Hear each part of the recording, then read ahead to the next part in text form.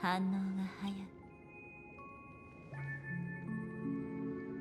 それはいずれにしても他の問題に何もかもがさ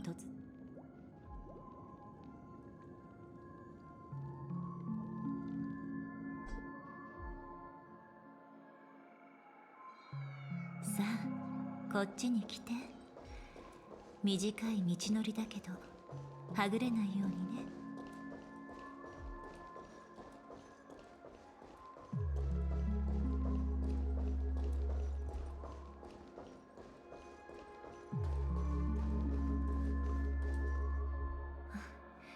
ここから出られるわ。 Yeah, 私 we たちもお boomed. 別れの時間 Yeah, ね。 my beer rate's red again. まるで全てが悪夢みたい。 Fuck's 残 sake. 念だけど記憶は嘘をつかないの。私たちがさっき目にしたことは全て実際に起こった現実よ。目が覚めたからといって頭の中から消えることはないわ。でも怖がることもない。ただ心の選択に従えばいいの。私たちはそうやって世界を渡り歩き、様々な影を残して、最後には大切な思い出を残してきたんだもの。ああ、ちょっと待って。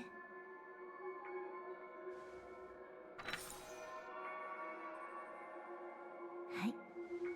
これは私からのささやかな選別よ。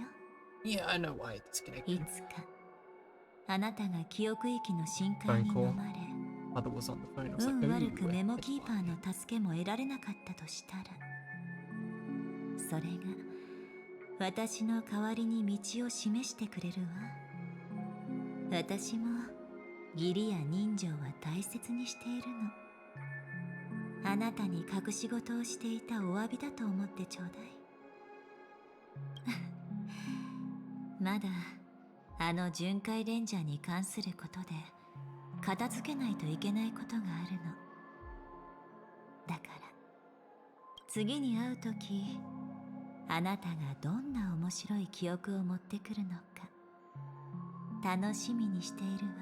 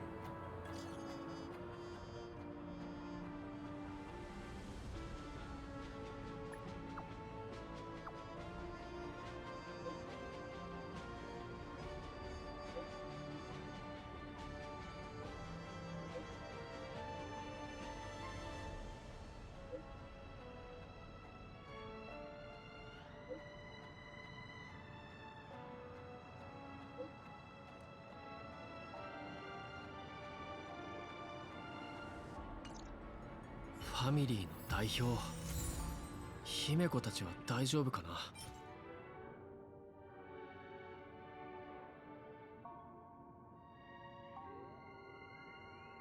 You know, that's kind of cool. During the story, you get like items that you can keep. Think of it as like checkpoints during a timeline of the story. That's really nice.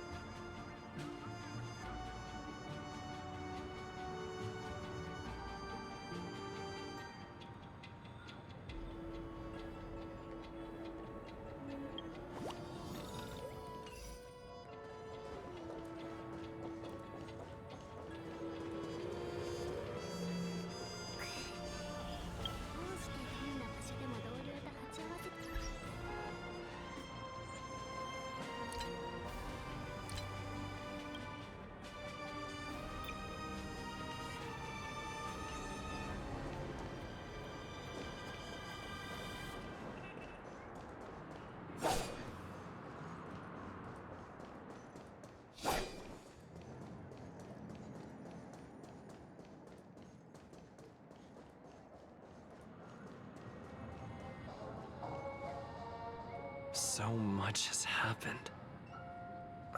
I should take a moment to gather my thoughts and wait for everyone to arrive.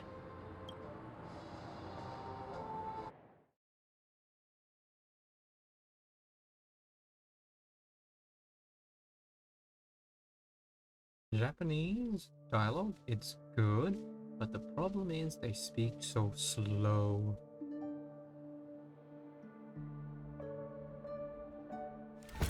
Better unsheath that blade now, Ranger. Do you still dream, Hunter, Oh, we forgot of about those this. slain by your They were hand? still fighting.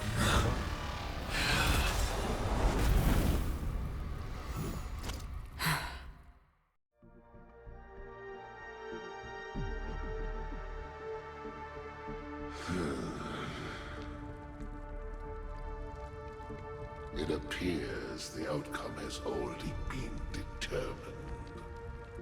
You're still alive, as are you. You still have room to make a choice. Leave the music box behind, and then go. Choice. The bloody trail of the destruction leaves no room for hesitation. Vatora's fire demon. Even if you sacrifice your life for that eon, you won't get special treatment.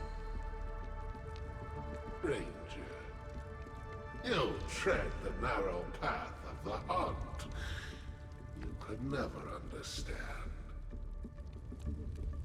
We come from the fire, and are born bathed in fire.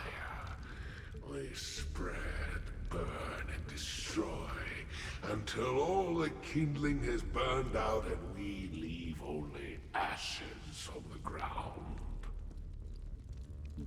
Burning forms the entire life of a fire demon, from the beginning to the end. We are born to die, just to put into practice a profile of another universal truth. All things are created for the destruction. Your companions don't seem to think so. They fight for your chance at survival. They are my children, and just as I was, they are flames that have yet to burn white hot. They're still young, and I don't bleed them. But my flames are faint, and time is running out. Can you see the planet of festivities in the distance? I plan to bring Purgatory with me there, and before that, I must surpass you. Why? Because on the path they have forged, you have traveled farther than I have. Emanator.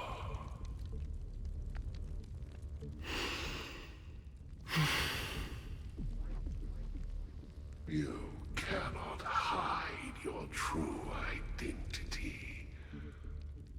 Draw that sword, for we shall indeed remain here, bound to fight a decisive battle to the death, for I choose this. Destruction is intense, but brief. To cravenly cling to life is to endure an endlessly prolonged existence. Even if the answer turns out to be your own destruction. What is important is not the answer, but that it exists, just as you exist. Everything exists to be destroyed. Emanators are no different.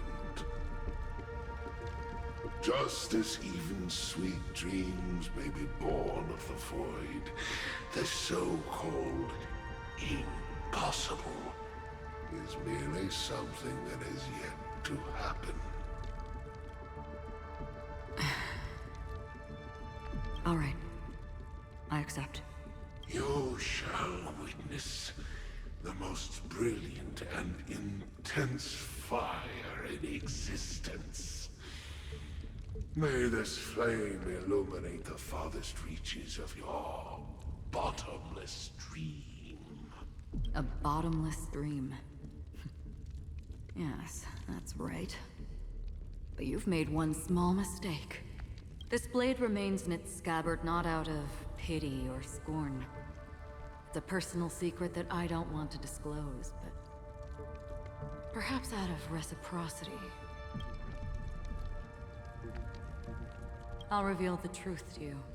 The hunt is not the path I truly follow. May death be the end of your boundless dream, guiding you back to the waking world. I still see them in my dreams. Hold it. Your time hasn't come yet. My time. I've seen many clever disguises that can conceal appearances, but they can never cover up who a person really is. And you're no different. You had no desire to kill the Trailblazer. You only did what you did to drive me and the Memo Keeper away, but why?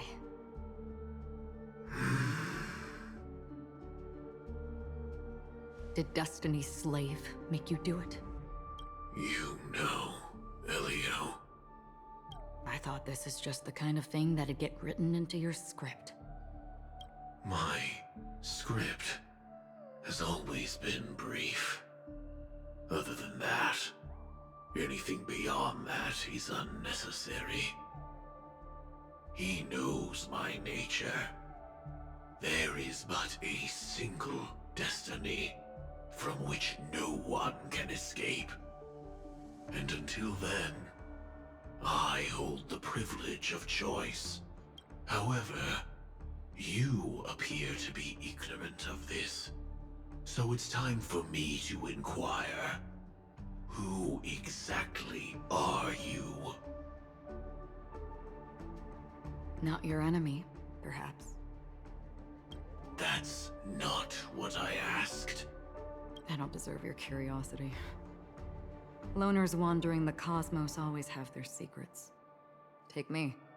I'm wanted by the IPC, so it's little wonder that I know something about the Stellaron Hunters. That's all. Maybe I can help. What reason would you have for doing that? I tend to forget things.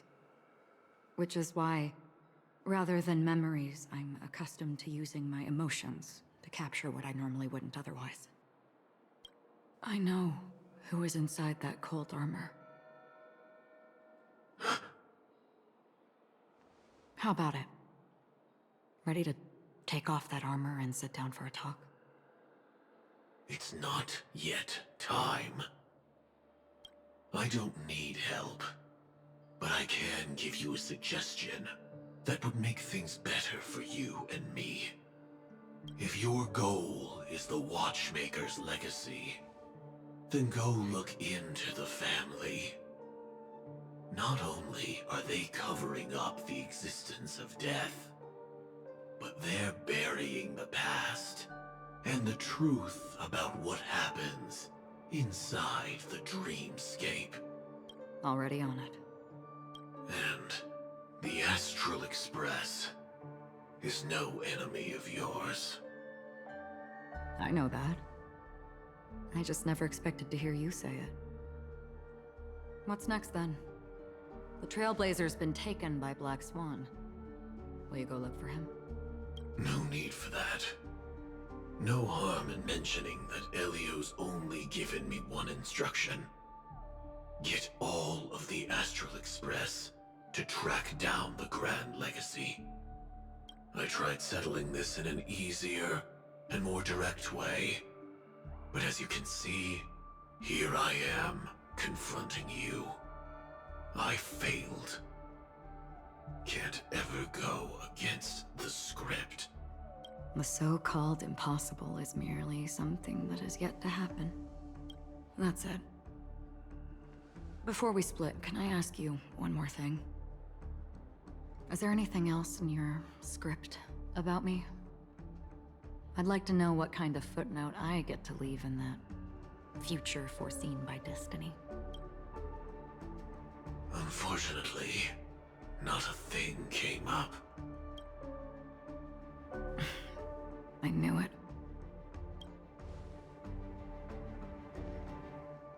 Hang on. I don't. Don't. What? Your first question was, do you still have dreams about everyone who died because of you? I don't. Never have. I was born without the ability to dream. I live for this cold, harsh reality. For a little light, and to burn, to keep on burning, until I turn to ash. So, I really envy you. Is that so? Then you're already living in the waking world.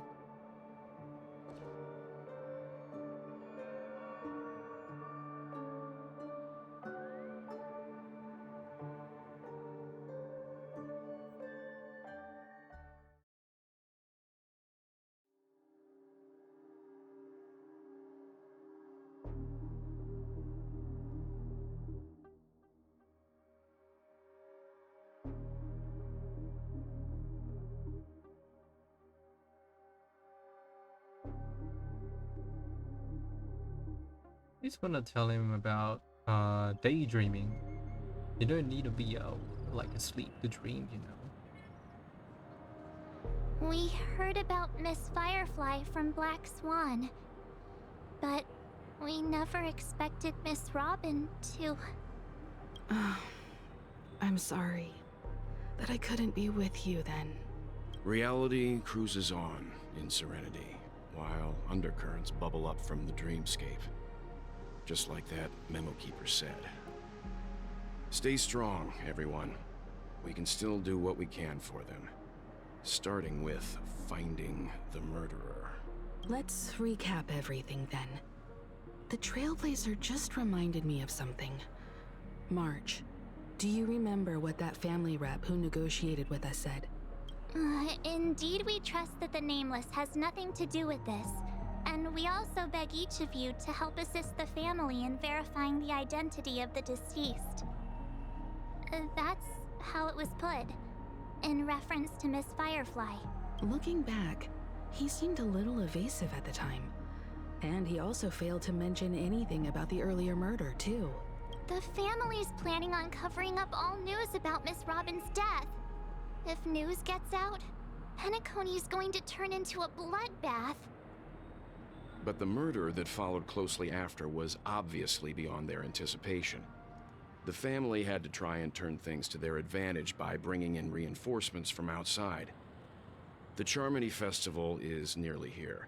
They must be snowed under. It may also be that Miss Firefly's murder had so many witnesses that it couldn't be covered up. So they went with the flow and let more people on the scene to control the situation. After all, the nature of the two murders is fundamentally different. The family's first protective measure should be against malicious actors among the guests, such as that IPC envoy. All the while accusing that Galaxy Ranger. Are we missing the forest for the trees here? I always felt that Aventurine's reasons for accusing Miss Acheron were highly subtle.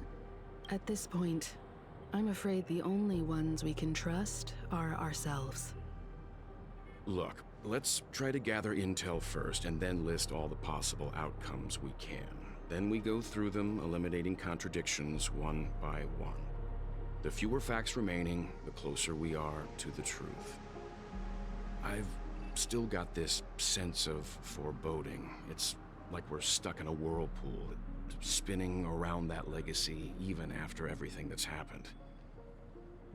This time we're playing the role of a real detective. But before we start, what are we going to say to the family and Aventurine? As I see things, the family harbors no ill will towards the Astral Express. If they didn't trust the crew, they wouldn't have casually commissioned outsiders to investigate a case that's, in all likelihood, a scandal. Plus, this is the family's turf.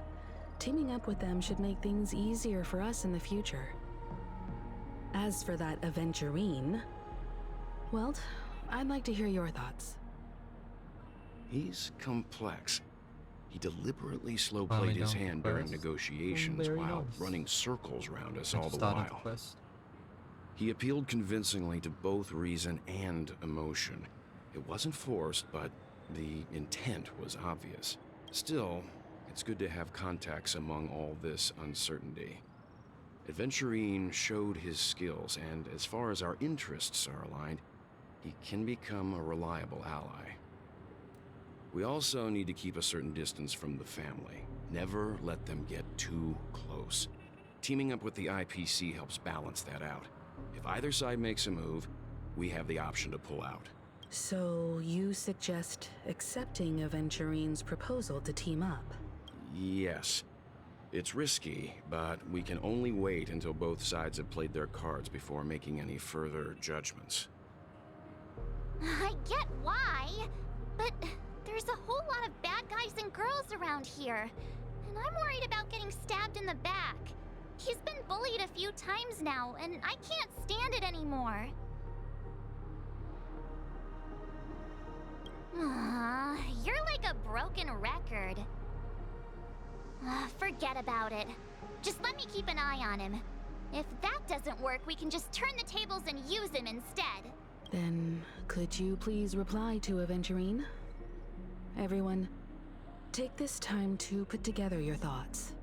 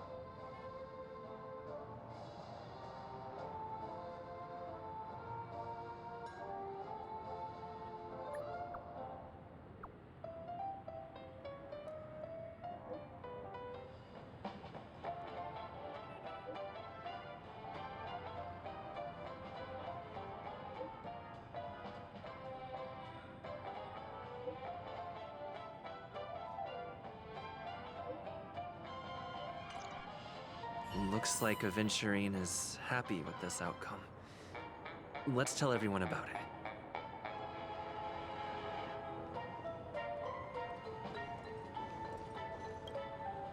Aventurine's goal is to try and recapture Penacony for IPC. To do this, he'll have to bring down the family in its entirety to create a big enough chance. The existence of death will be covered up by the family. So how does he plan on taking them down? It's gotta be something important enough that everyone will notice. But it also can't be anything too out in the open. I'm just speculating.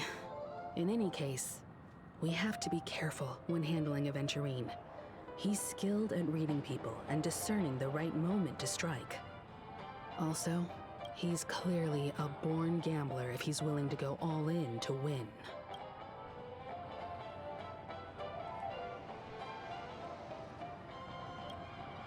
Aventurine said something that concerns me. He accused that Galaxy Ranger of killing Robin without any evidence whatsoever, but said nothing about her connection to that memory zone meme or why he was stalking you. It was a groundless accusation. which only serves to make him seem more suspicious.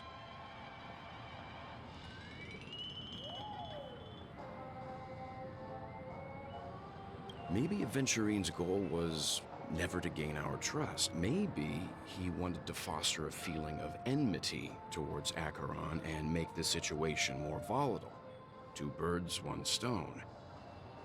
However, I asked Dan Heng back on the Express to confirm that story about the Annihilation Gang and the lost messages. It wasn't something that Aventurine made up out of thin air. You've met her many times now. What's your impression of Miss Acheron?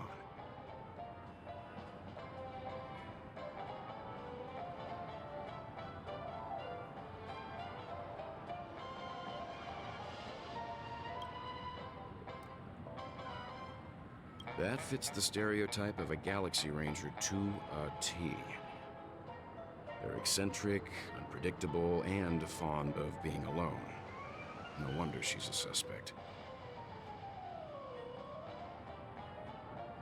I really love Checked off the list. Where should I go next?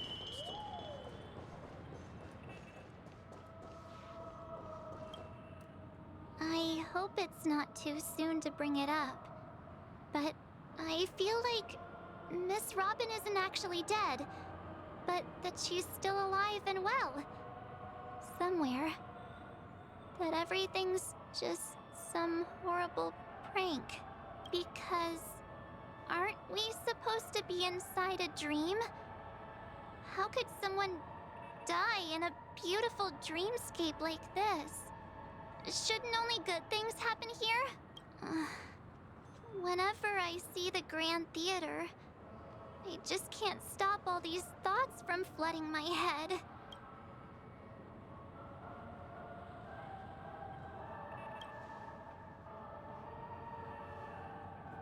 No. After all, they've brought everyone this sleepy dreamscape, which everyone loves. I just feel like I'm starting to understand them less and less.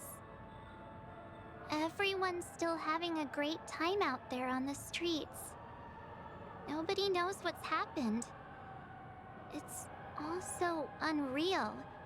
As if Firefly, Miss Robin, and us were all outsiders from another world. Aw, what a mess. I really want a nice cool drink of soda to help me calm down. But then I'd be just like everyone else out on the streets.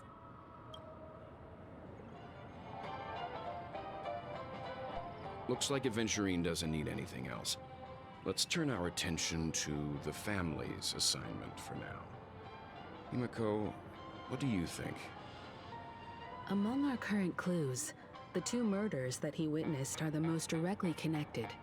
I suggest starting here. One thing I'm curious about is, if a person dies in a dream, what happens to them in real life?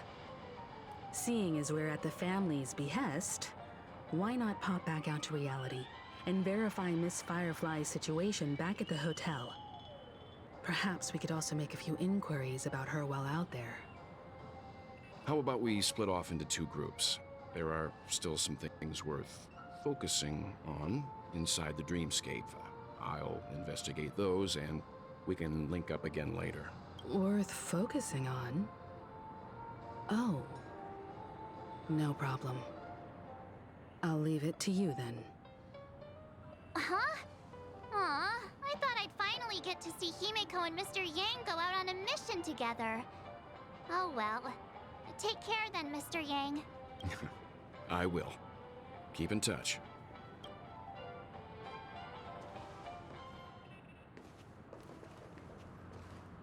It's Sparkle. Honored guest, could you come out for a second? Sparkle. Am I right?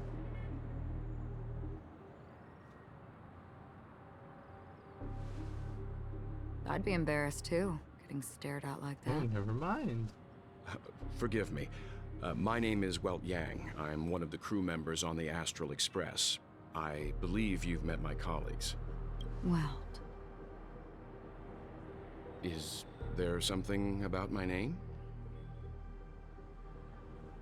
First, don't you want to know my name? I already do, Miss Acheron. You're a prominent figure in Penacony. What are they saying about me? Some claim that you're the real culprit behind these murders, that the Annihilation Gang's tragic fate at the banquet was a result of your blade, and that you're now attempting to unleash another bloodbath on Penacony. The Annihilation Gang. Ifrit of Everflame Mansion. Tragic fate.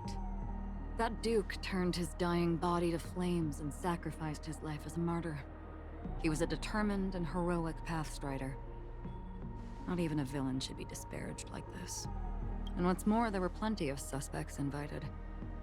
Do they really think that a blade is more dangerous than that black hole you're wielding? Keen intuition. Not even the family managed to point out the truth behind this cane. So you must surely know, Miss Acheron, that peering into a black hole is not a wise move. As a potential threat, your knowledge of us has reached uncomfortable depths. Reveal your true identity and intentions. Otherwise, brace yourself for gravitational disintegration. That shouldn't be necessary. But if it makes the Nameless feel less defensive, I'll be happy to abide. Believe it or not, Galaxy Ranger, Acheron, those are the names I go by to this very day. My trip to Penacony is solely to fulfill an old, final request. I'm here for the Watchmaker's legacy. And that's it. I think I've been honest enough. Still unwilling to reveal your true identity? It's not that I don't want to. It's just that I can't. I've come so far, and I can't sum up all of that in just a few words. Everyone has their own unspeakable past. Secrets that they don't want to be revealed. And I won't be asking any more questions, such as why the Astral Express is roaming around the cosmos with a Stellaron on board. Is he okay? That Memo Keeper didn't do anything, right? He's fine. Let's stick with the topic. Gaining my trust all depends on how much you're willing to reveal.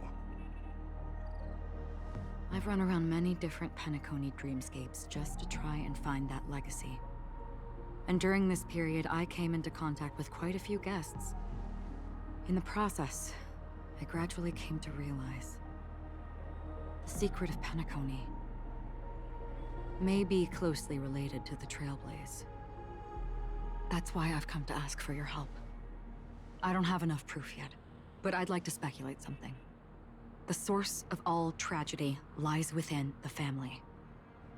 If you could trust me, we could find the proof to support this claim together. Mr. Yang, I think you've come to the same conclusion. Haven't you? So she's saying that all the dreams that you see are all happy ones, but in that device it's probably storing all the negative dreams. So you don't hear about it, you don't see it, you don't... You know. Ah, that could be it. Like the device, probably in the sky, you know, in the area, probably holding all the bad dreams together. Maybe, well, you know, because Sparkle showed that there were 2 dreamscapes. One which is where, like, you know, it's like a maze and, you know, those box rooms and everything. So it could be one dreamscape is for all the negative dreams, and Penacony, as we see here, is all the happy dreams and stuff. Let's leave it at that. For now, I'll choose to believe that you bear no hostility. Share your findings with me and me alone, I don't want vague conjecture to interfere with other people's judgments before we find solid proof. Mm-hmm. By the way, would you like something to drink? Before we go, how about 2 cups of Wake the Heck Up? No, 4 cups. Because the conversation coming up will last forever.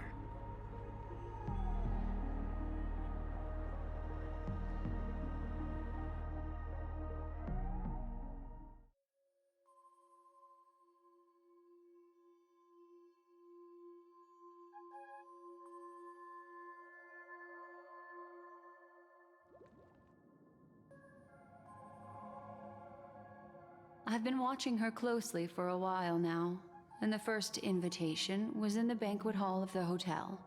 She just sat in one corner, keeping silent, chugging down a couple cups of Wake the Heck Up.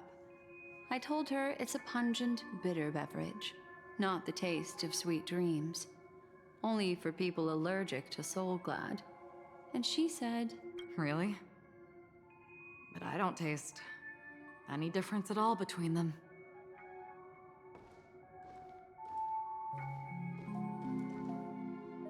the guest rooms are charmingly minimalist.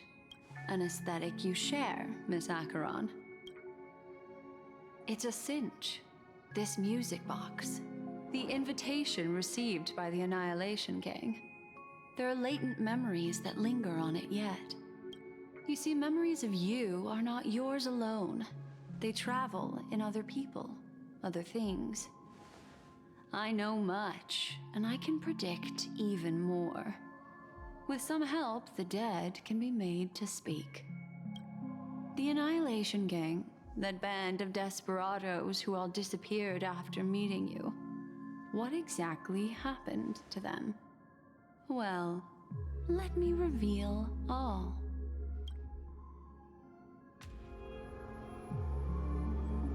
Gradation 12. Dreamscape 12. Father, I dedicate this to you. Well done, Dubra. Wherever they go, shall be met by annihilation. There it is. It's hazy, but it's Ifrit's voice. The other one is probably his progeny. This is the residual memory from when the invitation was first delivered. They were abruptly interrupted. Then, what happened next is... They sought refuge in a land of sleep, merely wishing for undisturbed rest, away from the storms. Children of the flame, this marks your rite of passage. She won't be necessary. I alone am enough. When have those on the path of destruction feared death? The Everflame Mansion has set out on a journey. Those poor people, they have no idea what lies in wait ahead of them. Memory recovery is going well, but slowly. She'll be here soon, and time is short. There's nobody else here, so there's no need to be delicate. In fact, I think I'd better go all out.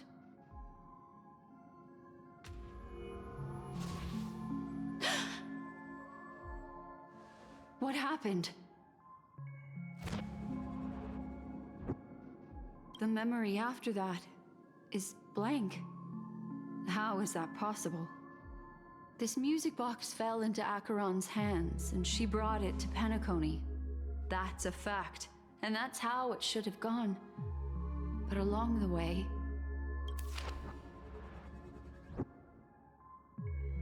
it's like it's been erased. Who's done this? Who are you? Who are you? It's... No. Is this not a memory? Oh, a memo Keeper. Do you serve the Garden of Recollection? Or the Cremators? My name is Constance. A pleasure to meet you. We were supposed to meet in Penacony and spend an unforgettable time together. But that seems unrealistic. Dahlia's not welcome on the banquet star, and I don't need a coming-of-age ceremony. And you, I know what you're looking for. Want her secret?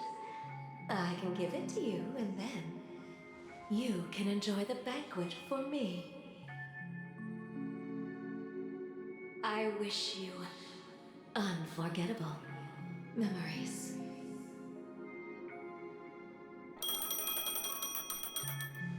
Oh. A phone. Wanna listen in?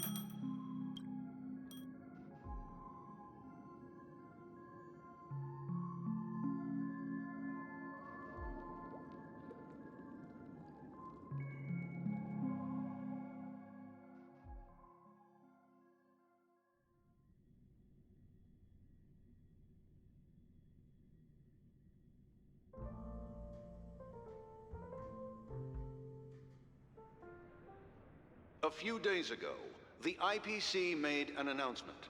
Under the watchful guidance of the Marketing Development Department, and in accordance with the Interstellar Peace Charter, the independent Sigonian sovereignty has hereby been established, and shall take a legislative seat at the Interstellar Congress. The formation of the Sigonian sovereignty is of great historical significance to the Sigonia system. This move puts an end to the planet's long and bloody history, turning the sensational Kataka-Abjin extinction event into a distant memory. Sigonia 4 is located in an unclaimed zone at the intersection of the Denise, Prothean, and Dorneau star clusters. The planet's surface environment is known for being extremely harsh, constantly faced with the threat of impact from small-scale celestial objects. This is why very few intelligent species have made this planet their home, dividing themselves into several tribes to eke out nomad lifestyles as they struggle to survive the arid desert wilderness. They have developed their own folk beliefs that are independent of the Eon belief system. Sigonia. Sigonia. Ravenous eye of the storm, spurned by all the gods. Land of rock, but not water. Lightning, but not rain. Blood, but not tears. You beat us with your falling stars. You lash us with wind and storm. You chew us up with the cracked earth.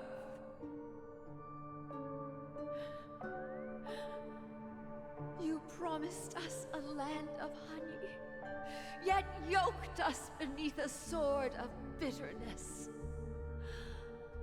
Oh, Gaiathra Triclops, if thou can hear me, please open up thy 3 eyes and gaze upon this child. When you took his father, my child was still sleeping in my belly. And where my husband went, I too soon must go.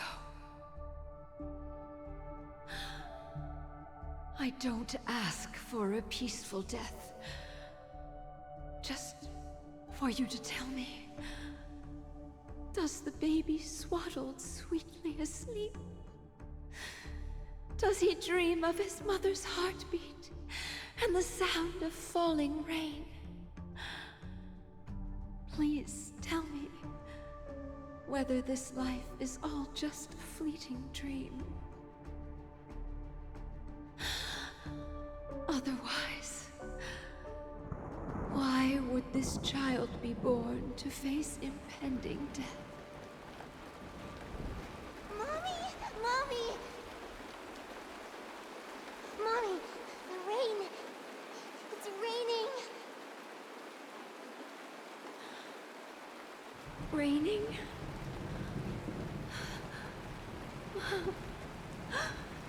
Raining. It is raining. It's true. Those Outworlders weren't lying to us. They really did summon the rain. Mommy, we can leave here. We can go back home.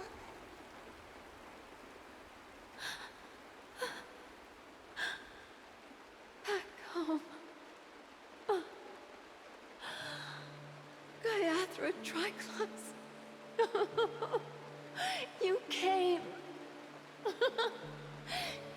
Do you hear that? Thank you. Thank you.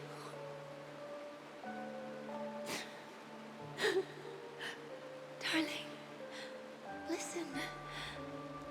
This is the sound of rain. On the day you were born, the sky also sent down a gift like this from Gaiathra.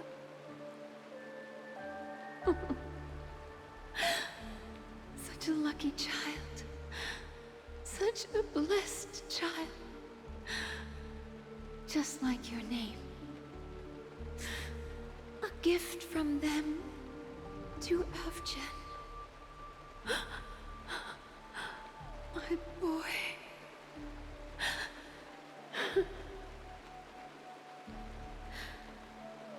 May the goddess Gaiathra close her eyes 3 times. Keep your blood eternally pulsing. Let your journey be forever peaceful. And your schemes forever concealed.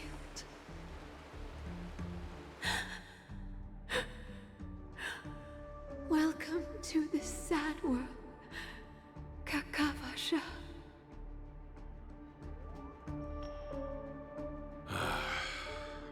Time to wake up, gambler.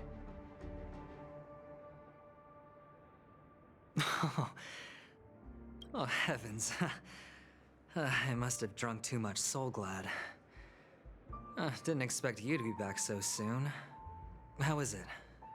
Find anything? Just as you guessed. Nobody outside knows about Robin's death. There aren't even baseless conspiracy theories. They're still streaming the rehearsal for her ceremony, using a stand-in, I guess. They must be dreaming. Of course. Who could imagine that death would actually descend upon the idyllic dream created by the family? Let alone that the victim would be the female lead of the Charmony Festival. To be honest with you, I didn't believe it. I even tested it a few times myself, until I discovered that I couldn't actually die.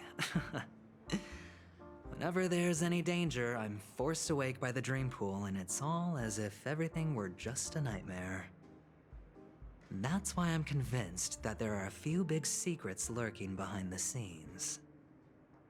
Then you must have heard about the Memory Zone meme. When I graciously deigned to establish connections with the Oak family on your behalf, they were quite in a pitiful state of disarray. Besides Robin, there was another body. I don't know the exact details, just that it was a stowaway. 2 murder cases? I told you something seemed off about the Nameless. He must have come across the other one. This murderer is a psycho. But I have to admit, the case should be easy to crack. We can leverage the family's malfeasance and let the IPC use this as a reason to intervene. It's just that their trickery runs deeper than I thought. Robin's stand-in was all ready to go. These two murders are definitely getting hushed up. What should we do? Let me think.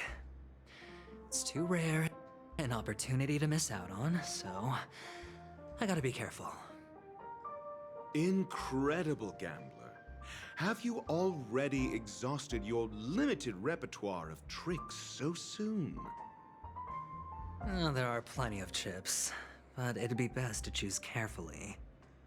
The most straightforward has to be Robin. Remember? That masked fool once told me to find a mute as a friend. Robin is what she calls the mute. She has lost her voice, and while most people can't pick up on it, you and I cannot mistake that sound. Not produced by any voice box, but rather by the resonance of the harmony. If that girl hadn't gone hoarse from singing practice, there'd only be one possibility. Something was up with the family. Or Robin herself. To get to the bottom of this, I tried every way I could to meet her.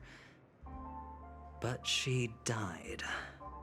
Right before my very eyes. A complete and utter loss. Incidentally, it seems to have resulted in your rather undignified arrival on the interrogation stand. There were eyewitnesses at the scene, and the family, in their graciousness, has tentatively accepted your alibi. However, for the foreseeable future, you shall, regrettably, find yourself under the vigilant watch of the hounds. Well, things aren't looking too optimistic, Doctor. I'm starting to break out in a cold sweat. Do you reckon there's still any chance of a comeback, given how things are? A probability? Yes, it exists, but it verges on the infinitesimal. To phrase it in a manner more befitting the vernacular of Penacony, you're dreaming. But if you simply can't control yourself and want to try your hand, then there just so happens to be a suitable candidate. That man wants to see you again. Who? Sunday. Is this a public hearing or a private trial? If it were the former, it would hardly befit my stature to stoop to the role of a mere messenger. Fine. Oh, that's great. It's all great. You see, the dead can't talk, but the living can. Ratio, I'm convinced now that there must be something wrong inside the family. Oh, just you wait and see. That man's sister has died. He can't sit on his hands. Well, without any further ado, let's set off. Lead the way. The show is about to begin.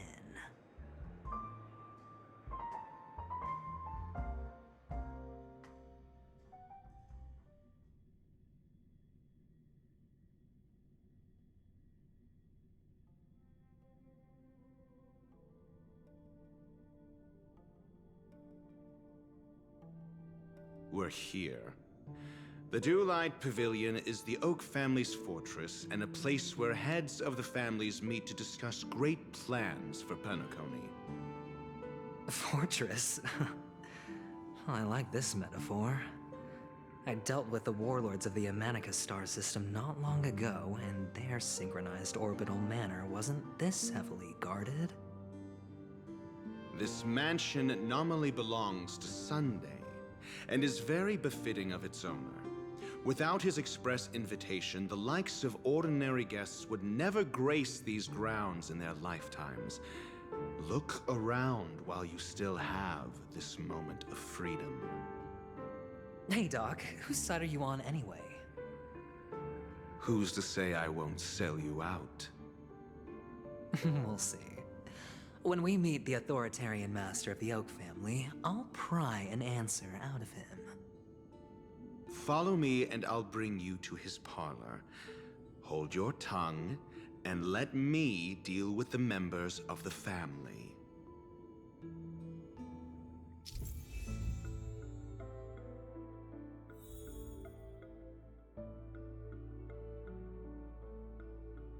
Oh, this is pretty calm. You get to try him out, I guess. Oh.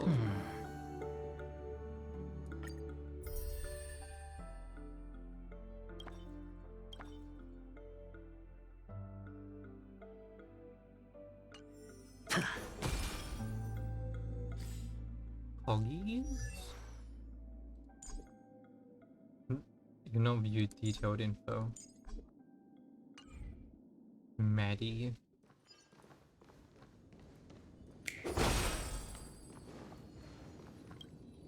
Wait, is it a new area? Yeah. Dreamscape. Civil War. Taylor. Akron. Oh no, wait, this is just my team, but he's replaced, Is this my team? No. Is it?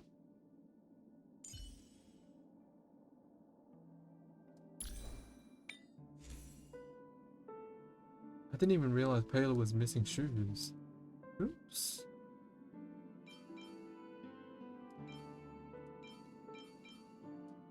Oopsie.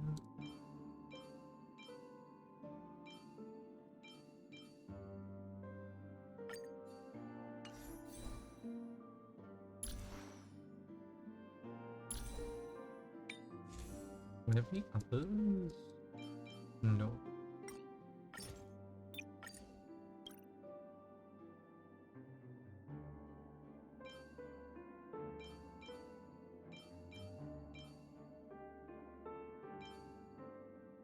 But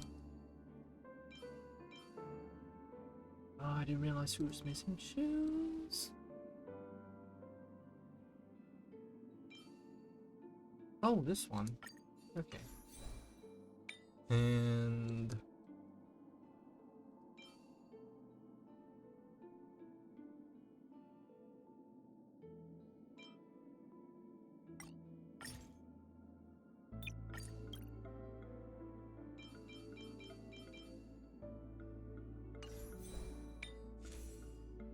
wasn't there one here? Need a effective ray. Where'd it go? This one? Oh, I need to attack as well.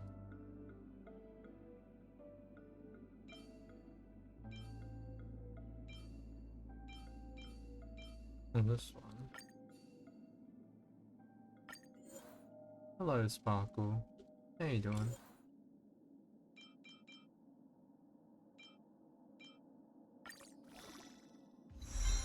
Whoa, buttons.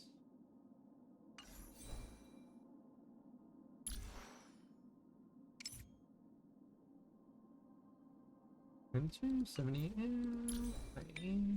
okay.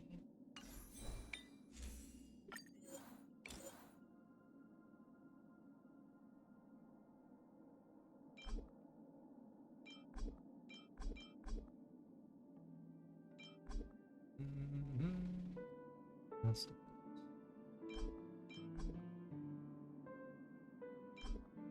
doing story at the moment, but I just noticed that my Taylor is missing shoes.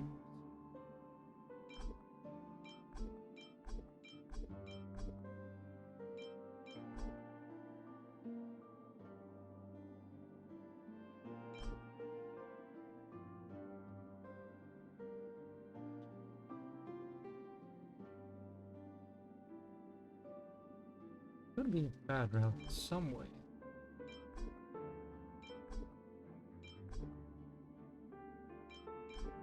Oh. You're on set? You're on set. Oh, screw some fire unit that scales with HP, I guess. At some point.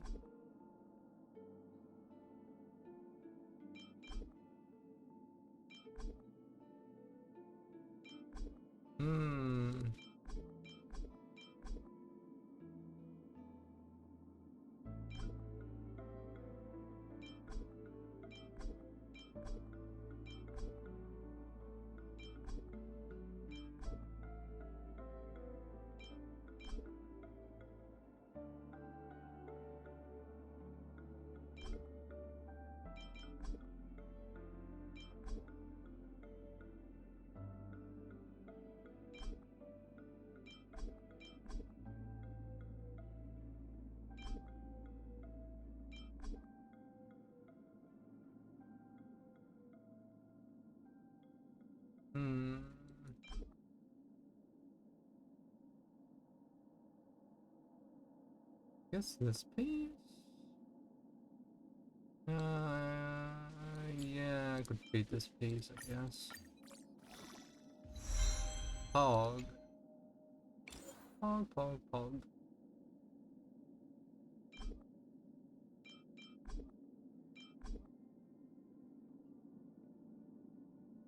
Maybe I should beat these pieces.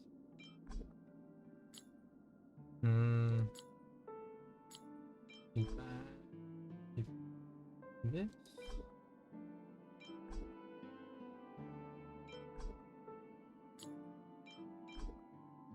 Oh.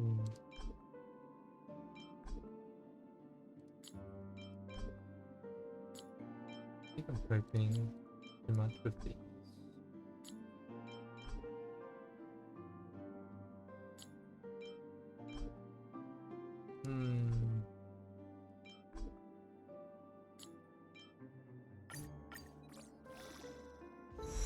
Oh damn. Okay, that works. New Halo. Sort of.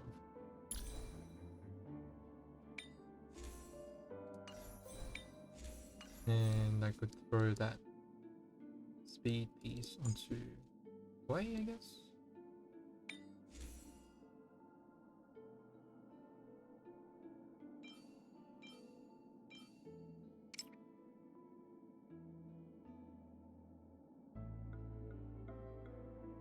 She's a bit more bold. A bit more bold.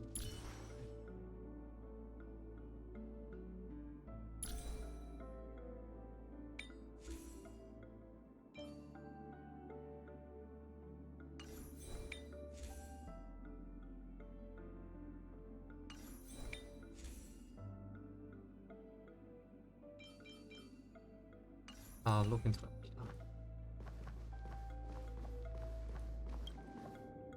Hey, you two! That's a place of business. No entry. I was requested by Mr. Sunday to bring him the suspect. My name is Ratio. He should have mentioned it to you. Oh, I remember you. Veritas Ratio. Your punch virtual particle clock is impressive. Excuse me? The one on your head. Of course, it's nothing compared to my full pocket dimensional annihilating power armor of the Mobile Knights. Right, and as I mentioned, that fantasy raiment of yours doesn't exist. That's because you can't see it. Like I say, only family can see the glory of the Mobile Knights. Enough. Get going. Don't keep Mr. Sunday waiting. It seems like the idiocy index here is no better than it is out there.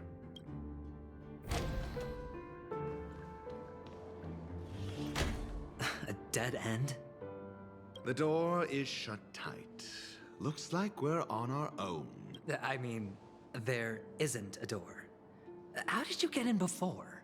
For security reasons, the family built the administrative site deep in the dreamscape, with the mechanisms hidden in these Nightingale statues. The direction of the statues can be controlled.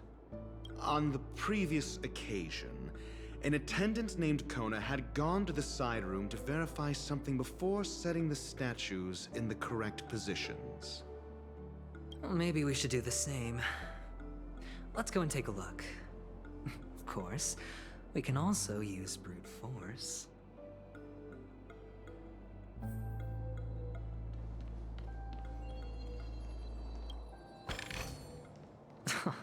This is hardly enough for a seat at the table.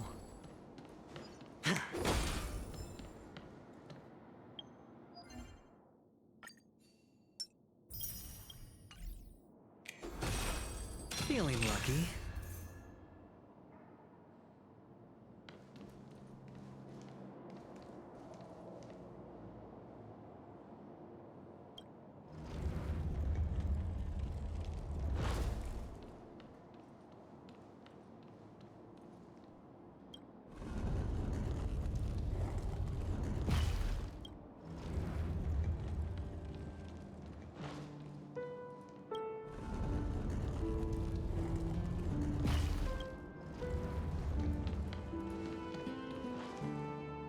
solving a problem by brute force doesn't prove your intelligence. The side room. Don't let me repeat myself.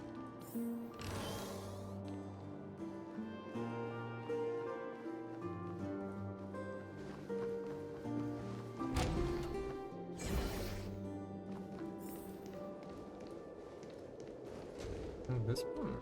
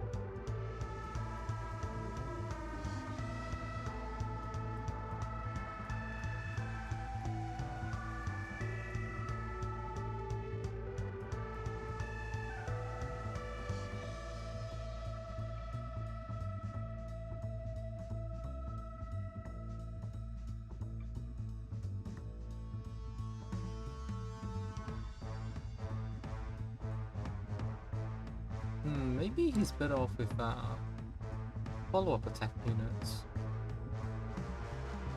Maybe. Seems pretty solid, around 13.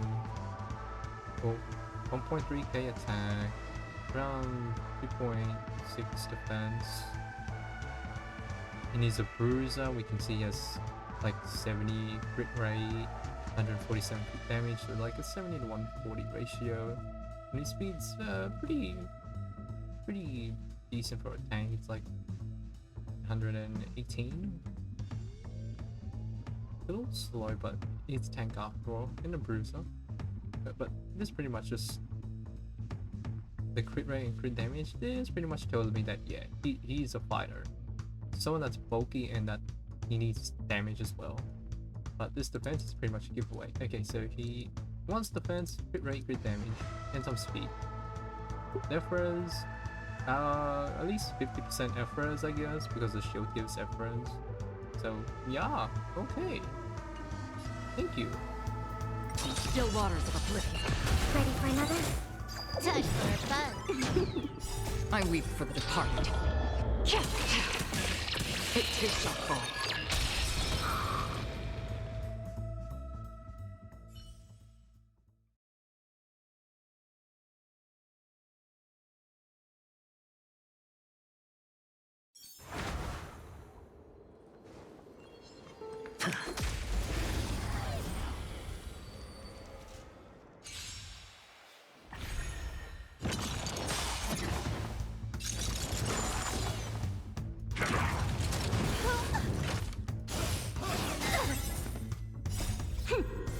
Double speed.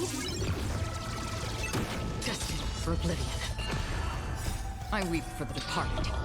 It too shall fall.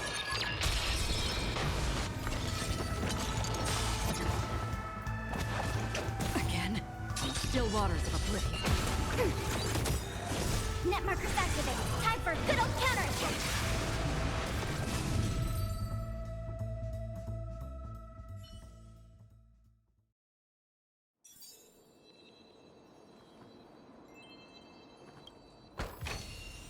A reward with no risk? I'll take it.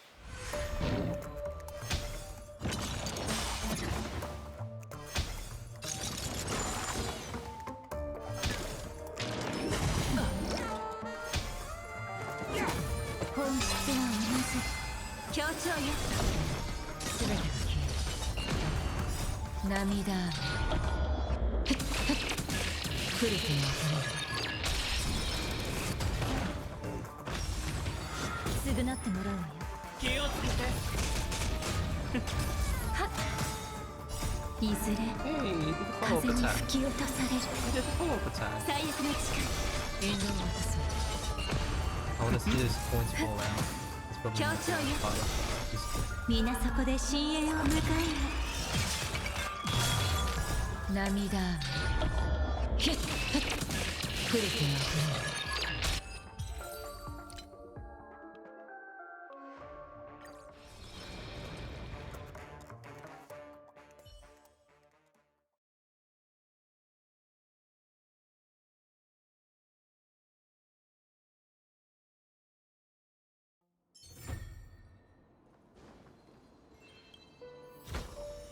幸運が富をもたらしてくれたよ。運試しと行こう。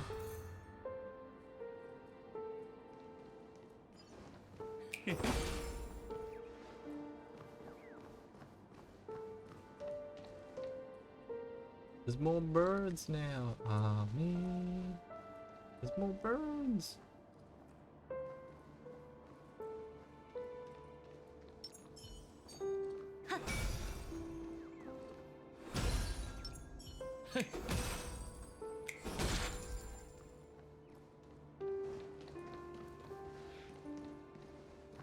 How do I get this guy? it's like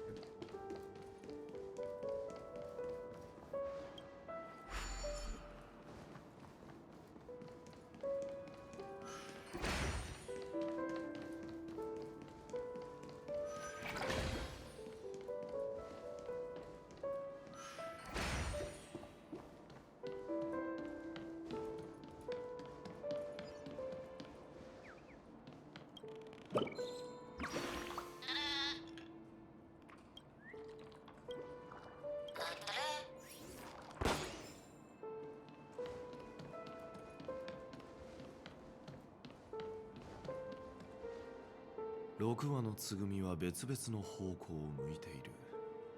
これは明らかにヒントだな。でもこれって本当につぐみなのかい？そうだがどうかしたのか。いや、ただこんなに大きなつぐみがいるのかなって。僕が見るにこれはハードイーグルだと思うんだよね。五大クランの中に鷹はいない。いるのはつぐみ、カタルスケだけ。はあ、なぜこんなことで議論しないといけないんだ。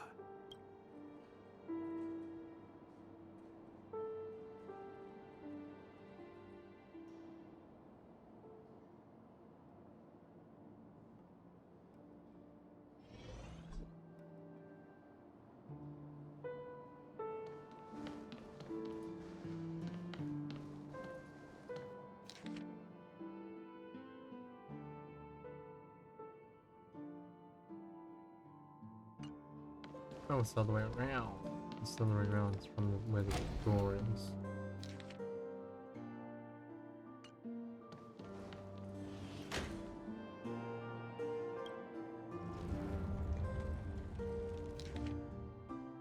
Right, this one's looking behind.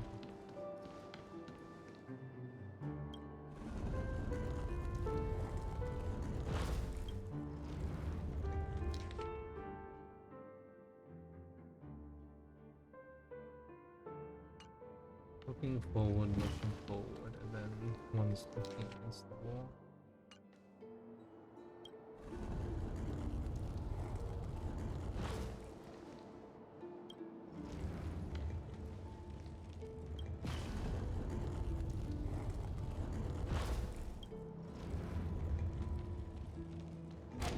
This should be it? やっぱりこれが正解だった。実に素晴らしい発見だ。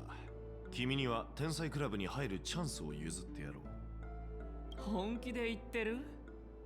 てっきり君はとっくに諦めたものだと思ってたけど。ただの冗談だ。伝わらなかったか？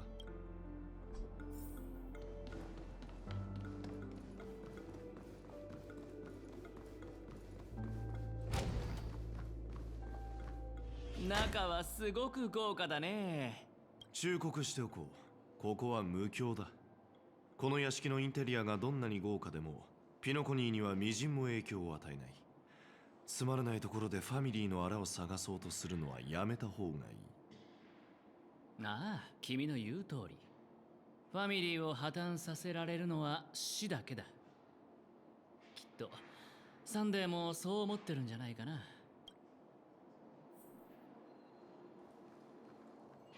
Oh, I just have to go around in a circle.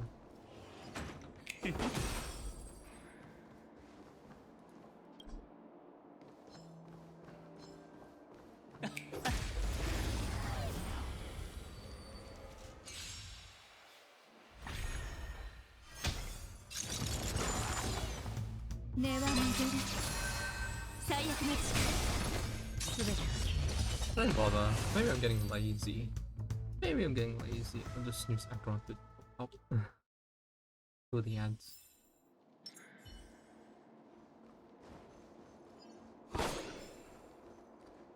He's somewhat of a bruiser, yeah. He's also a bit of a tank.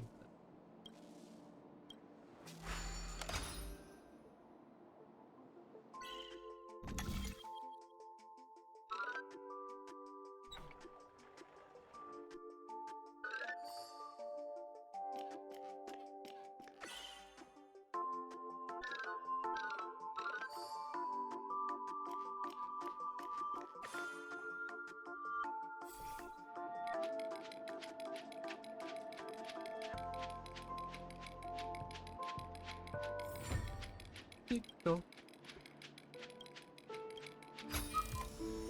探せば見返りはある。 Oh, these.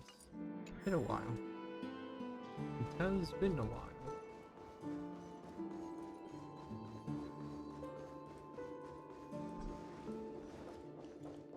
Something behind here. Yeah. 仲間と喜びを分かち合うことも忘れずにな。Oh.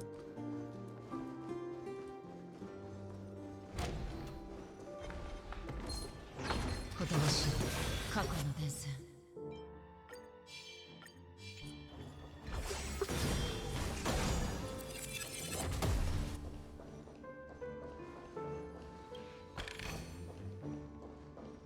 Oh, they kind of like get behind the door and ambush you. Mm-hmm.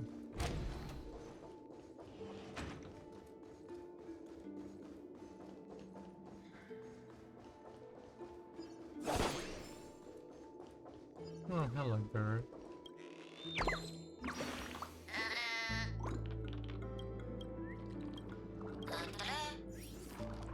More birds to find.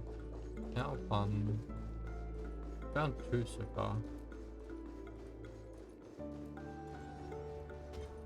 ほとばしる過去の伝線。 And let's deal with it bullshit.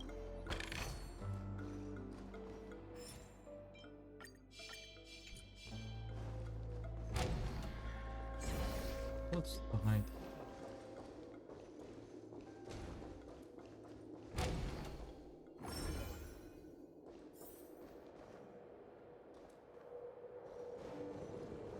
Hit. 探せば見返りはある。ふっ。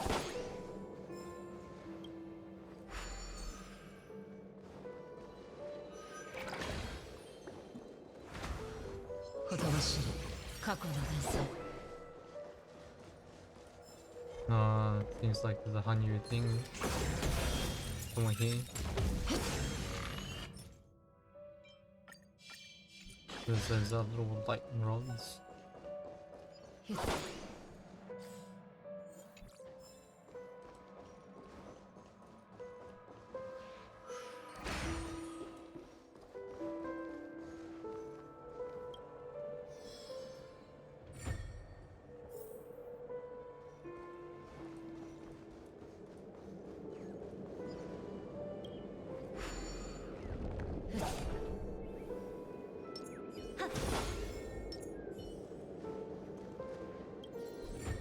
There's another bird somewhere up there. Oh, here, it's right here. Okay. That's 3 birds.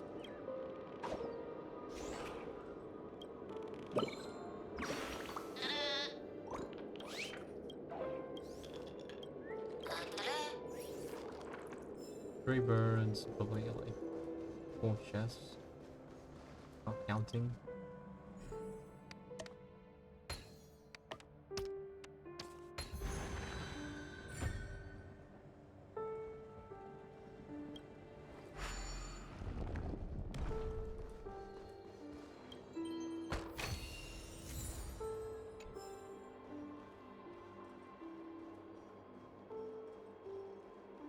Nothing on the ground.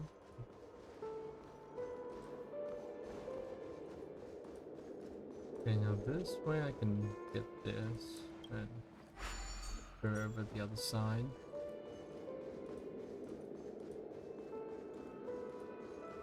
Oh, I just noticed this as well. It's Robin. Something tells me this photo is gonna, or picture is gonna come later, but it's gonna clear the area first. ほとばしる過去の伝線。ヒッ。ヒッ。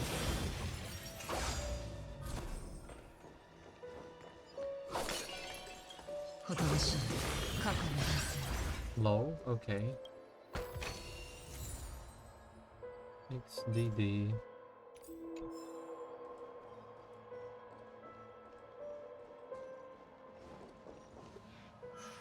I don't have to fight those guys anymore. I can just clear it.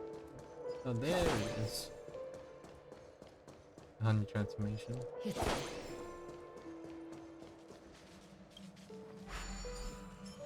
And probably something here. Ah, yeah, these ones. More.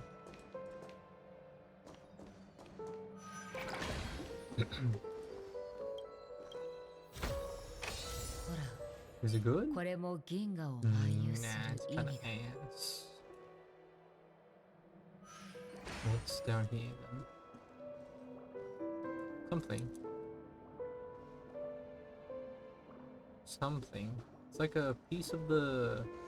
Oh, it's for the table in the middle. For the table. I guess you collect pieces for the city or something.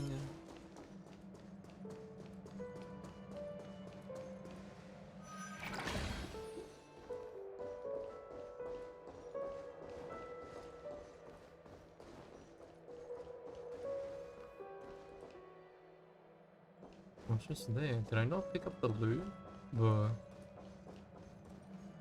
Didn't pick up the loot.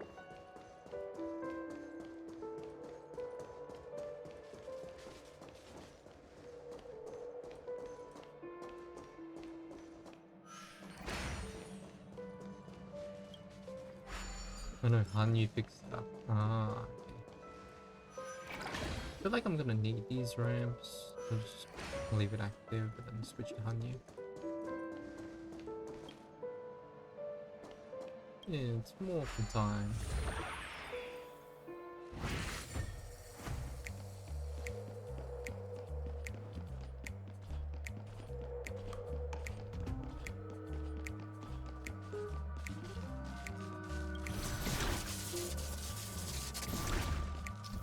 Wait, you can use weapons now? A rocket launcher. Oh, look. Wait, what is it? It's like, what's it called? You used it in...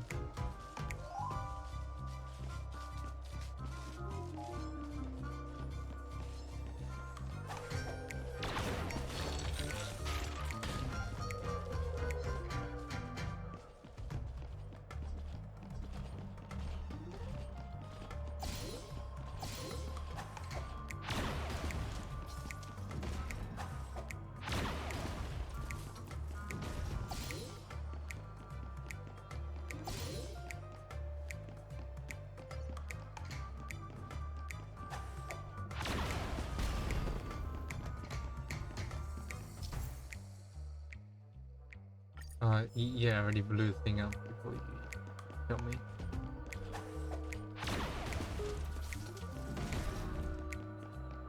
Oh, I got both of them. Okay.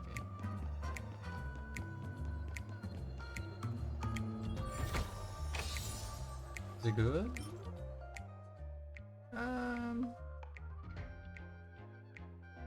Not really.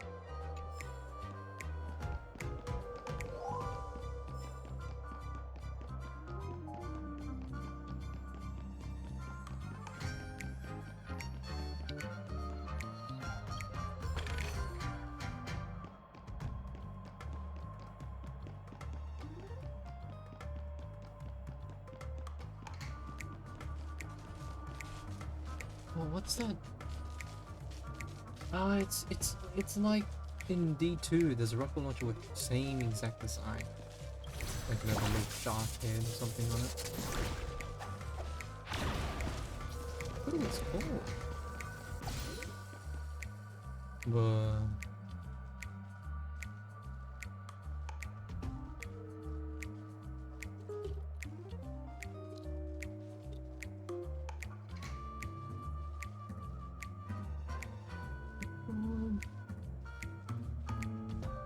Ah, this one. Yeah, what's this called? Ah, Dragon's Breath. That's what it's called. Ah. Papega. And I'm trying to get the catalyst to 100% as well. I'm around 80% catalyst.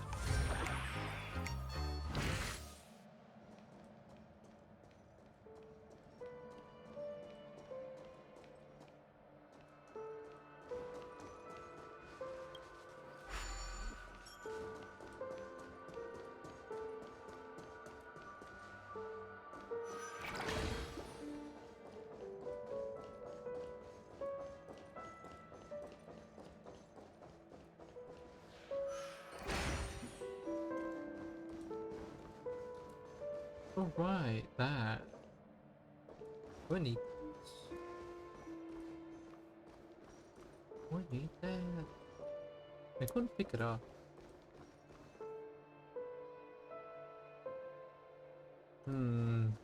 Maybe later in the story, I guess.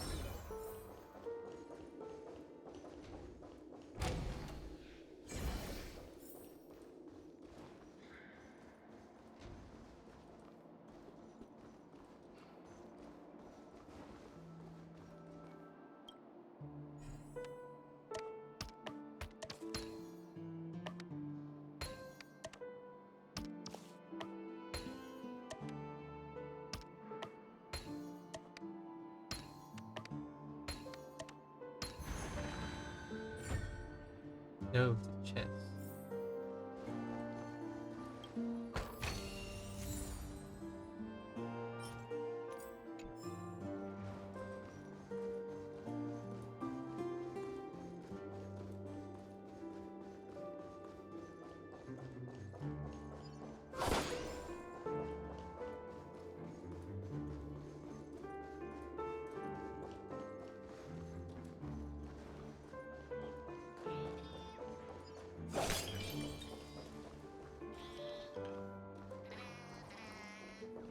Ah, new gang of birds. Free so far here.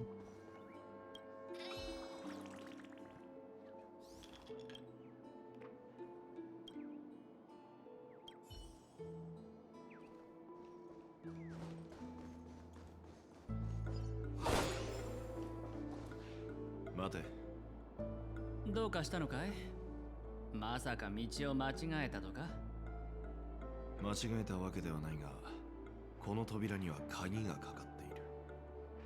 おいおい君、本当に彼と約束してるのか？これはテストだ。話をする前にサンデーに自分の価値を証明しなければならない。僕の認識が間違っていなければ、この広間で扉を開けるための方法を見つける必要がある。脱出ゲームってことか。真面目にやれ。誰も君と遊んでるわけじゃないんだ。まずは戻ろう。ヒントは大方あの目立つ箱庭の中にあるだろうからな。わ、大きな箱庭。お金が貯まったら僕もこんな高いビルを。ここを見てくれ。模型に分かりやす。前に来た時はこんなスロットはなかった。あの男が意図的に作ったのは明らかだな。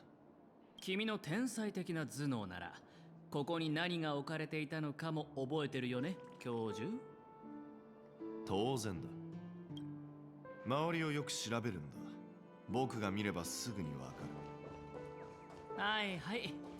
なんか今の僕たちって侵入窃盗学の学位を取得しようとしてるみたいだね。Oh yeah, it is. It does come later. That piece. Oh, went ahead and cleared the area. 見つけた。あれだ。Yeah, about that. About that. I already know.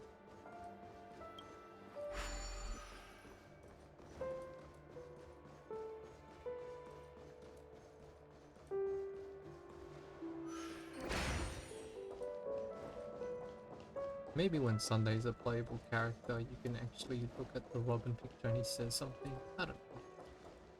Maybe.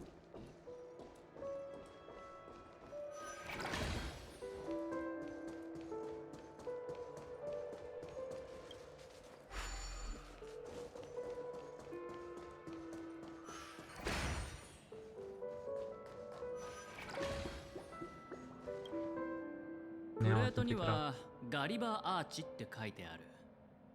君、こんな小物のことまではっきり覚えてるのかい？それにしてもこの見た目、なんだか通り抜けるだけで人を小さくするトンネルを思い出させるな。僕が君なら今すぐ口を閉じるところだ。余計なことは言わない方がいい。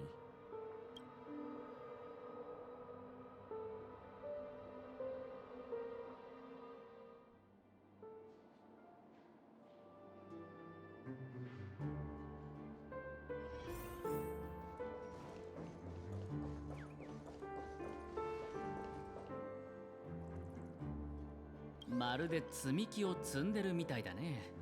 僕は積み木で遊んだことがないから、チップを積むのとどっちが面白いのかはわからないけど。ほら、ぴったりやって完璧だ。え、次は？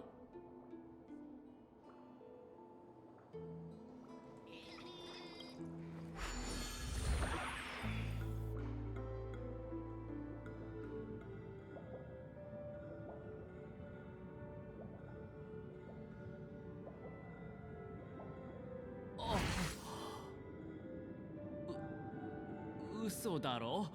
体が小さくなった。夢でも見てるのか？ま、ここは夢の中ではあるな。教授、君めちゃくちゃ大きくなってるよ。まさか箱庭の中に入ってこんなに小さくなるなんて。いっそのこと、このまま出るのはどうかな。隙を見て僕をサンデーの服の中に入れるんだ。そうやってファミリーの内部に潜入して。冗談だって。とにかく扉を開ける方法を探そう。That's supposed to be happening. This is supposed to be happening. The guy walking against the wall. That's supposed to.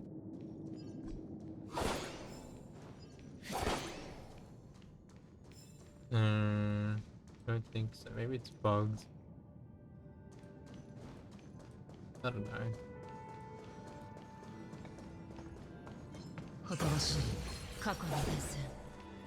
Another one? Hello.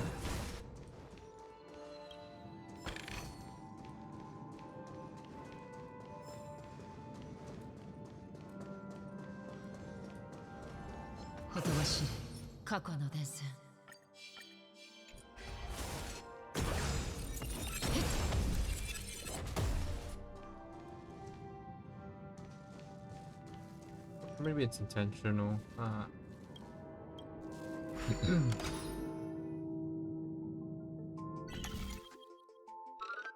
Oops.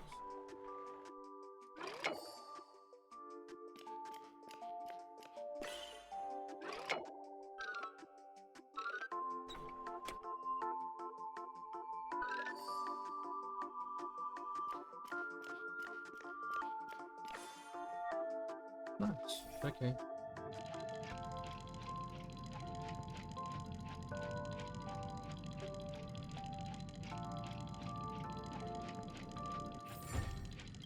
Stop.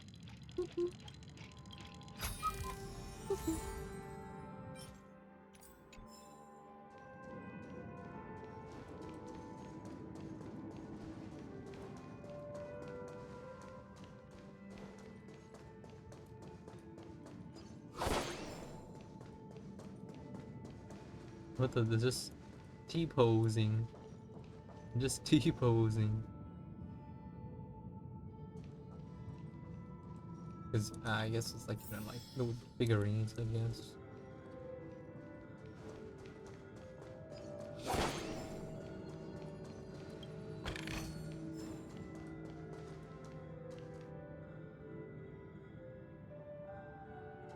Hello, I am an Oak family soldier.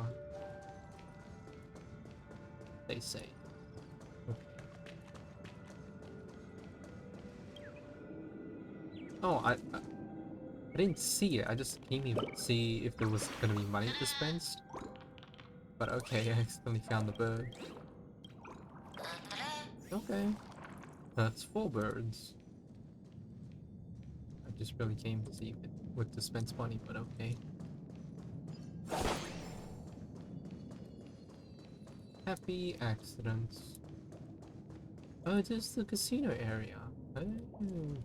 Oh, is this a miniature Penacony? It is. No, I'm in the spirit scum.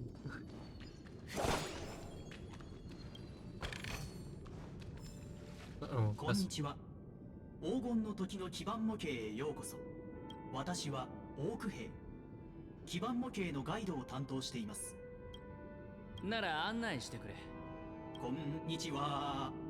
黄金の時の基盤模型へよ。私はオーク兵。基盤模型のガイドを担当しています。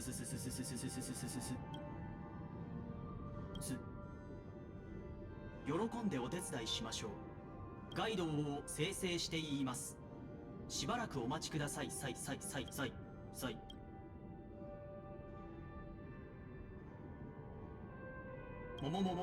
寄りのチェック私の背後のあ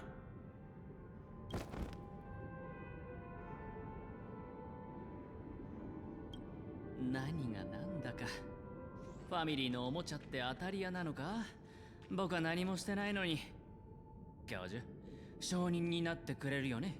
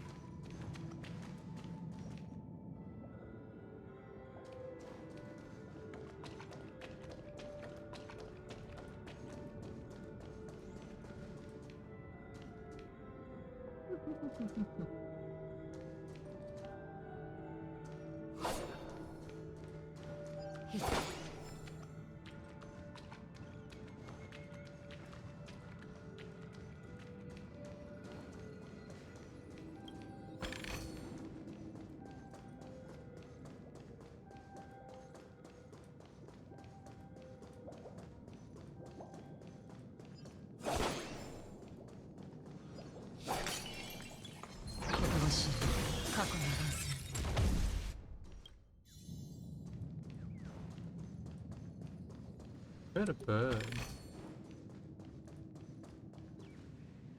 There, 5 birds. Okay.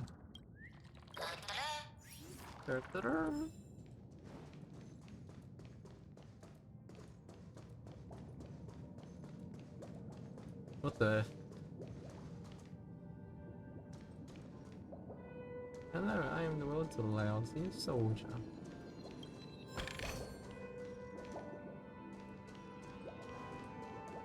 How did I miss this guy? Huh.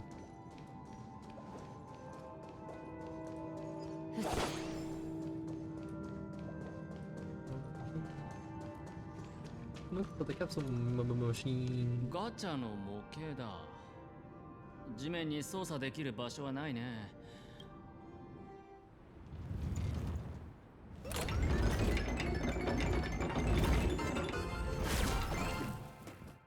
やっぱりだ。この模型は内部構造まで本物の建物そっくりで、違うのは人が住んでないってことだけ。サンデーのやつ、こんなミニチュア模型を朝起きたらすぐ目に入る。上の階に飛んでいったかけらがある。ピンボールマシンを使ってあそこまでジャンプしないと。でもそう簡単にはいかないんだろうな。What about that puzzle board? Where'd that puzzle board go? It was somewhere around here, wasn't it?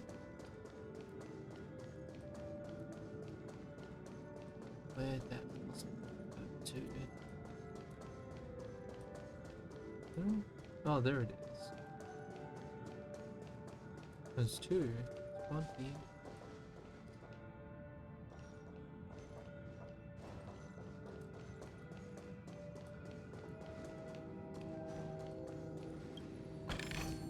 No chest. Seems fine.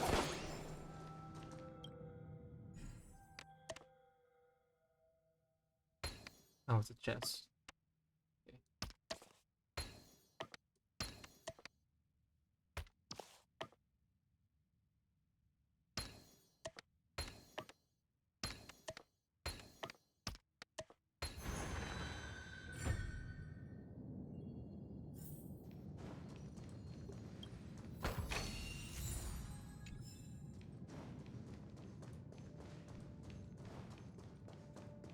Okay.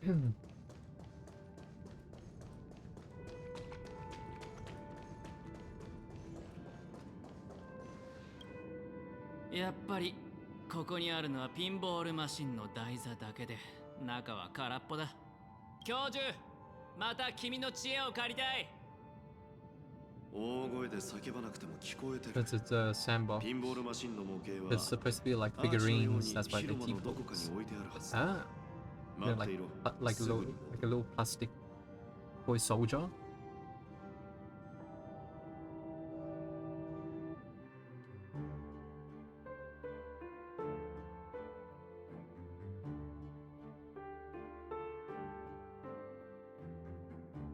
Yeah, I just started the story today. Haven't got far, I think. ああ、これでようやく静かになるな。I found 5 birds.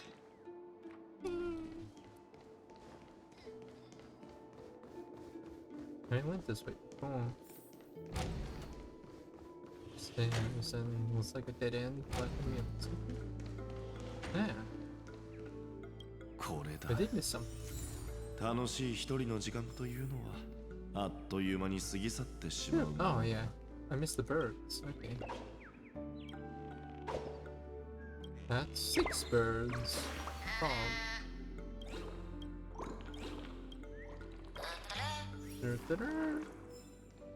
Six birds. There's probably like 15 or something.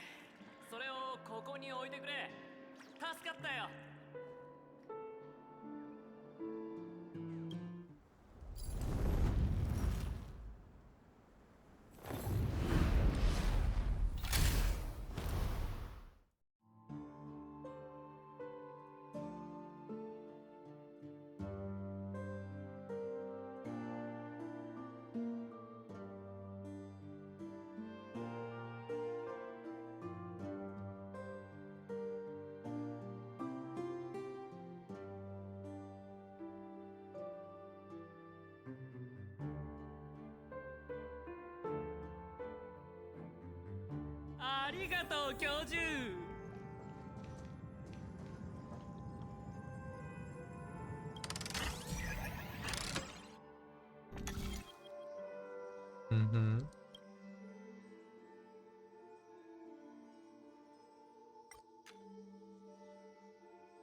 Goes here, and the sun, play.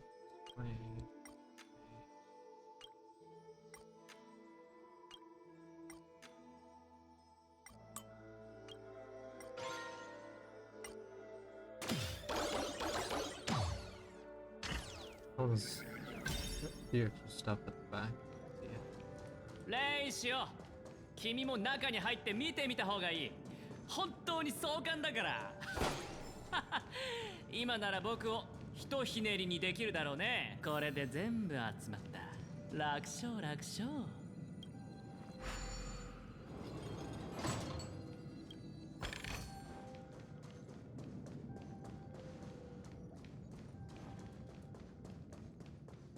It's probably not a reference or something. You know what? No, indirect read.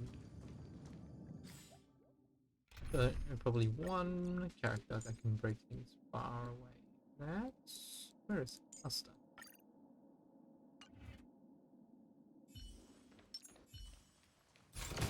Easy. Saga of the something. Dreamhaven Tournament or something? Saga of the Dreamhaven Tournament. Break the special boss stone below in. Defeat 3 boss stones vignettes. Easy.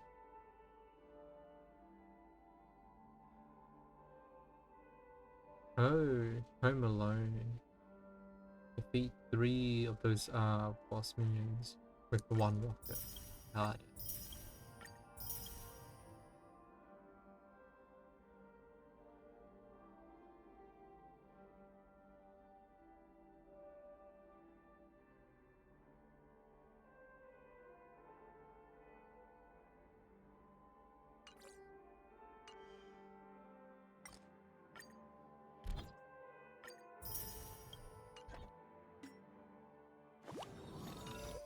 Indeed, stop me.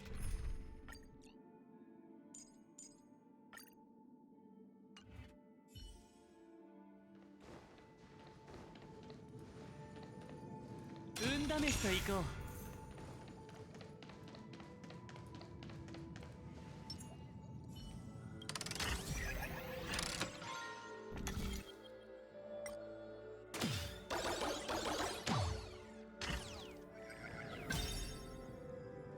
That's a big bird. Well, big bird, but like where this the small ones. Yawning. Okay, now I can do the puzzle.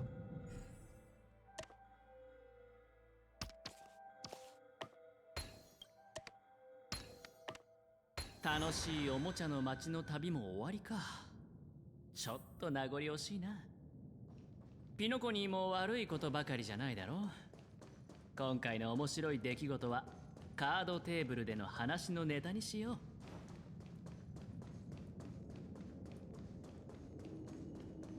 There's probably like some other birds around here.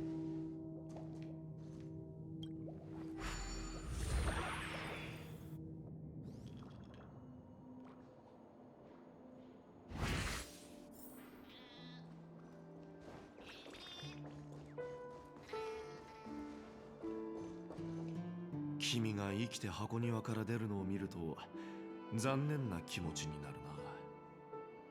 サンデーはこの扉の奥にいる。これは僕の薄っぺらい見解だが、彼は一筋縄ではいかない相手だ。覚悟はできてるか？もちろん。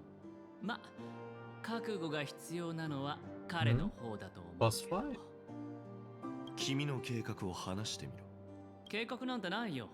ただ臨機応変に動くだけ。人と交渉する時のカードは利益か。Are you sure your preservation? この2つしかないからね。Do you know destruction? 君は本当に誠意というものを理解していないようだな。それ、僕の誠意が足りないってこと？わざわざ強調することもないだろう。僕たちは死を利用するんだから。妹が死んだ以上、あの男がじっとしていられるはずがない。これが恐怖だ。そして僕は彼のために殺人犯を捕まえる。彼は地位や立場が邪魔で自分ではできないけど、僕ならできる。これが利益だ。なぜ彼にはできないと言い切れる？そもそもわざわざ対立しているカンパニーの人間に頼んだりするか？理由なら単純なものさ。今回の殺人犯はファミリーの中に潜む裏切り者である可能性が高いからだよ。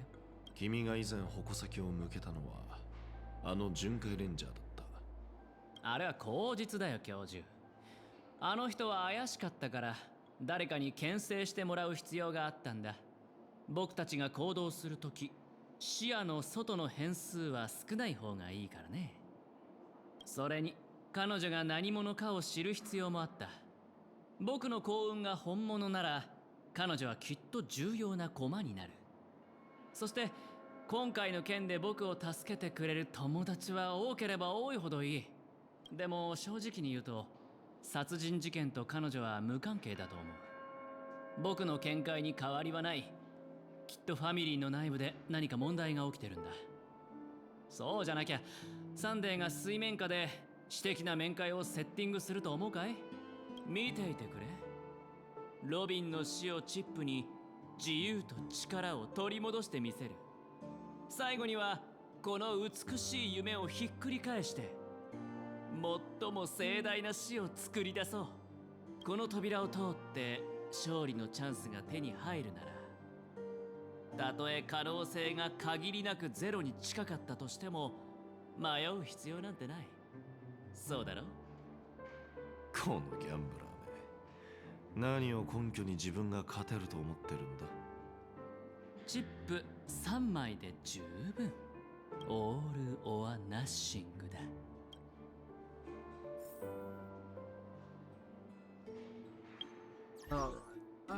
If this is a boss fight, I'll just switch to English. At least we don't have to read subtitles.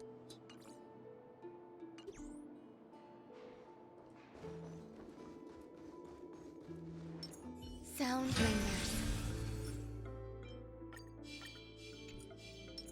Make a wish.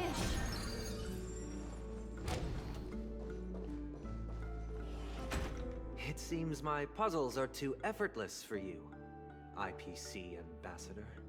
I appreciate your words. And I see you put a lot of effort into welcoming me, Mr. Sunday.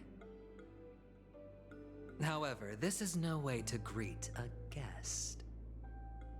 Well, this isn't an invitation, but a summoning.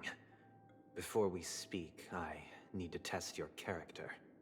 I imagine this knowledgeable doctor friend of yours has been of great help, yes? Certainly. You ought to know this better than I do. He's already faithfully fulfilled his duties, hasn't he? Yes. The doctor has assured me of your noble character. He considers you, like himself, a virtuous person who can be trusted by the family. I have come to know you very well as a person, Mr. Aventurine. You're diligent, generous, and willing to cooperate. The fact that you succeeded in overcoming many obstacles just to meet me gave me the reason to believe in your wisdom and courage. But there's one thing I must ask you. That is, you've used your wisdom at the wrong place to meet the wrong person and put yourself in a situation where you shouldn't be, witnessing a tragedy that shouldn't have happened. You don't look too well. Am I making you anxious? If not, then it means I'm on your side. If I wasn't mistaken, you'd just made a serious accusation against the family. No, you weren't mistaken. For depravity is creeping in around you. There's no need for us to be evasive. Let's talk about your sister. Your sister's talent is unrivaled in the world of show business. As you know, her voice has been out of tune since she returned to Penacony. What's more disheartening, she can't sing anymore. Who could be responsible for this? Many suspect the culprit is among the outsiders, but I know you hold a different opinion. Now your noble status has become a shackle, preventing you from apprehending the murderer and avenging your sister's death. You're feeling anxious because you're out on a limb. But don't worry, I'm on your side. I'm immensely honored by your concern for me, Mr. Aventurine. Since you're so selfless and generous, I believe you wouldn't ask for anything in return, would you? Well, naturally, you wouldn't incur any loss from this. I just want to reclaim what is mine. My liberty and the personal items under the family's custody, the bag of gift money, and... the box in which the cornerstone is stored. That's right. Cornerstone. I've heard it's a treasured asset of the Strategic Investment Department. A sacred stone that seals the Preservation Emanator, granting significant power. And every liquidation specialist holds one. For an object so precious, it probably comes at an even higher price than other forms of recompense. Well, I'm sure you're aware of the high level of risk I'll be undertaking to bring the truth to light. Mr. Aventurine, when you're out and about, do you always make adjustments to your appearance? Your tie should be on the center line. Your shirt must not protrude from your vest. Your trouser creases should be perfectly straight, and always aligned with the tips of your shoes. Of course. But I don't, because it's not appropriate to do so in public. You should make sure everything is presentable and in order before leaving the house. I'm not the kind that takes risks. The cornerstone must be in the custody of the family. No room for negotiation? Please, don't let me turn you down twice. Sure. The gift money is good enough. I suppose you wouldn't mind that. After all, a merchant can't function without a bargaining chip. You compromised quicker than I thought. Unfortunately, it's a gambler that needs a bargaining chip, not a merchant. I can give you your gift money, But before that, I want you to tell me. The fact that you can decisively forsake the box you asked for, what exactly is stored in it?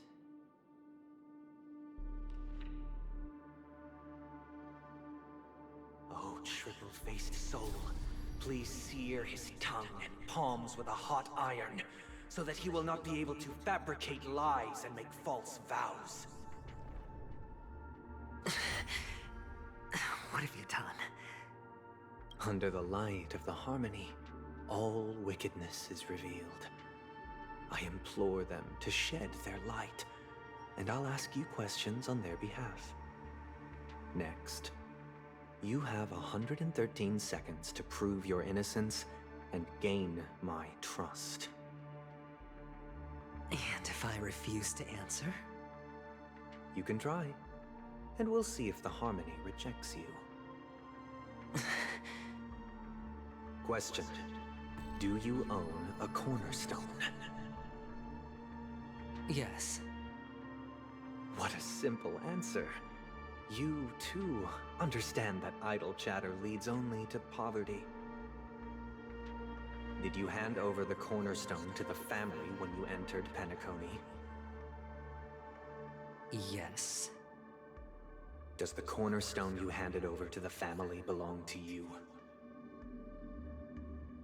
Yes. Is your cornerstone in this room right now? Yes.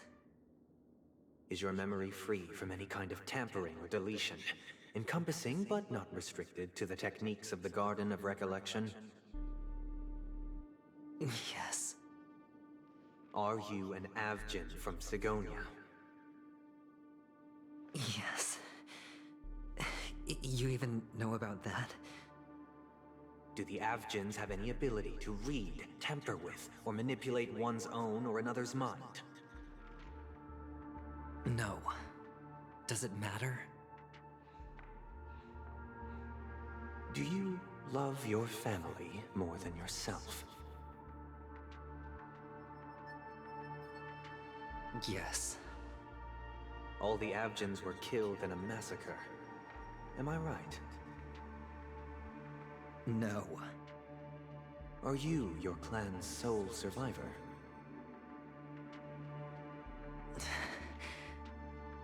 Perhaps. Do you hate and wish to destroy this world with your own hands?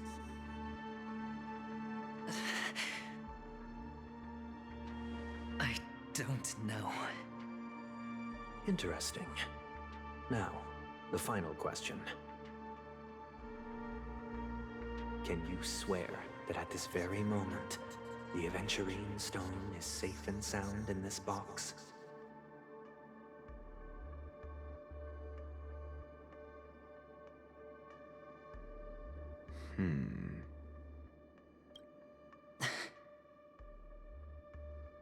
Of course. Looks like we can get an answer. Open it, Mr. Aventurine. It's your last chance to defend your honor.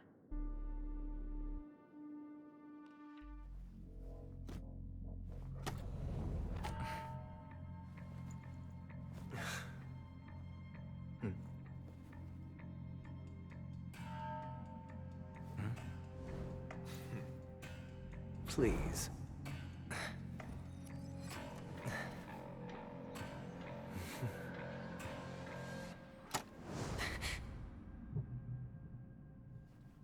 Are these what you're looking for?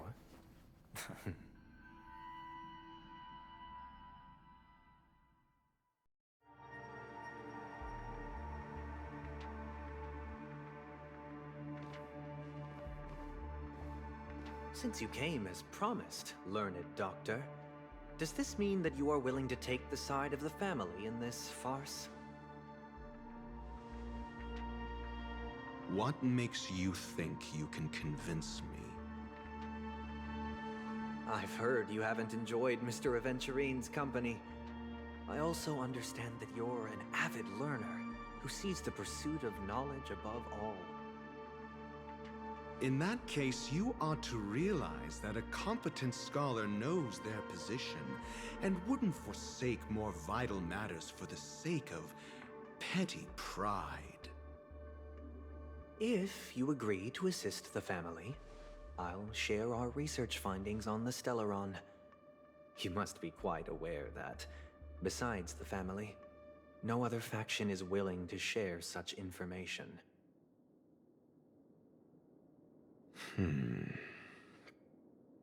Cut to the chase. What do you need from me?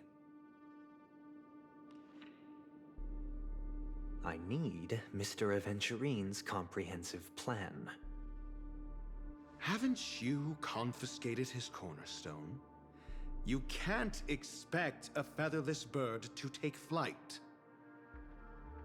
But I've also heard the 10 elites in the Strategic Investment Department have united, progressing together in the interests of the IPC.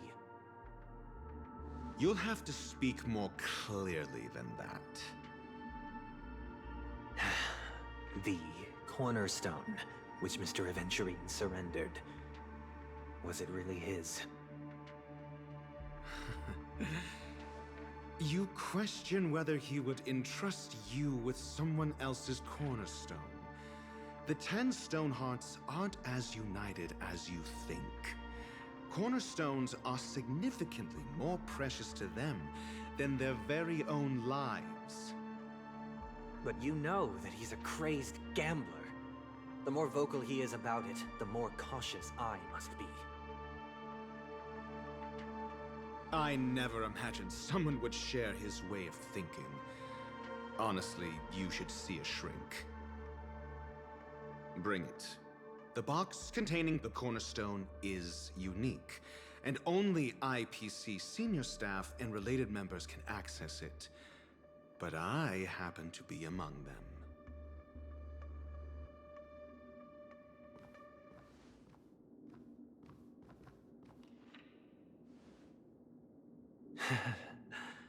I appreciate it.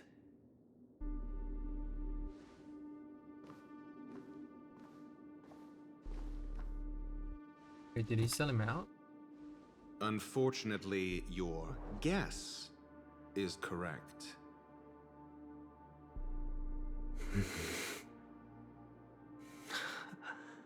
The golden stone. Its color and glow are similar to that of Klepoth's body. This is the very ruse he intends to use to fool you. He won't reveal to you that the 10 Stonehearts chisel their own will into the cornerstones, granting them an unparalleled radiance. And this golden statue is also known as Topaz, not Adventurine, and it belongs to Topaz. So, do you wish to confront him? Not at the moment. I'm more interested to know the location of his cornerstone. The safest place somewhere you'd never think of. Because he never intended to hide it. In fact, that cornerstone has been in your hands from the very beginning.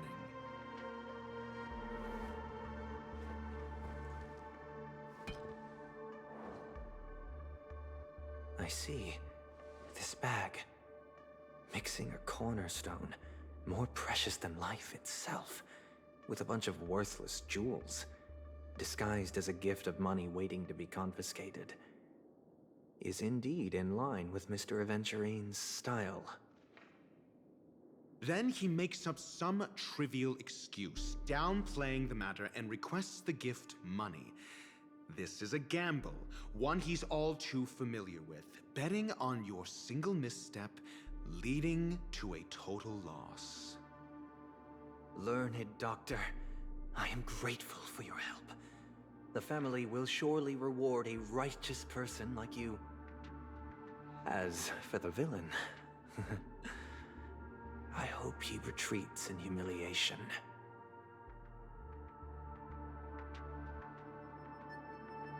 It was all thanks to your friend with a keen eye that I could add a blot of utter failure to your storied career. ratio, you wretch. Finally shown your true colors, huh? Oh, and just to remind you, you currently only have 17 system hours left to live. Treasure your remaining time, and savor the delectable aftertaste of defeat. You might as well explain yourself a little more clearly. What I performed on you just now was the Harmony's consecration. You were to show allegiance beneath the illumination of their grace.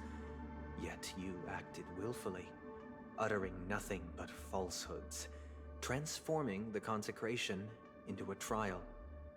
I genuinely see no reason to absolve you from it. Is this what the Harmony represents? Is it built upon constraint and coercion? You misunderstand, Mr. Aventurine. Punishment is meant for the irreverent, but I have seen your resilient spirit, and thus I offer you the possibility of a new beginning.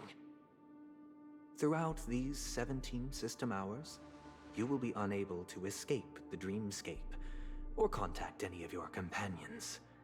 You only have 2 paths before you, and it all depends on whether you can complete my test within the time limit. Should you succeed, you will be able to coalesce into the Harmony and be with your family. If you fail, you will suffer the wrath of the Eternal Centurion and fall into an abyss of doom. Sounds like I'm gonna end up the same either way. I indeed do need a servant to help me uncover the evil hidden in the family from an external perspective. I will purge the evil from the inside and bring the real culprits to justice within 17 system hours. When the time comes, compare your findings with mine. If both our findings align, or if you can provide me more insights, then they will truly be able to grant you mercy and honesty. Shameless hypocrites. You took everything from me and still demand the truth? That isn't fair. Your carnival reeks with the stench of cash. Nothing is achievable without it. This is meant to be an act of personal virtue, not requiring the family's support. Your bag is over there. Do as you please. I believe you can trade this bag of worthless jewels for everything you need. That's what gamblers excel at, isn't it? Off you go, Mr. Aventurine. You are free. I will wait here for your good news.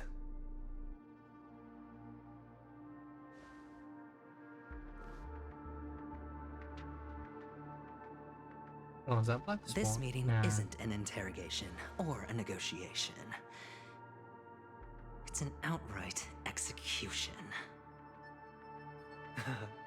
Why would I do that, Mr. Aventurine? I'm just wondering what a passerby who stumbled upon a scene of a murder could have found out. That's all. By the way, before you go, I have a personal question. What is it now? Do you truly wish to bring about the destruction of this world?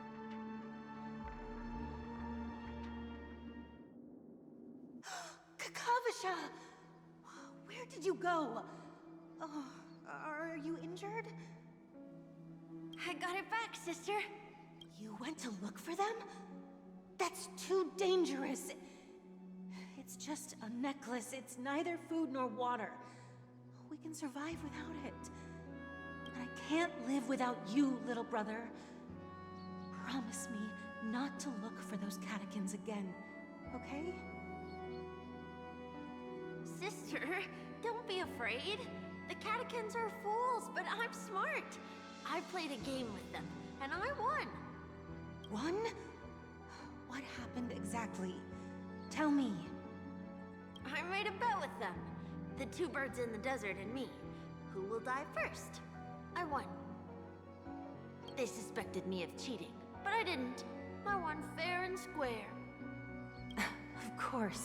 Of course you'd win. You've always been a lucky child. Gaiathra Triclops must be watching over you. But that's no reason to push your luck by going up against those bloodthirsty, cruel catechins. Have you forgotten how Mom and Dad... Look, this is just a necklace. But Kakavasha, you are my only family. I'm sorry, sister. I thought you'd be happy. Because Mom left you this necklace. There'll be no next time. It is important. But not as important as you, my dearest brother. I don't blame you, but you must remember what Mom said. Pain and poverty are the trials of Gaiathra Triclops. She has also granted us a chance. And that's your good luck, Kakavasha. Your good luck is the most precious wealth we, all Avgin, have. You're a child blessed by Gaiathra Triclops and can lead the clan to happiness.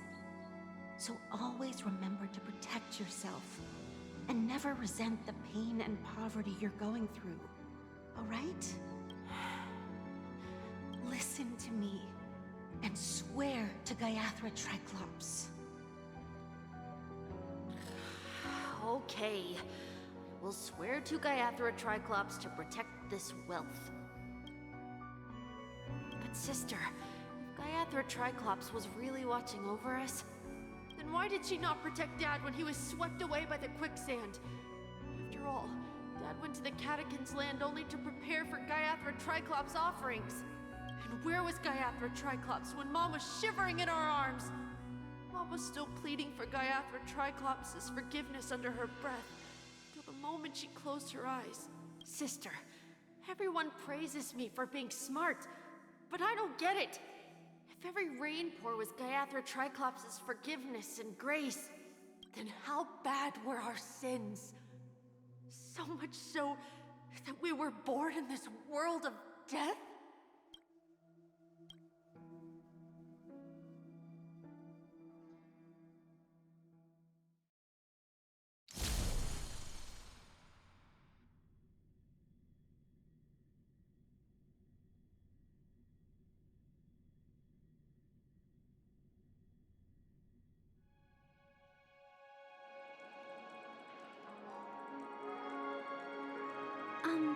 Excuse me. I can't seem to find any information on this artist in the Iris family archives.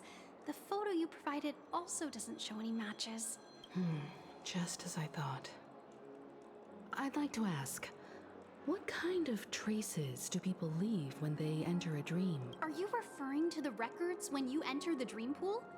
The equipment will monitor physiological indicators such as heart rate, blood oxygen levels, and body temperature in real time. This data will be included in statistics and handed over to the family for the screening of any data anomalies. Immediate action will be taken once any illegal behavior is detected. I apologize. The hotel does not have access. This information is managed by the Bloodhound family. We can only gain access if there's a problem. Looks like nothing can be found here. At least we know who to look for next. We can ask the Bloodhound family for information. Thank you for your assistance, Miss Allie. By the way, is Miss Robin doing fine? We are looking forward to her performance. Fine? What does that mean? Is there something wrong with Miss Robin? The preparations for the Charmony Festival have been proceeding smoothly, so I guess things are pretty good. I believe she will be able to put on a spectacular show for all of you. I'm sure. Sure enough, no one knows about Miss Robin. I'm not surprised. But that Miss Firefly is truly mysterious. There's no information on her in the hotel system. Even if she's a stowaway, she should have a disguised identity after entering the planet. She's also in the running for the legacy. How is she going to sneak into the dreamscape unnoticed? Is there any other way to enter a dream?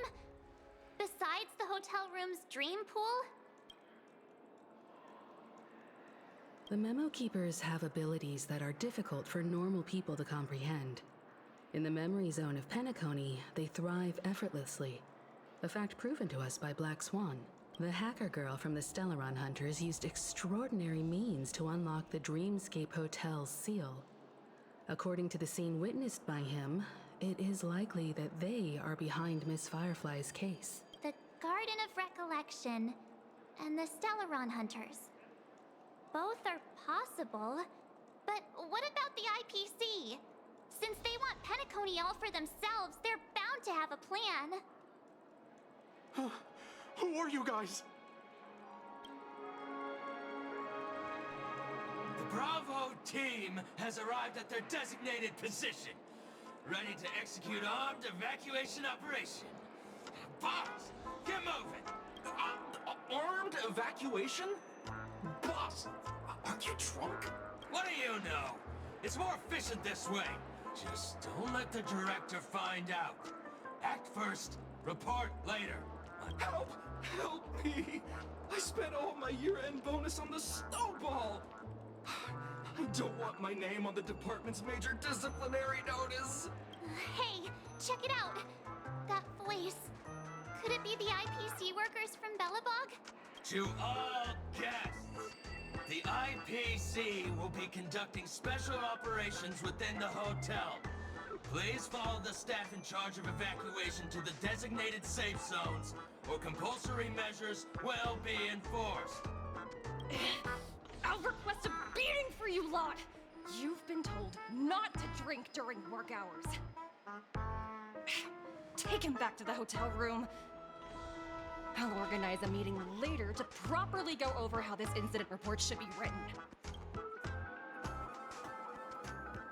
Miss Topaz?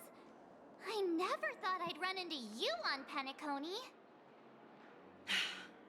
Oh, long time no see, Astral Express crew. Aventurine has told me a lot about your happenings. Hmm?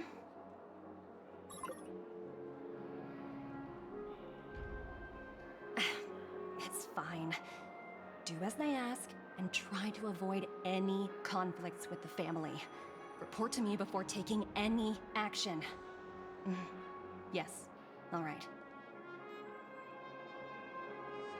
As you see, the IPC isn't very popular here in Penacony.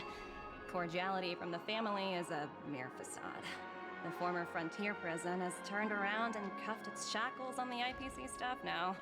Only Aventurine, who carries an invitation, is allowed to attend the banquet.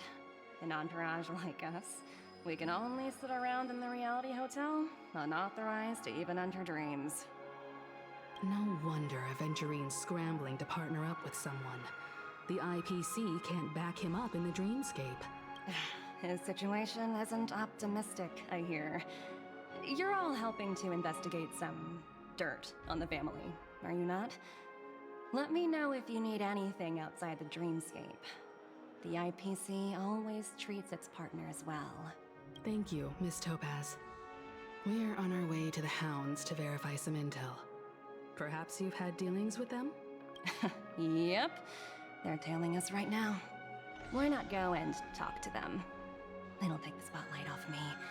Being constantly stared at is really uncomfortable.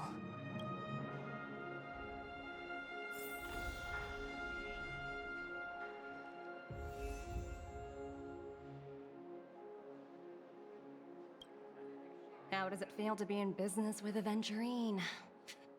I bet you're not used to it. That's just his style. All or nothing is his mantra. He's always cozying up to his clients while egging them on to undertake some dangerous assignment with him. But everyone has their merits, so I won't comment further. But Aventurine's luck has always been good. He's always closed all his cases without a hitch and basically never lost a gamble. Which is why, on the issue of retaking Penacony, I'm watching with keen interest.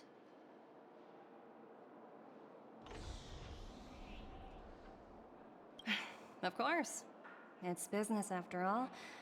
What's important is where you're seated at the table. As for the 2 cases, apologies, but I don't have much info on them either. All I can do is ask you to keep digging for more details.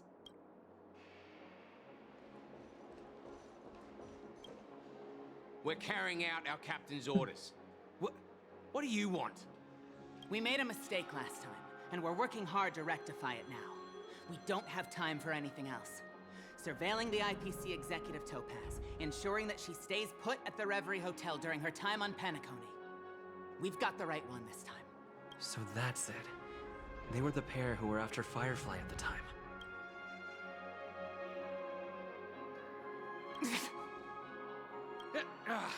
It's you again. Back for more trouble? We're not afraid of you this time. Well, spit it out. Stop bothering us if you've nothing important. So you know each other. Why do you keep running into people you've beaten up before? That's right. We're investigating a murder for the family. Can we speak to your captain about the case? Well... Hey! The security officer instructed everyone to shut their traps before he returned from Dream's Edge. What murder? You'd better stop spouting nonsense. Yeah, that's right. We have nothing to report. Please leave. Looks like they're not going to cooperate. But they did at least tell us that the captain is at Dream's Edge. Why don't we just look for the security officer then? It's probably Gallagher, the one he mentioned, right?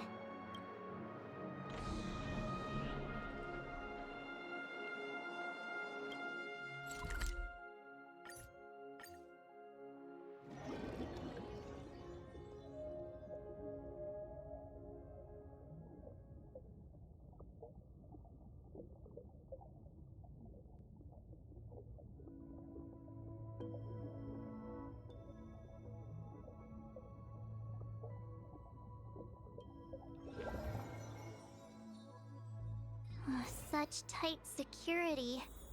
I bet they're stumped by the case as well. Gallagher. Gallagher. Where could he be? Apologies. The Bloodhound family is running an investigation up ahead. No unauthorized personnel allowed. Hold on a minute. I think I've seen you before. The gray-haired one. How much trouble have you stirred up exactly on Penacony?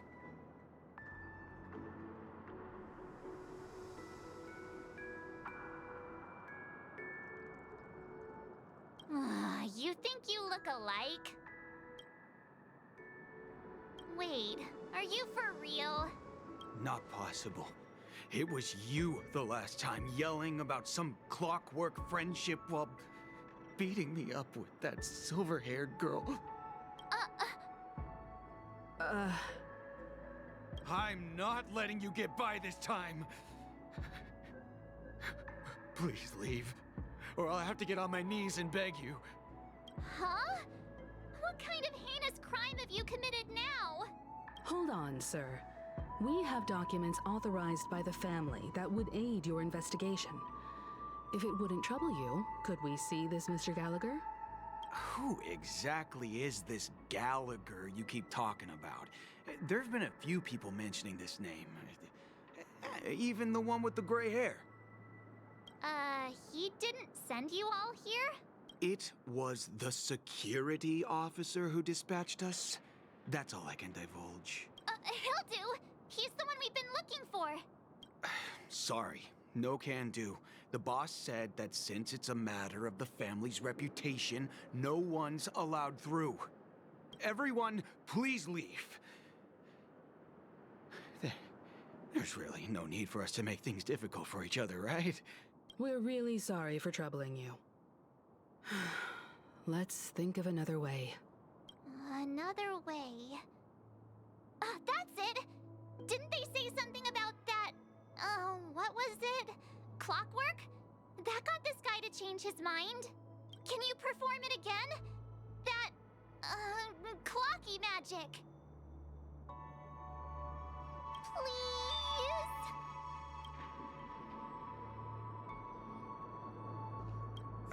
Sorry, no can do.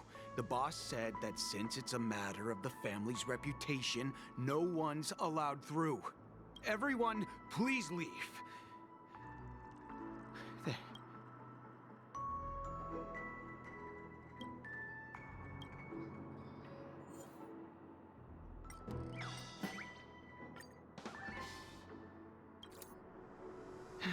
Let me see what time it is now. Whoa! It's this time already! What time to clock out? And no one's gonna stop me. What? Huh?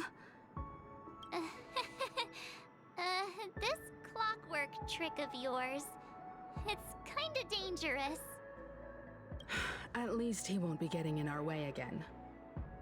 Let's go find that Gallagher and ask him the intricacies of the case. I was wondering what all the commotion was. Huh. Oh, it's you guys. Welcome. Since you made it here, what can I do for you? Hello, Mr. Gallagher, sir. Judging from your tone, it sounds like you were expecting us. Miss Himiko, you're too polite. There's no need to call me sir. Mr. Gallagher, you even know my name. Of course I do. You folks are from the legendary Astral Express, and honorable guests of the Watchmaker. I had an encounter with this gentleman in the Golden Hour. I remember that little silver-haired girl was there too. I'm sorry for what happened to that kid.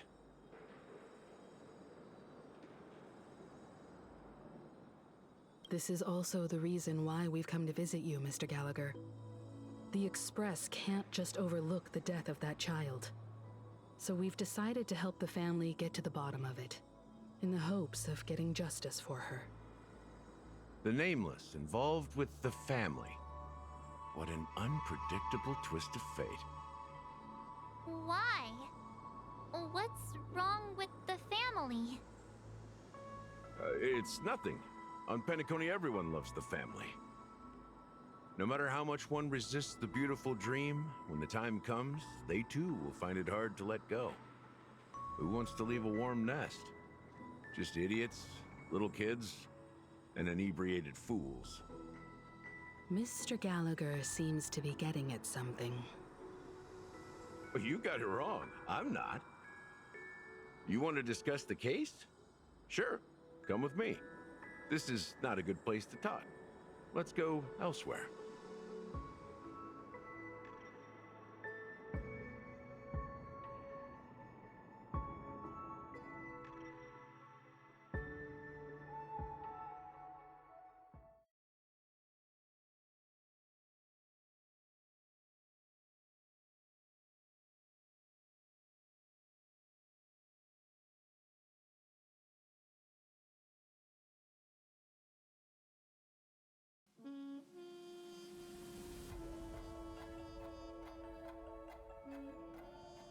Even after that chilling tragedy, this dream is still running effortlessly.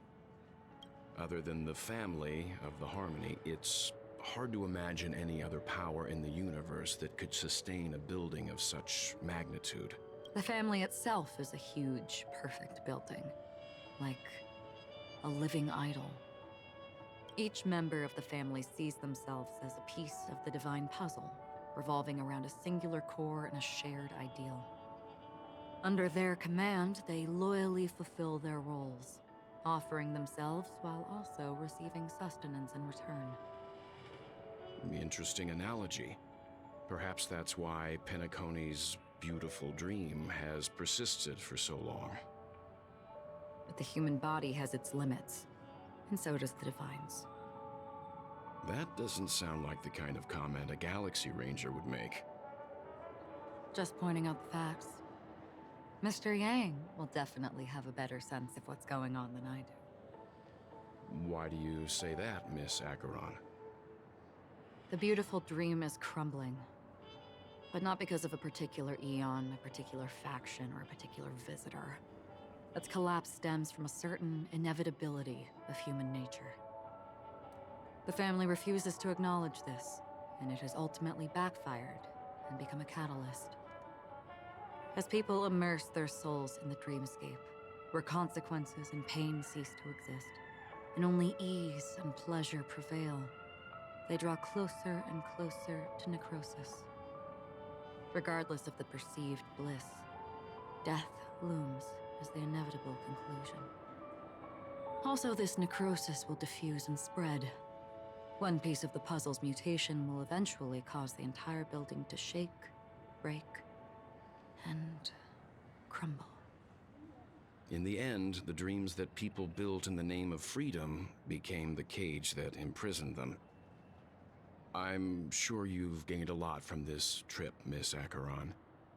Are you willing to share your findings with me? This reminds me of someone's tweet saying like, oh, Robin's in a bird cage, and like, oh, birds symbolize freedom, and then I wrote in there reply from the comment area, I was like, what if freedom was a prison itself? And it just said in the line. I'm sure you gain a lot of just right. Here. Well, in the end, the dreams that people built in the name of freedom became the cage that imprisoned them. See? What if freedom itself was a prison? See? Ta-da! Freedom itself can be a prison too, you know? Of course. That's if I remember. Got it.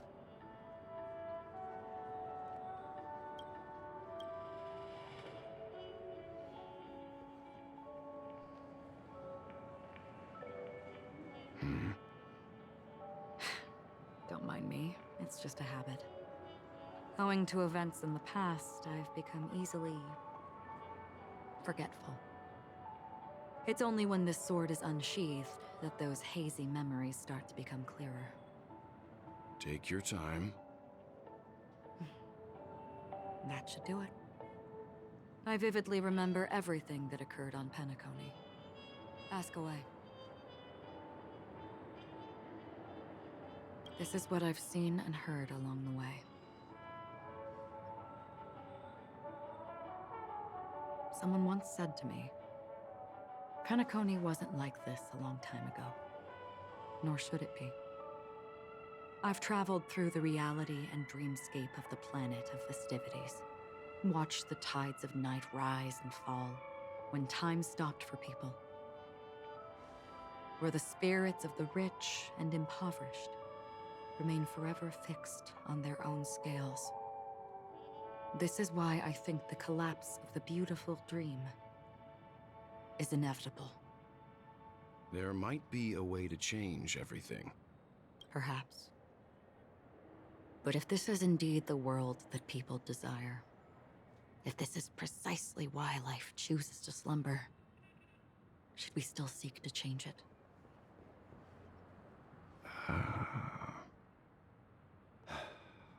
Miss Acheron, now it's my turn to share a story with you. There was a man from my homeland who, at a time when the world was grappling with deep, unhealable pain, made a choice. He wove together the dreams of everyone in the world, linking people's dreamscapes, and shouldered this burden himself. From this, he created a giant, a spiritual atom. And since that moment, the giant stood between heaven and earth, becoming the pillar of the world's existence. As a price, those who found it hard to move forward, who could not advance, forever lost their future. They slumbered in a dream, devoid of disaster and pain, living out their days peacefully in the man's created utopia. And it is because of the wishes of those people who wished not to awaken that this spiritual atom became unbreakable. And yet, you stand here right now, which also means that man failed. Because people must always move towards the future. Even if human weaknesses make them pause when they truly cannot move forward, humanity will eventually seek a way to save itself. And that man, he was never a failure. Like everyone in that world, he etched the possibilities of human nature into his heart. He was the sun chaser of legend, soaring towards the sky and embracing his final victory with his fall. He ascended to heights uncharted, only to come face to face with the sun, a place not visited by anyone before. His wings would melt because of it, only for him to fall into the sea. And after that, countless others would surpass him, soaring to even greater heights. A fitting metaphor for the Nameless's trailblazing spirit. Thank you, Mr. Yang. I know what you wish to confirm. The universe has innumerable similar, yet different worlds. In these worlds, there are innumerable people who look alike, yet don't. I too have embarked on journeys, encountering old friends with familiar faces on different worlds, witnessing their destinies follow paths similar to mine. So I will tell you, even if not completely similar, the story you just told, it overlaps with my past. And within that abyssal dream, I ended that man's life. Alone. I am not who you think I am. Nor will my home be as fortunate as your world. I am sorry. It's fine. I don't mind, so long as I can alleviate your suspicions. There's something I still wish to know, Miss Acheron. Under that representation of the hunt, exactly what sort of power is it that has motivated your solitary journey thus far? Mr. Yang, before answering that question, I wish to continue the previous topic. I like your analogy very much. Indeed, birds are born to fly. But in a distant past, their ancestors could only gaze at the sky in envy. They saw that faraway ray of light from above the heavens, piercing through the clouds and blanketing the earth. And so, time and time again, generation after generation, the birds spread their wings and took to the sky, attempting to touch its ceiling, all because the sun was there. Then, what if the last bird finally soars into the sky, only to realize that the end of the light is not the sun, but darkness?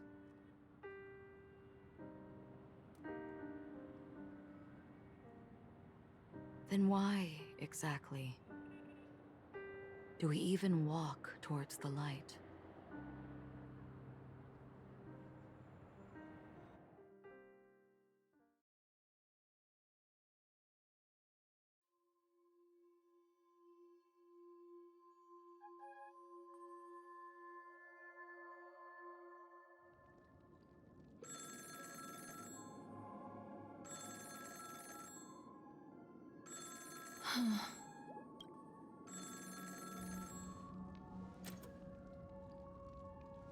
Long time no see.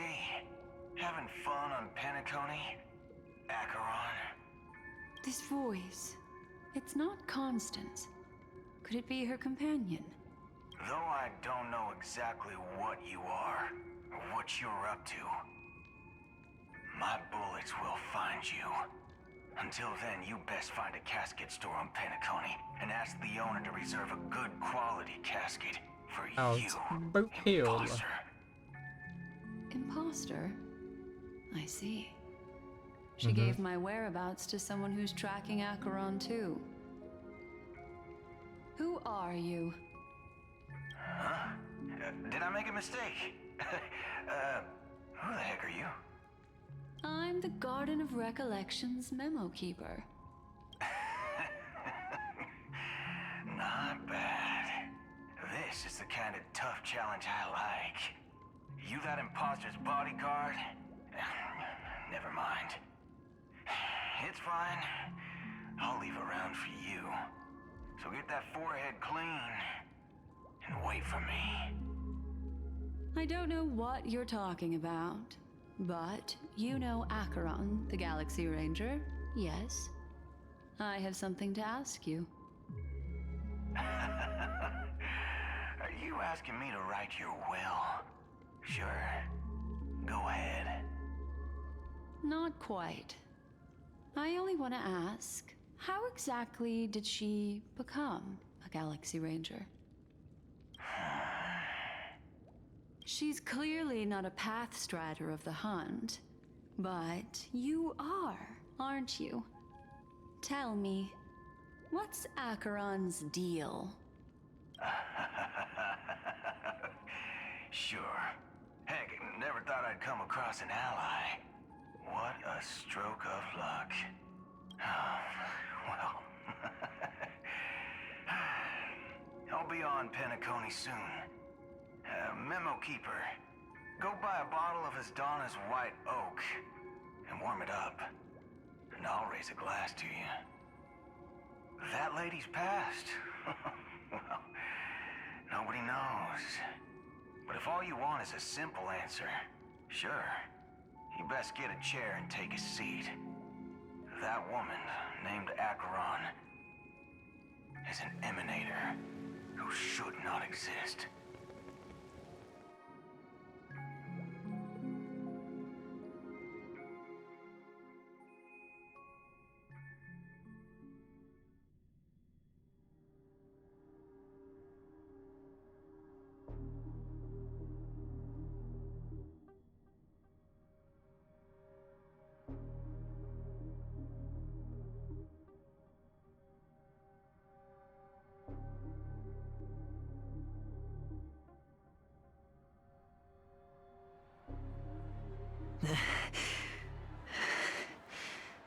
You look pale. Or is that also part of your act? I didn't think you'd have the nerve to show yourself. I thought this was exactly what you wanted.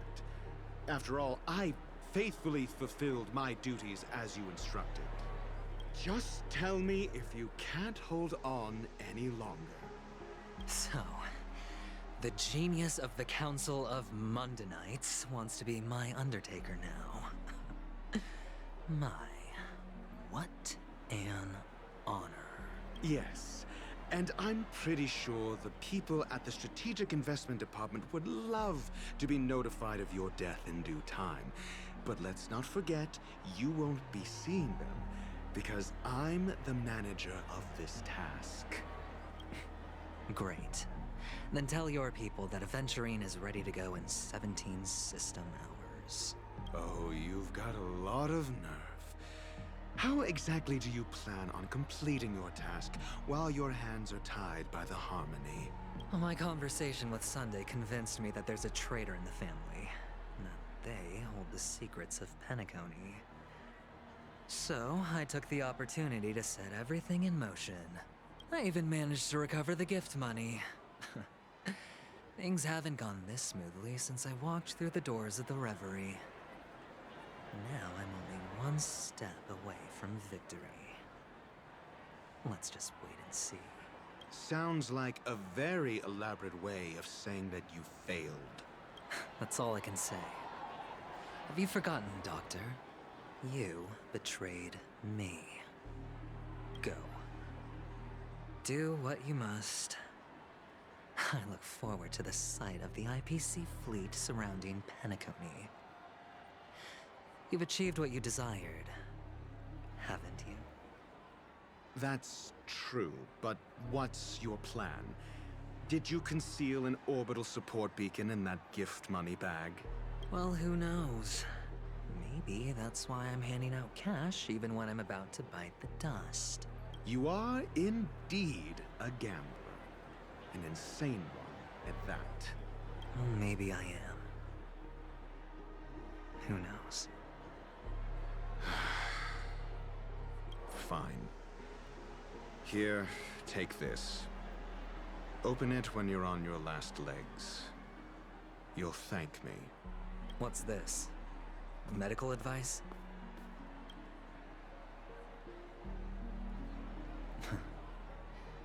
You catch on pretty fast, Doctor. Asking me to solve a case without giving a single clue. How typical of you, you wing-headed scoundrel. But the way you're all on edge about that stowaway, it's just as I guessed it would be. As for now, let the rain of wealth from the IPC fall evenly on everyone.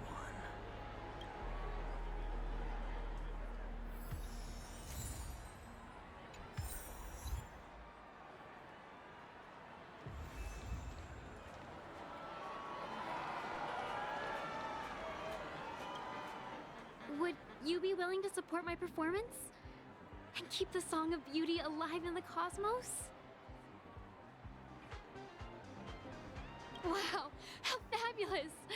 But why would you give such a wonderful gift to a random stranger like me? Well, you see, I can't bear to see anyone in this sweet dream suffering from poverty. That's incredibly kind of you. Thank you so much, sir. If you ever get the chance, please, feel free to come by and indulge in my singing. Sure thing. Oh, by the way, do you happen to know anything interesting about death? Death? That's a pretty scary topic, and it doesn't really match the mood of this sweet dream. Oh, you see, I'm a tabloid reporter collecting ghost stories in Penacony. As you know, the more chilling the stories, the more attention they get. Maybe you could help me out. Well, if you're up for some gossip, it's not about death, but there have been some rumors about a guest at the Reality Hotel who fell into a deep sleep and didn't wake up. It was like they were in some sort of coma. Nobody knows what caused it, but luckily the customer eventually regained consciousness. Well, all customers are under the protection of the family, after all. Thank you. This will make for a very juicy headline. May Shibe protect us. Unexplained coma. That's actually what happens to your body if your brain dies in a dream. But unfortunately, the customer ended up waking up in the end.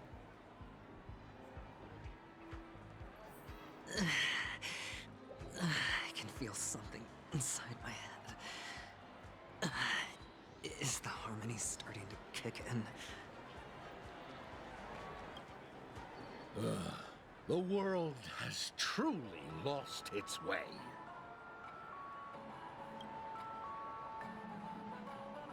You... wait. I get it now. This is some sort of prank show, right? You must have some cameras set up around here to film yourself doing good deeds, right? You youngsters are always looking for a quick way to get an audience. But you know what? A truly great show never comes easy. A great show will start soon, old man. But before that, I need to ask you something. Do you know where I can find death in this dream? Ah, I see. Another fearless youngster looking for death, huh? Well, let me give you a piece of advice. Don't think you're the first one who's ever thought of that idea. Death? Not even remotely innovative. I bought it from Dr. Edward. He claimed it was some exclusive fancy schmancy stuff. Oh, what a disappointment. The effects were awful. First, some monster covered in eyes stabs you in the gut. And then all you see are blurry glimpses of buildings and lights. The sky was spinning so fast it almost made me puke. Is that all? Yeah, what else can you expect? Don't put too much stock in the... What a joke. Well, I'll leave you be then. I hope you have a wonderful day. A monster covered in eyes. eyes. That sounds like the Memory Zone meme. But buildings and lights... I don't think those have anything to do with death. Well, that whole dream bubble was probably created using rumors and gossip. The disturbing voice in my head. It's getting closer. Take care, my friend. If you ever find yourself in danger, remember that the hounds are always ready to help.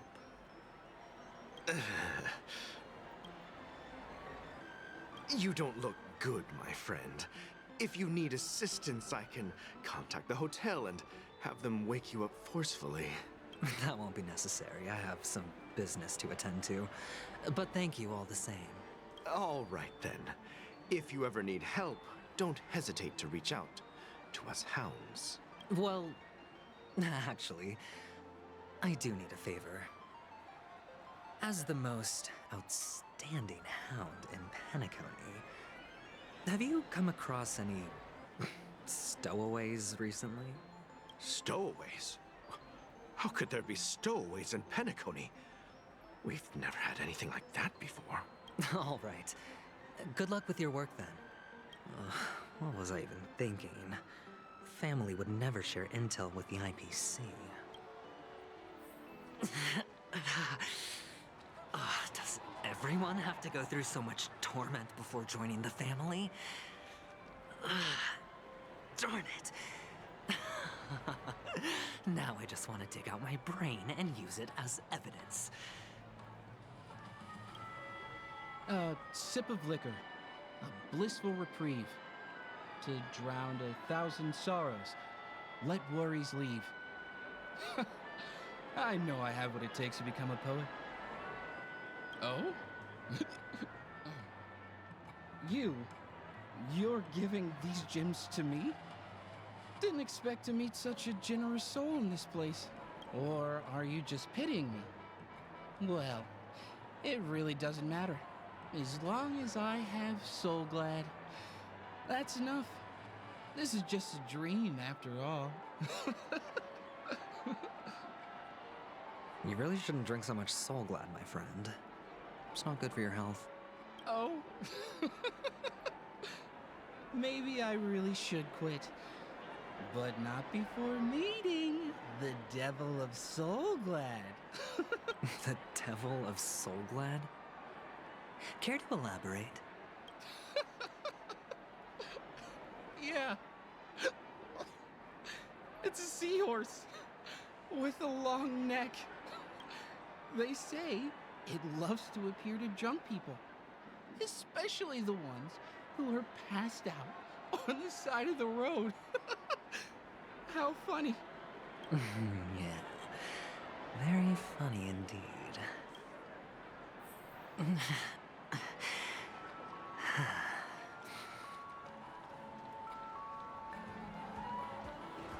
Not enough credits left? Feeling lucky. Where do I recharge?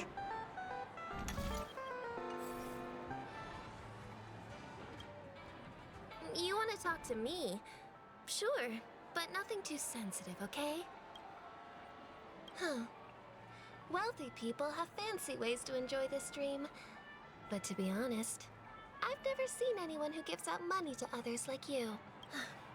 So, are you trying to be the prince from the tale, handing out his gold leaf garment and melting his lead heart in the fire? I'm flattered. I'm no prince, and I just thought these gems would help you speak. So, as an investigative reporter, maybe you've heard something about death? Ah, another curious soul. I see. Well, that was actually the topic I was most into when I entered the industry. But my boss shut it down. How did your boss talk you out of it? Well, she simply said, covering baseless urban legends like that would make us look like some third-rate tabloid. I thought about it, and she had a point. Reporting on stuff like blowing out birthday candles and getting spooked by nightmare ghosts isn't exactly professional material. Guess she's got a point. Thank you for sharing.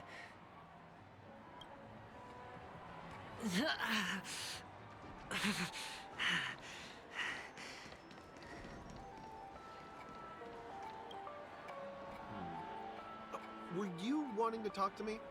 Sorry, I thought you were checking out something behind me. Is this a gift? For me? Are you sure this isn't some kind of mistake? Yes, it's for you. Just take it. Is this for real? Someone is actually giving me a gift. Not for my parents, but for me. Thank you. Thank you so much. Oh, it's not much. I just want to ask you something. I knew it. What's on your mind? Are you trying to ask about my father or my mother? Neither. I just wanted to know if you've ever heard about death in the dreamscape. Oh, you sound just like my father. Always warning me about danger, even in dreams. He's an Intellitron, so his dream entry methods are different from us organics. Can't count on him to protect me if something does go haywire. Funny, right now I'm still under his protection. How ironic. Hey, stay positive. Gold will always shine one day, right? The Devil of Soulglad, dangers in the dream, and nightmare ghosts. Well, surely death is a...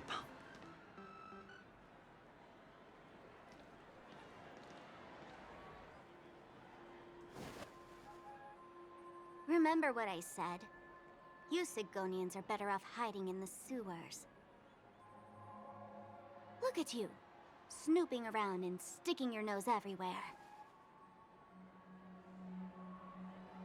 Is the smell of death so enticing, my fine fellow? Oh, it's you, masked fool. I should have guessed it.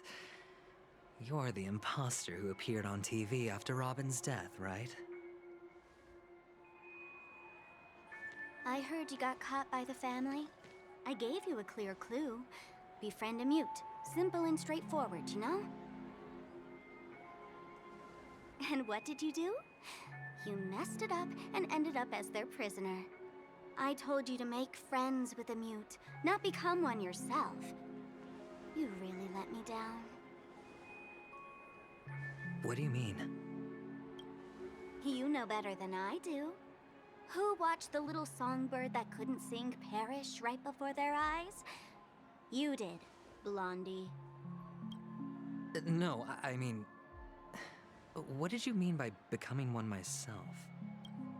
Well, it means you'll soon end up like her, unable to speak ever again.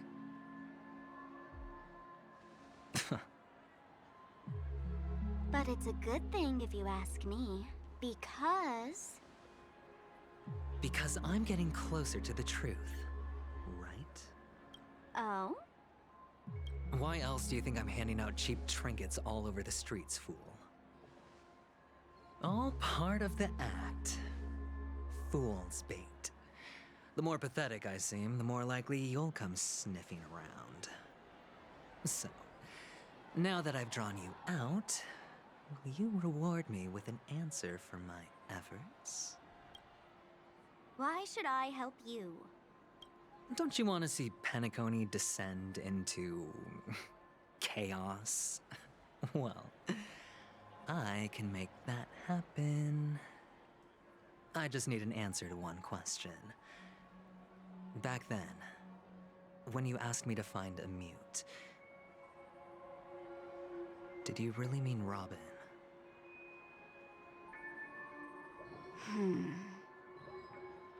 And what if I say no? Then I'll thank you. Oh, the word no has never sounded so pleasing. Well done. I admit I underestimated you, but what difference would it make? Let me tell you something. There were two mutes. But one is dead now, and the other, though he's still in Penacony, I'm afraid you'll never find him again.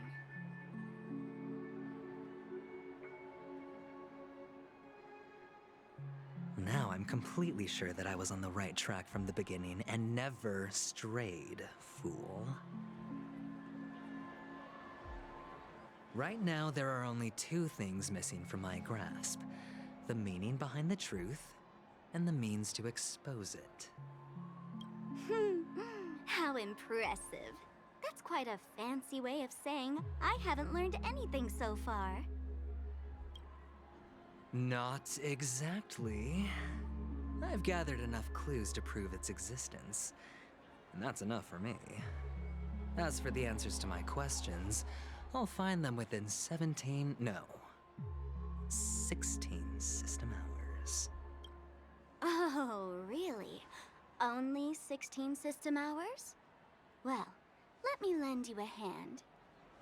Here you go. This is my precious, mutually assured destruction button, and I have one just like it.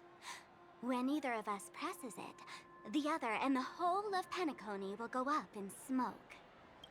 If you're really so desperate for the IPC to take over Penacony, blowing up the chessboard isn't a bad idea.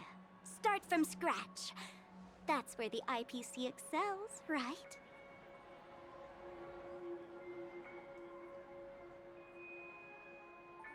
Just press the button when you're at your wit's end. And of course, feel free to reach out to me for my hospice care too.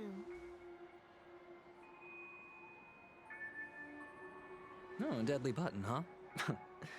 Well, I guess the family didn't take your threat seriously at all. Otherwise, how on earth did you manage to bring it in here? I have my own ways. That's all you need to know. Well, I'm afraid I'll have to decline your offer. Who knows if your little gadget will actually work.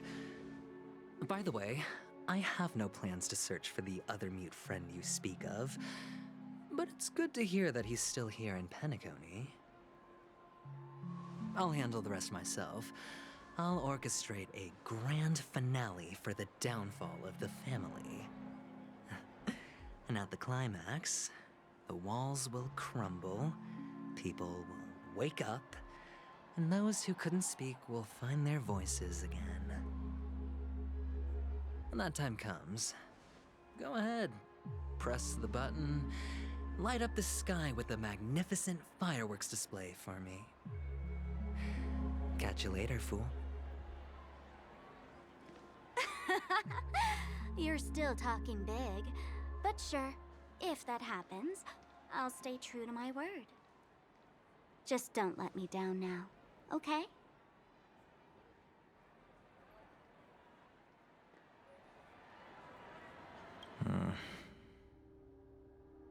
So, number 35.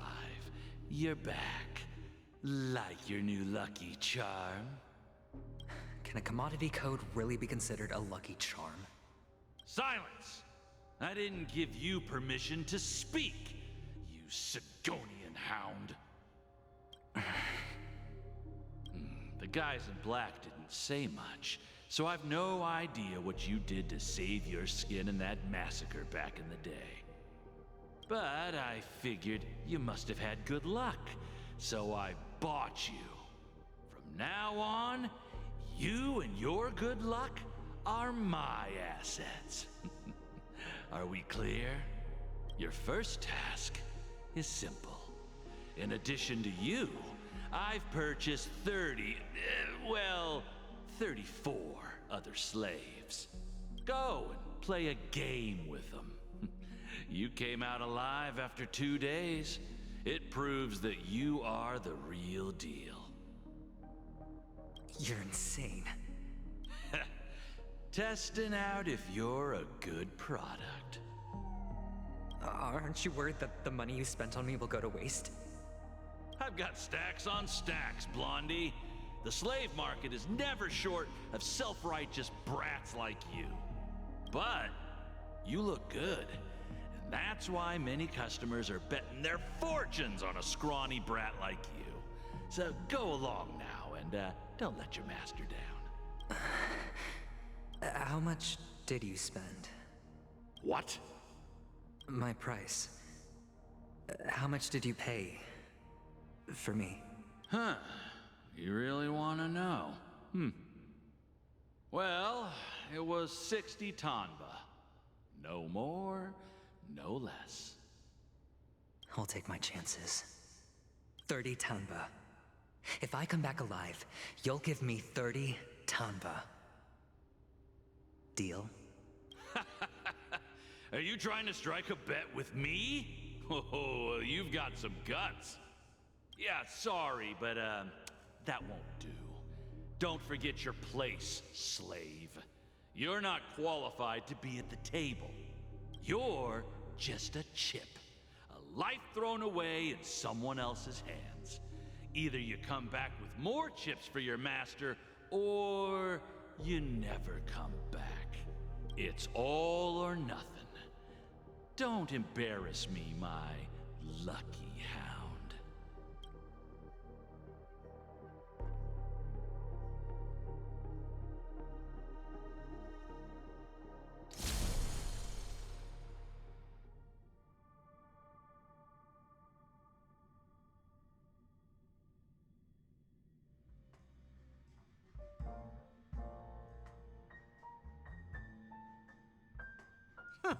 What brings you here, Gallagher?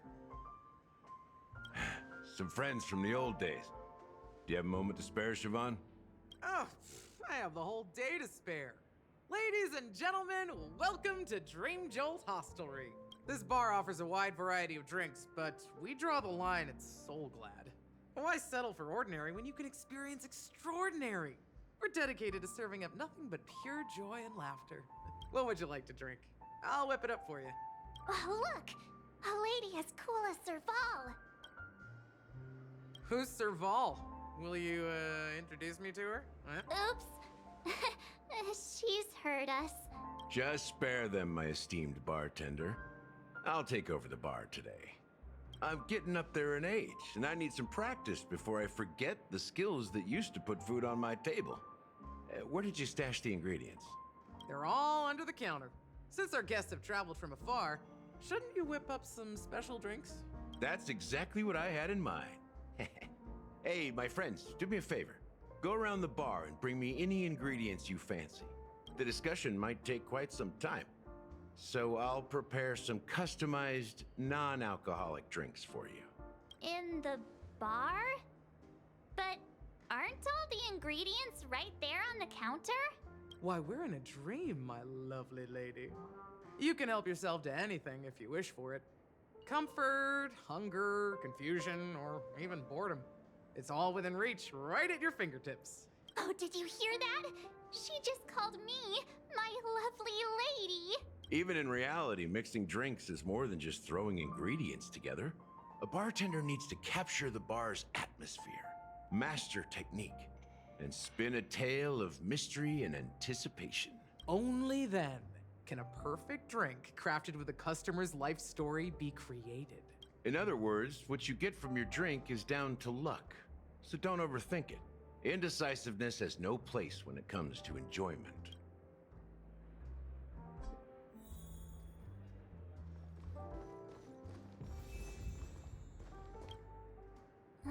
Can this be used for mixing drinks?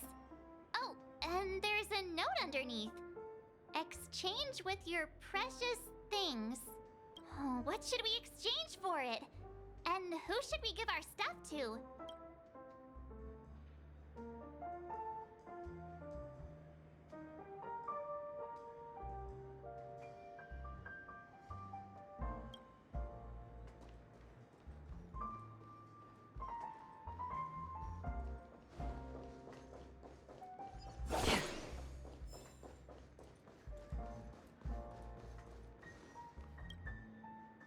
Check out this bottle! The liquid inside looks beautiful. And the label reads, Dream Syrup, thick. I don't see an expiration date, but the production date is half an amber era ago. Ugh, drinking this stuff can't lead to anything good. That's for sure.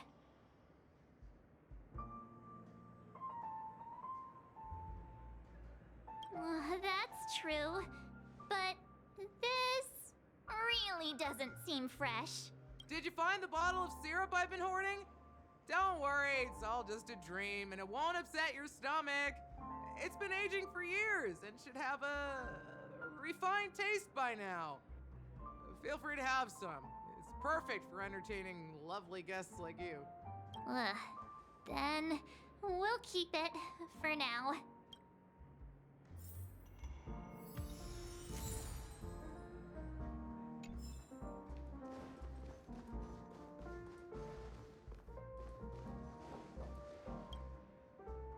Hey, look at all these chips scattered everywhere. A few days ago, an actor from the Iris family came. Caused a ruckus with Siobhan. Those chips must have gotten scattered during all the chaos.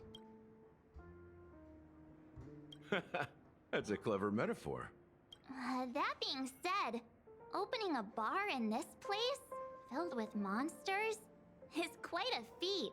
Siobhan must have a lot of tricks up her sleeve, right? You'll have to ask her yourself to find out. But I have a feeling she won't budge unless you impress her with an incredible drink. That's quite a stash. Not sure if it's enough. Stay out of my way. I'm looking for Siobhan. Uh-huh? What's all the commotion about? It's Soul Glad! But I thought they didn't sell Soul Glad at the bar. Let's give it a shake. Nice. Uh-huh. Let's just leave it here for a while, and it'll be all right, right? Why don't they sell Soul Glad in this bar? Did something happen? It's all about the bartender's pride. It wouldn't make sense for customers to come here and order drinks they can find anywhere else. That's the mindset I use when I brew my coffee. You're right, Himeko.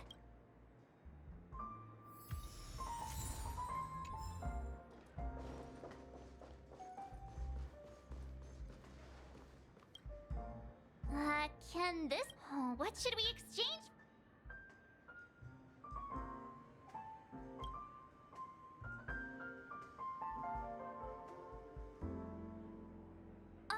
Whoa! The words on the note are changing. Happiness belongs to the noble. Does this mean we can take it? Doing good deeds does pay off. Thank you!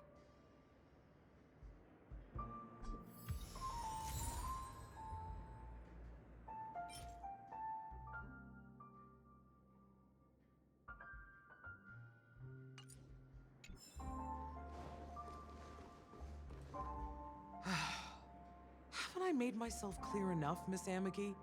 The Dream Jolt Hostelry only welcomes guests who want to enjoy a drink to their heart's content. I'm sorry, but I'm not interested in your proposal. But you have the talent. You'll attract a huge audience. You're destined for the Iris stage, not for this rundown shack. Come with me. We'll become the talk of Penacony, shining light into every corner of the dreamscape. Please, Siobhan, I really need you. As you see, I'm entertaining my guests. Don't make me repeat myself. Fine. If you don't come along, I'll just sit here and not go anywhere else. Give me a sparkling drink. Sweet. With extra ice. Just... one moment. What's her deal? We can't discuss the case with other people hanging around the bar. Hey, can you do that clockwork trick of yours again?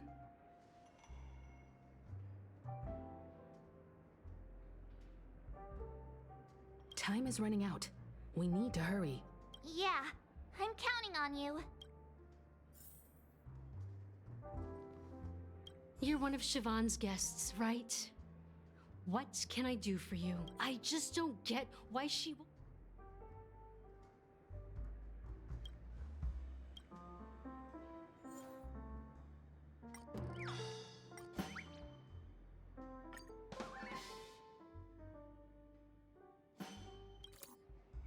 I've seen it. The moment when Siobhan and I share the stage, the crowd is going wild, applause crashing like waves. I've seen that scene countless times in my dreams, and every time... Want to raise a glass, my attentive listener? Let's consider it a toast to my far-fetched dream.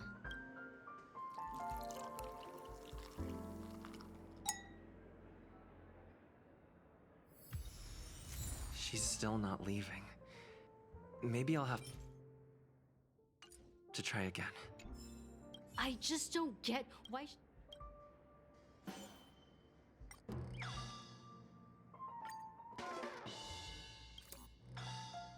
Those darn Iris jerks! They're the ones who forced Siobhan into hiding here, running this pesky bar. It's all their dirty scheming. I get it now.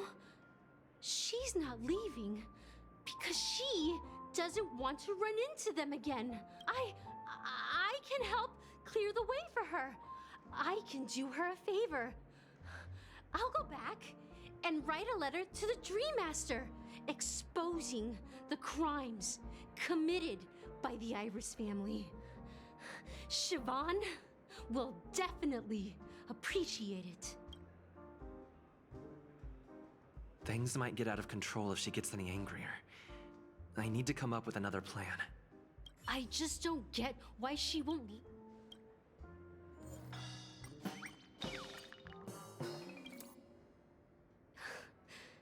It's ridiculous, right? Our paths were never meant to cross, yet I'm still holding on to her. I'm too timid and shy, longing to shine but afraid of stepping into the spotlight.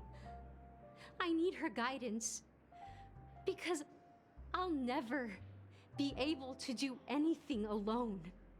You don't know Siobhan's past, and you have no clue how radiant she used to be. Even among the talented Iris family, her skill was unmatched. I know she probably thinks I'm just trying to ride her fame to get ahead. But all I want is for her to reclaim her place.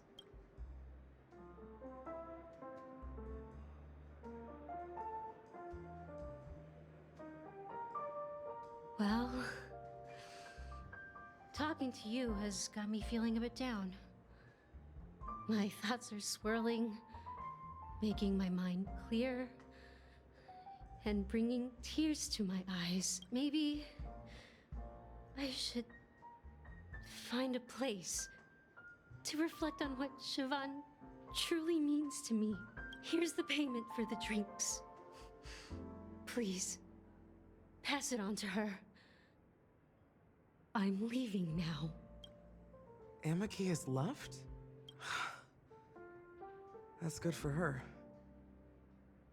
Radiant dreams may be enticing, but they're nothing more than dreams. Her drink is on the house. Please keep the money. When you're ready, go to Gallagher. I can tell he's itching to show off his skills.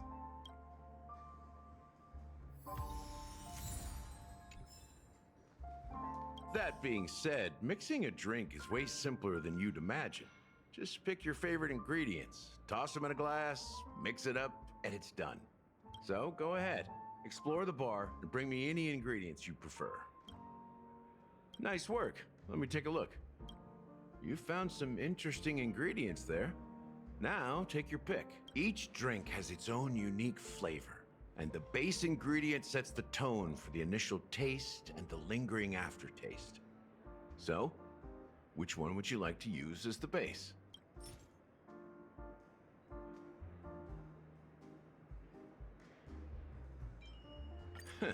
You won't find a sweeter drink anywhere in Penacony. And that's what today's dream seekers crave. Now that you've chosen the base, it's time to pick the adjunct. The ingredient that'll create a marvelous chemical reaction with the base. It should give an unforgettable taste without overpowering the main tone. So, what's your choice for the adjunct?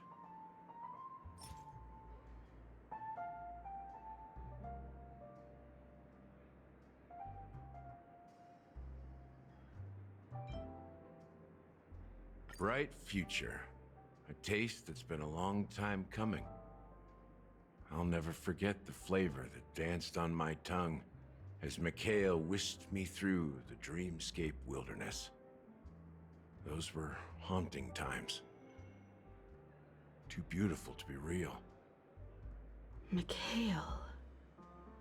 Almost there.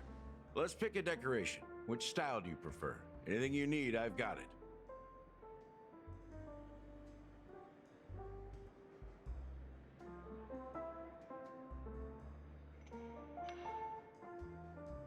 A symbol of bravery and dauntlessness. May you break free from your shackles just like he did. Well, it's done. Here's to you, Dream Seeker, with this glass of El Dorado. To golden dreams. Well done, Gallagher. You're not over the hill yet. So, are you satisfied? Oh, the flavors! They're way more sophisticated than Soul Glad. The richness and layers of these flavors are a masterpiece, especially with the adjuncts. I can taste the spicy and sour notes with a hint of sweetness. I'm not entirely sure what it all means. Maybe Mr. Gallagher can shed some light on it. Well, if you're expecting a profound answer, I'm afraid I'll disappoint you. The imagery it implies is pretty straightforward. It's just a glimpse of what this dream truly tastes like. Nothing more. Does this true taste have anything to do with that Mikhail? Yeah, that name does sound familiar. When you got knocked out by that masked fool girl, Within that I other think I heard dreamscape. someone calling that name. Oh, Mazer. Do you remember? Mikhail, where are you? I was right about you. You guys seem to know quite a bit. And now there's no reason to hide anything from you anymore. Let's dig deeper into the case. And of course, I'll tell you a story about Mikhail. All right. Let's start with what we know based on the clues the family has. It seems that Firefly isn't a local or an invited guest. In other words, she's a stowaway. She managed to fool me at first. My age must be getting the best of me. But here on the planet of festivities, stowaways are a common sight. You're bound to run into one sooner or later. After the incident, the hounds wasted no time searching for that girl in both the dreamscape and reality. But here's the thing. We only received bad news, and the trickiest kind at that. She simply vanished, leaving no trace in the dreamscape or reality, as if she had never come to Penacony at all. Huh? Does that mean...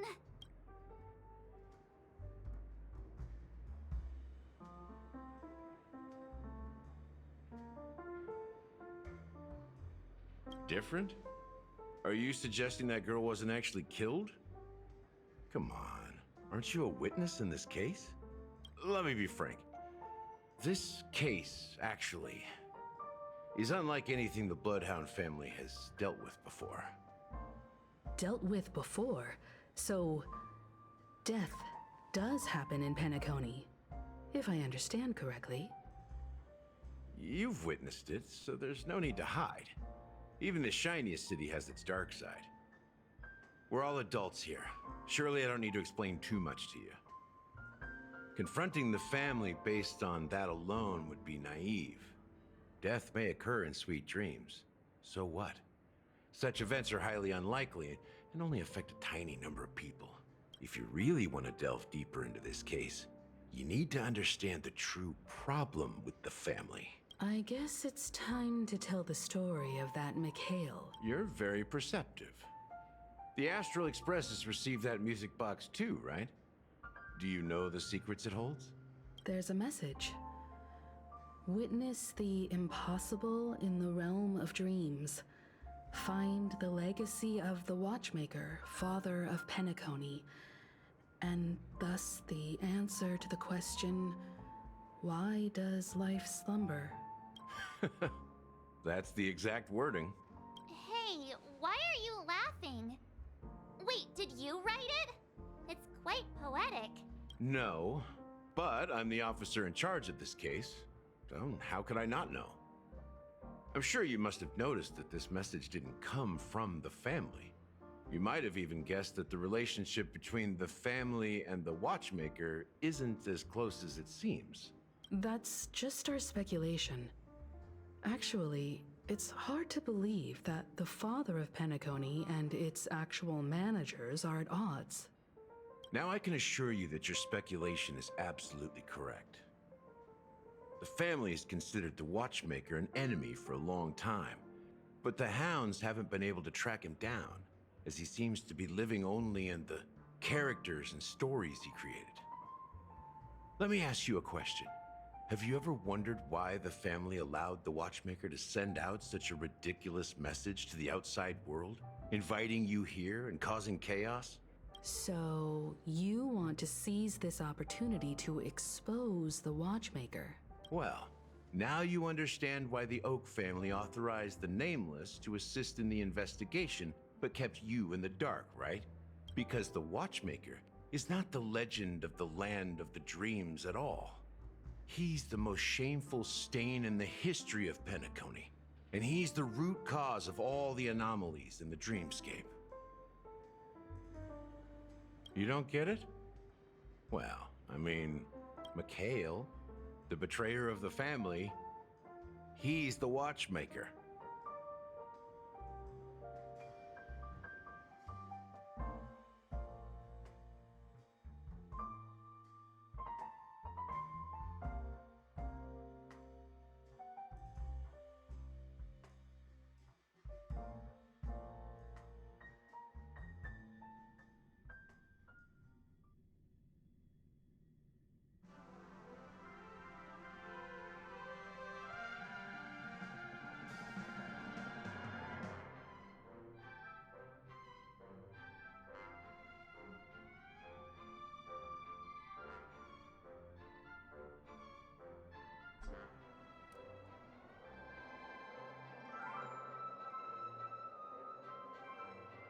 Here we are, Clock Studios theme park, the most popular entertainment center in Penacony.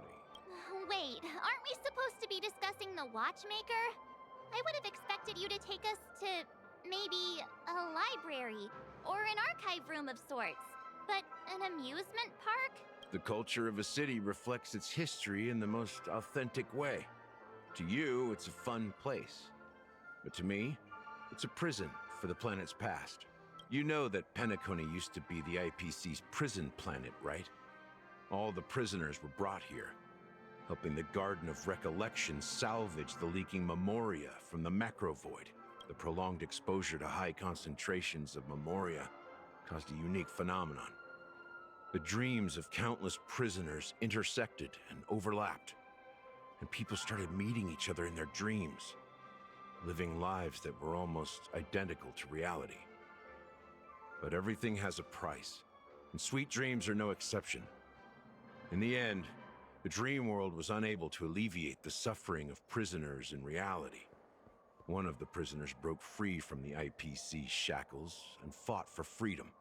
He is Hanu, the great leader of Dreamville, the great peacemaker, and the faithful companion of the underdogs. History is always written by the winners. However, It's undeniable that Clocky is an animation that draws from Penacony's actual history. These characters not only exist in Dreamville, but also in the distant past. Once you realize this, you'll understand why we're here. There are so many members of the Bloodhound family around here. They just received a lockdown order, supposedly from Sunday himself. Who knows what it's for?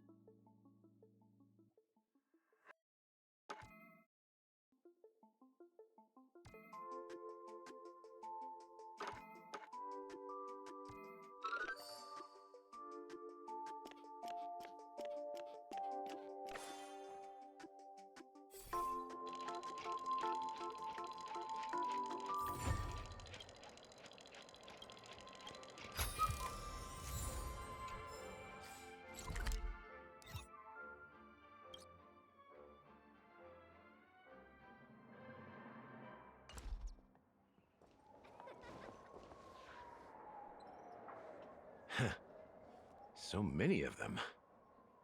I've never seen anything like this, even when they're tracking down suspects. We don't need to go in. We don't want to draw any unwanted attention inside. We can just talk here. Let's find a quiet spot and continue our conversation. View here is great, right? We can see everything from here, including Clocky. If all the characters in the animation are based on characters in reality, then Clocky's counterpart is definitely the Watchmaker.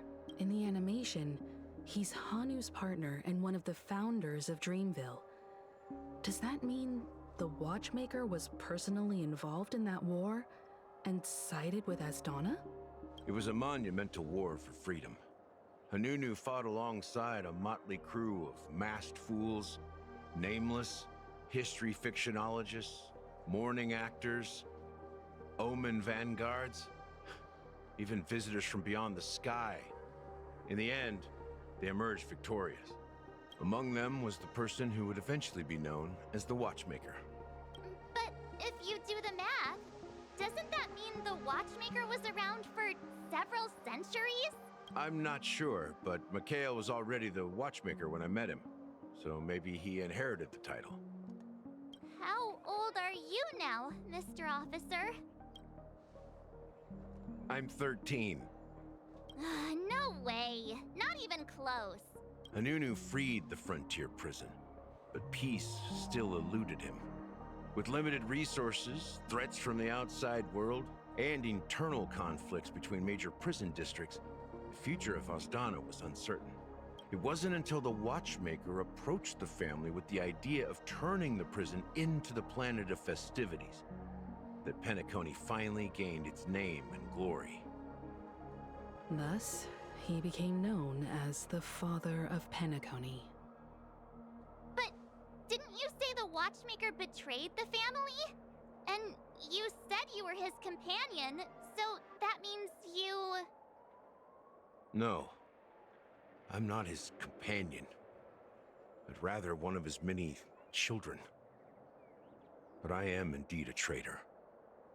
Not to the family, but to Mikhail. What did you do? I did nothing. And that's the worst betrayal of all. Just like you, I had close companions. We dedicated ourselves to Penacony. But the Oak family, they set us up. Mikhail was too old to protect his children anymore. So we left the family to find our own path.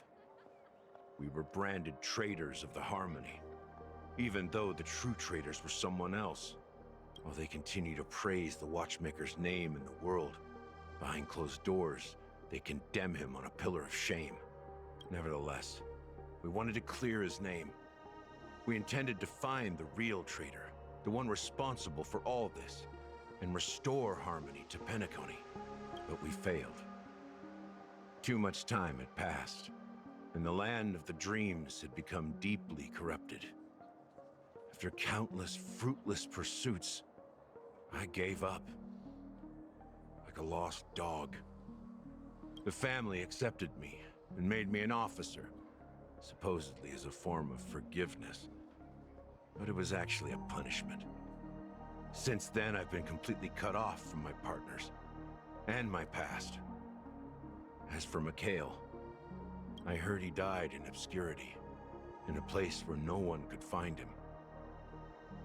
That's when I realized that the Penacony I once knew would never return.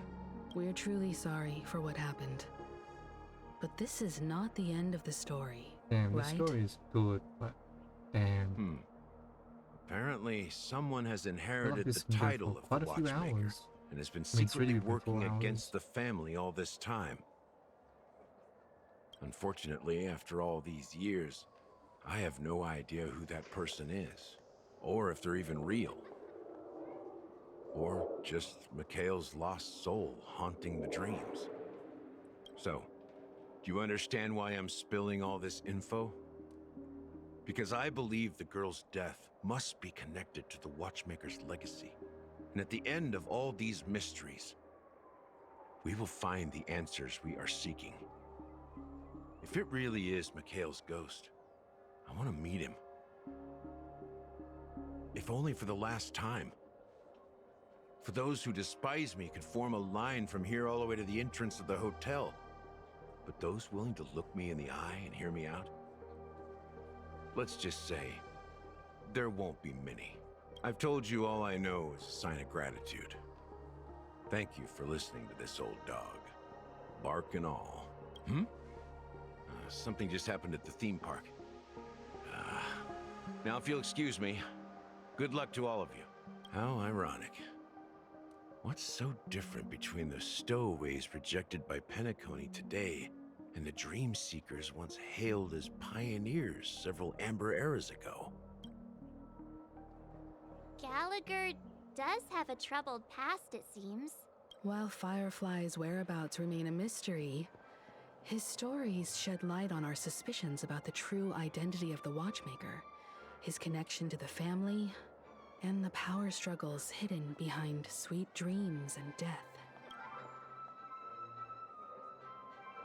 Now that we've confirmed a lot of our suspicions, let's take a moment to think about the clues we have. Send a message to Welt and see how things are going on his end.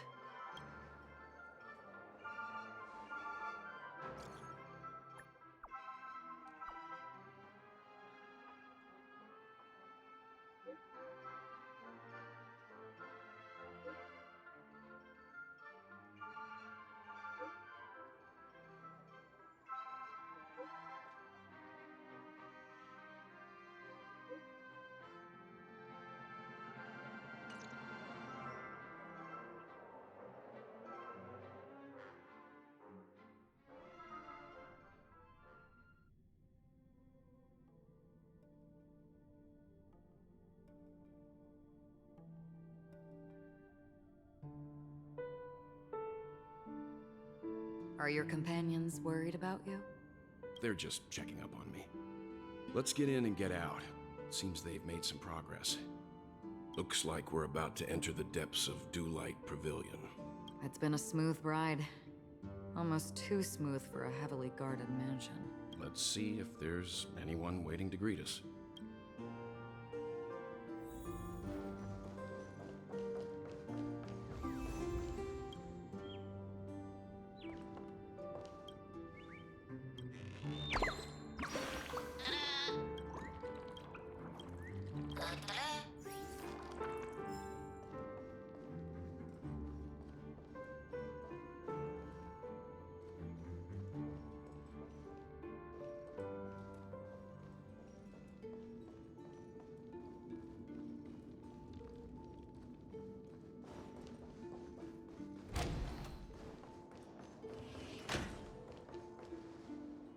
Something feels off.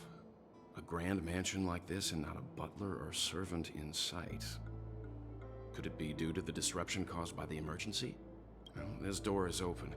Looks like we'll have to investigate ourselves. Just one moment.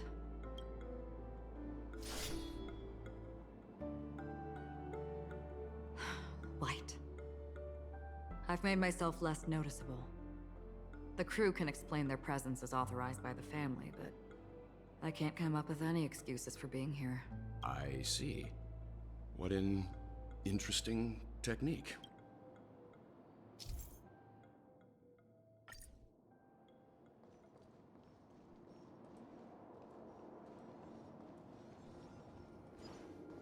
Stream forth, the gleam of old.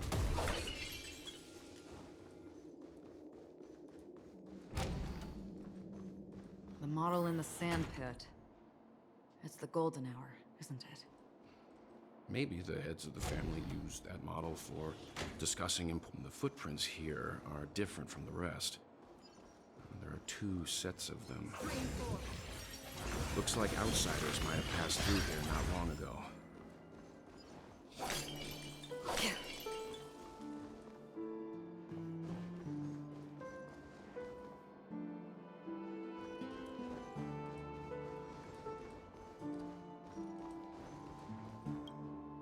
Can you identify the people who left these footprints? Well, there's a unique pattern here. Flamboyant, even. And judging by the size, I'd say these were men's shoes. If I'm right, it could be the IPC ambassador, Aventurine. Aventurine. What about the other set?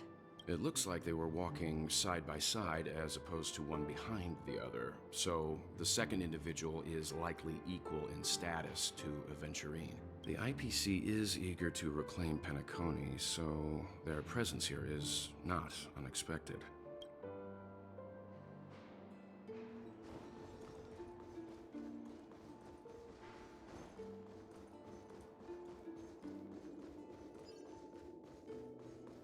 Stream forth, the gleam of old blades.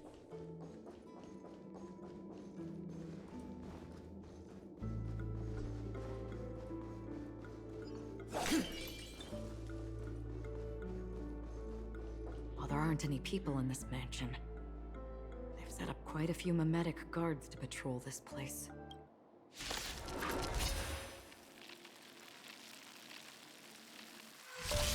Converge and awaken! Human creations! Still waters of oblivion. I weep for the departed. It too shall fall. Ready for another? Time for fun! Destined for oblivion. Net markers activated! Time for a good old counterattack!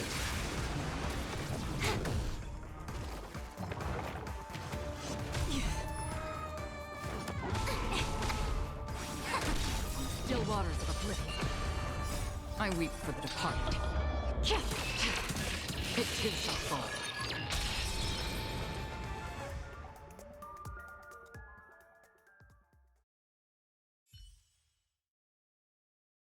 Look, it dropped something.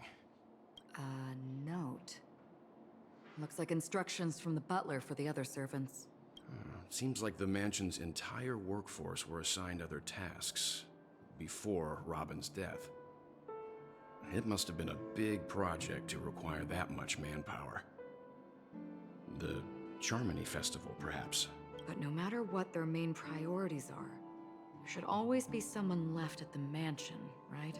So you're saying someone deliberately cleared the place out? Yeah, but I don't know why.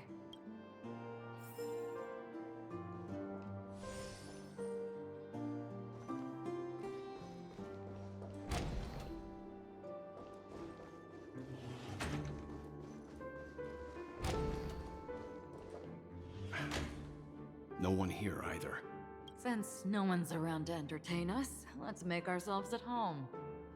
Stay close to me so that my white can cover you too.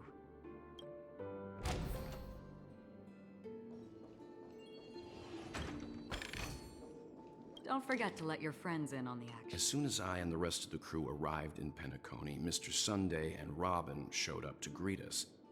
I remember hearing something unusual in her voice. And now it seems I was right.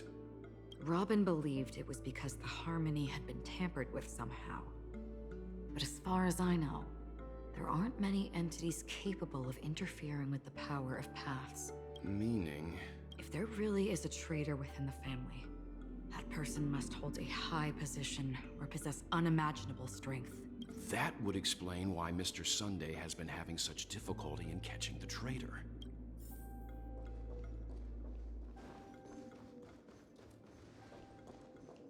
This light cone is securely guarded.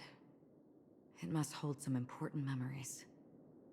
According to Robin's interview, despite having performed on so many grand stages, her favorite performance was a pretend show she put on with her brother when they were just kids.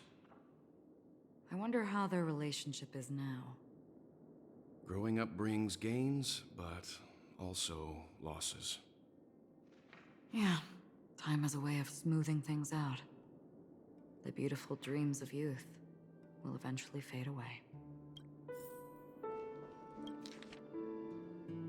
The information about Robin, Firefly, and the other victims, I don't see any commonalities among them. Looks like the rumors were right. Death does seem to be targeting random victims. And based on Sunday's notes, he's no stranger to death. He's just surprised that it has resurfaced.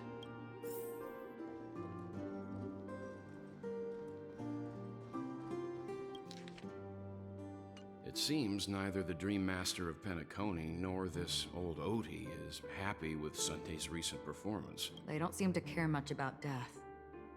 Instead, they're more concerned about the Charmony Festival and the Watchmaker. Maybe the other family heads don't think death is a big deal. One thing's for sure. There's a lot of internal conflict within the family, and everybody has their own agenda.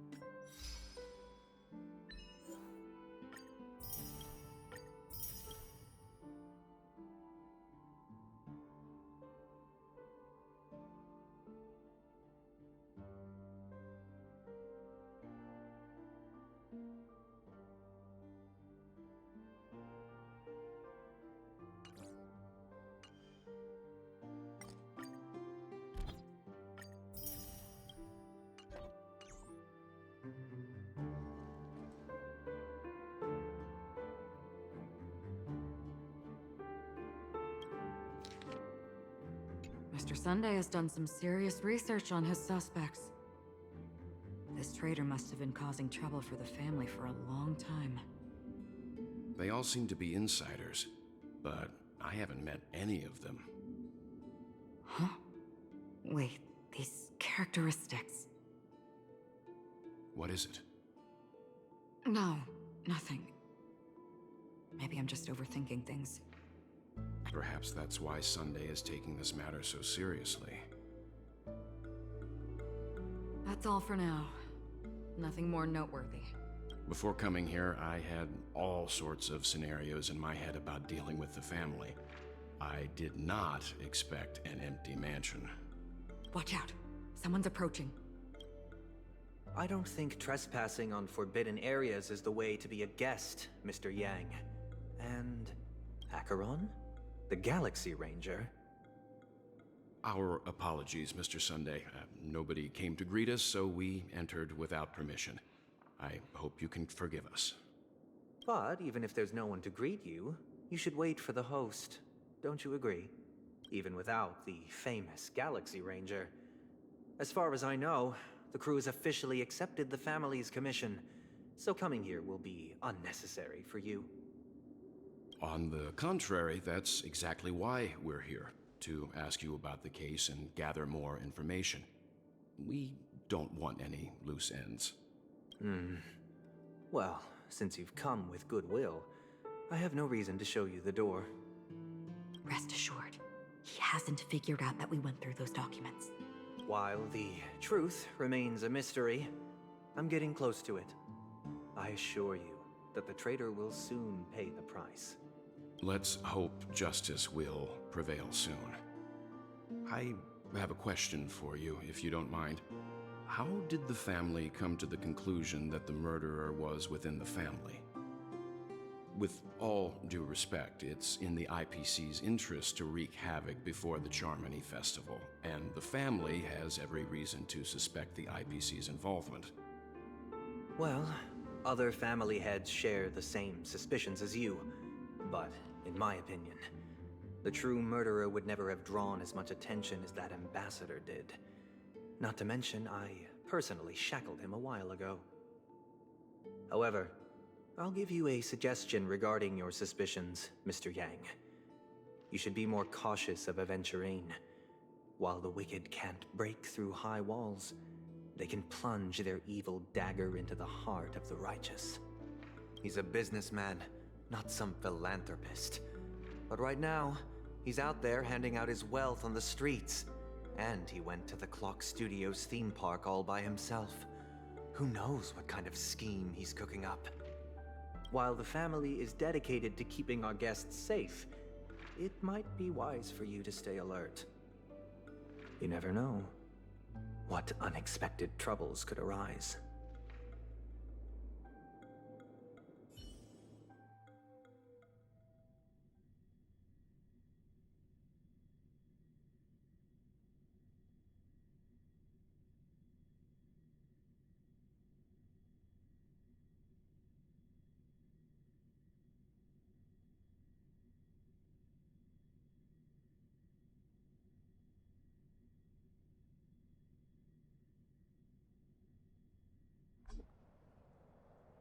According to a Pierpoint hotline tip, there was a major breakthrough in the shocking Ejhazio Aventurine case. The suspect has been arrested. This fraud case has been linked to many departments within the Interastral Peace Corporation and the Intelligentsia Guild, causing a large drain in manpower and resources, resulting in the IPC taking a massive loss. The case's main suspect originates from Sigonia 4 and is one of the survivors of the second Kataka Abjin extinction event, who does not carry an interstellar refugee travel permit. As per Strategic Investment Department Head Diamond's sentiments, the IPC has appropriately relocated the suspect in the spirit of the Charter and will continue to conduct further investigations as to the motive of the suspect. What pretty eyes. Tell me, do they shine in the dark?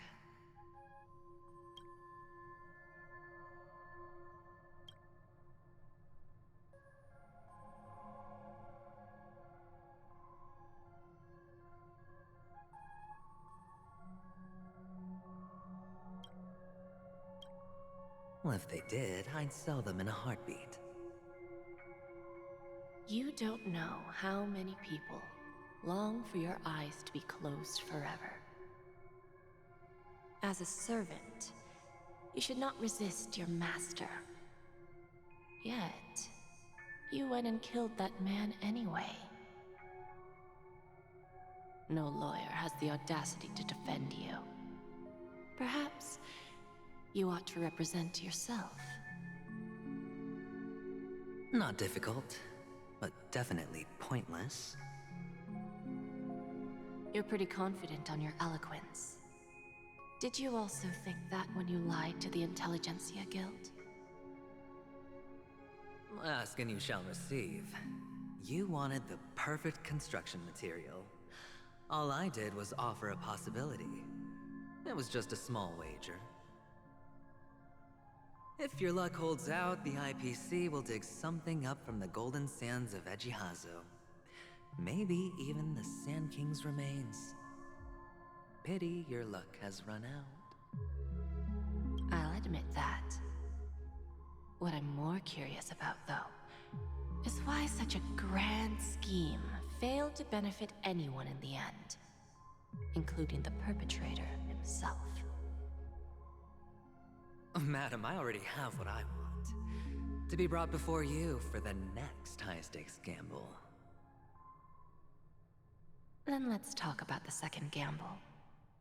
Tell me, what are you prepared to wager this time? My life.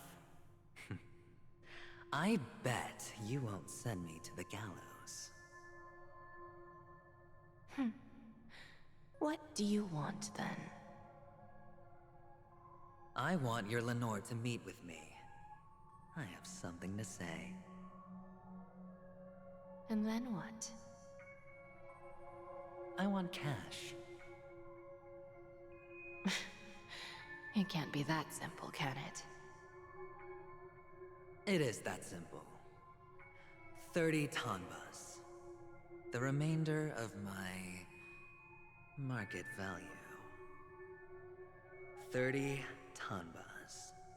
No more, no less. With this money, I'll climb to even greater heights than you. Grasp even more riches than you. I wager you won't give me this chance. Which is why you should call him here. Interesting. A pity Diamond won't see you. No one gets to see him. From here on out, I am Diamond's representative, and I will decide on his behalf. You're wrong. 30 tanbas. He'll give you that.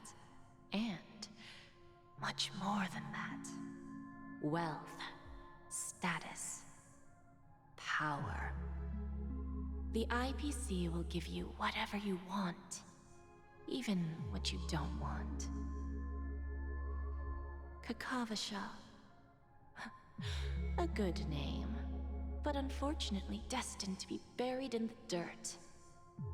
You, though, you deserve to live, to create even more wealth for us. Go. Pick the clothes you like, then choose your desired identity. And then, use them well, child. May your plans never suffer failure. Life is like a long-term investment. Those who choose correctly, do the correct things, reach the correct outcomes, and show the world their value. People can't always make the right choices in their lives. But luck has always been on my side. I've never lost. Is it because Gayathra blesses me? Well, if that's the case, she must also be looking upon me right now. My success is inevitable. But what then? Even if I overcome this difficult trial, what would come next? what awaits me after this glorious gamble? An even more glorious one? Will I return triumphant with unending riches after countless successes, or will I encounter failure,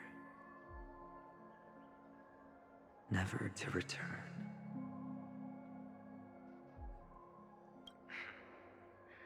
I'm pretty sure you already have some ideas, lowly gambler.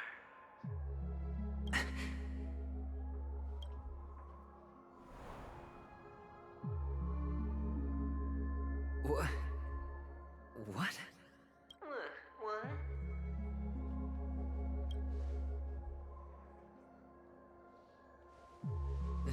Am I dreaming, or have I gone completely insane? Perhaps both. Forgotten me already? When you were strapped to that electric chair by a mannequin warlords, who was it that gave you the idea? Fine. I may be crazy, but I'm not stupid. Get out of my head, newborn of the Harmony. The Harmony? Oh, don't play the fool. It's not the first time we've met. No need to be so polite. I'm you, and perhaps even more aware of yourself than you. Of what exactly you want. You're dying.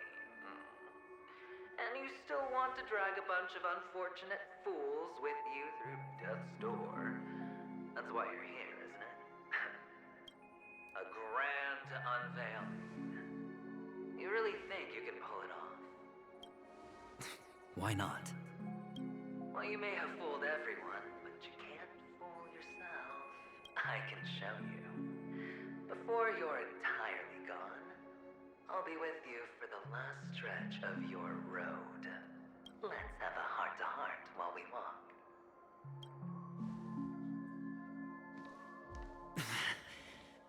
What exactly are you? Most people in this world spend their entire lives just to reach one outcome. And I am that outcome. Kakavasha, I am your future.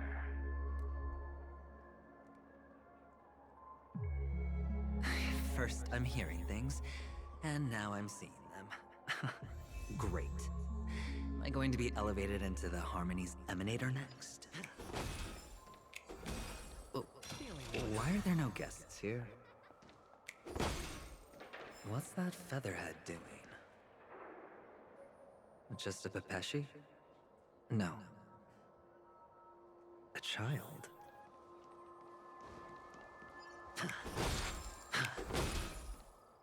I thought minors weren't allowed in Golden Hour. Hey, kid. You okay? Are you lost? What's wrong, mister? You don't look well.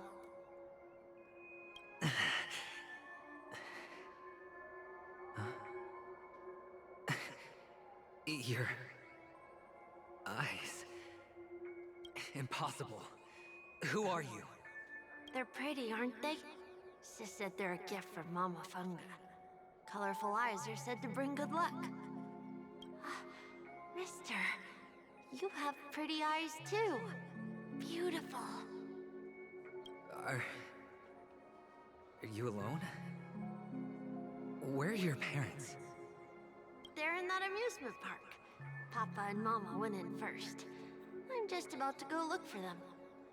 I have to go. Goodbye, mister. Hope you have a good time, too. Those eyes. And Mama Funga. No, it can't. There aren't any Hamptons left.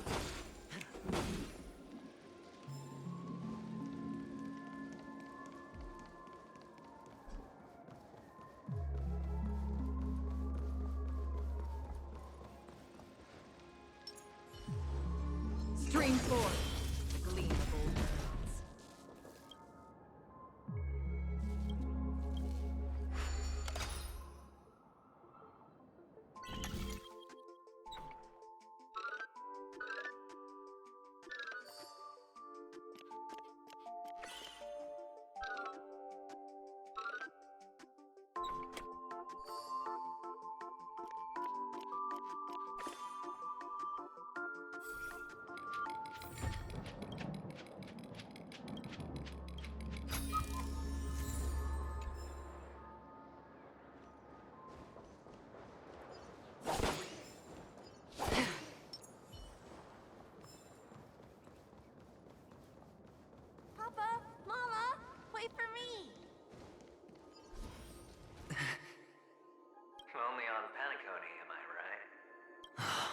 still doing here?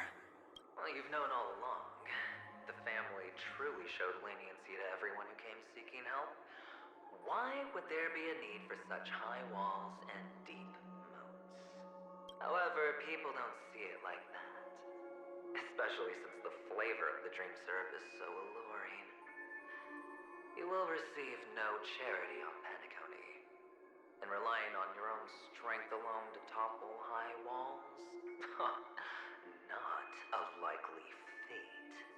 Which is why, once you step into the hotel, you remove your high hat and beg everyone you come across for help. Like a hyena scavenging for scraps in the desert. Because you know that opportunities are fleeting. Well, when you put it like that, even Ratio's a teeny peacock analogy sounds pleasant. Well, you know how rare it is for me to give you the straight dope. So listen while you can. It's good timing that you mentioned the doctor. I'm especially fond of what you and he have in common. The conspiracies, calculations. Especially the part about the finale, a magnificent act of betrayal. Oh, when everyone thinks this way, who would even suspect that it was another trap you've meticulously devised? Go on. Tell me I'm right. You know who you really are, Mr. Cavalier Gambler. Uptight, overcautious, massive inferiority complex. You want so much, and you're still so afraid of losing. They only see your big bets, your bravado, the full house, the straight flush. They don't know the other hand is below the table, clutching your chips for dear life. It's a heck of an act. No wonder the tavern sent you an invite. You're a natural kid. You don't stop at fooling the audience, you fool yourself too. Well, the best way to prevent others from seeing your true colors is first being able to fool yourself. Of course. I know you all too well. But it's strange. Why did you decline that invitation? You had the chance to embrace elation. Was that not what you most wanted? But you chose the IPC instead. For the preservation? I doubt it. Do you even have anything in common with the preservation? Oh, I thought you knew. Didn't you say you had me pegged? We're done. Either stop talking or disappear from my sight. That's fine. But who exactly is about to disappear here? Well, it's not going to be me, anyway.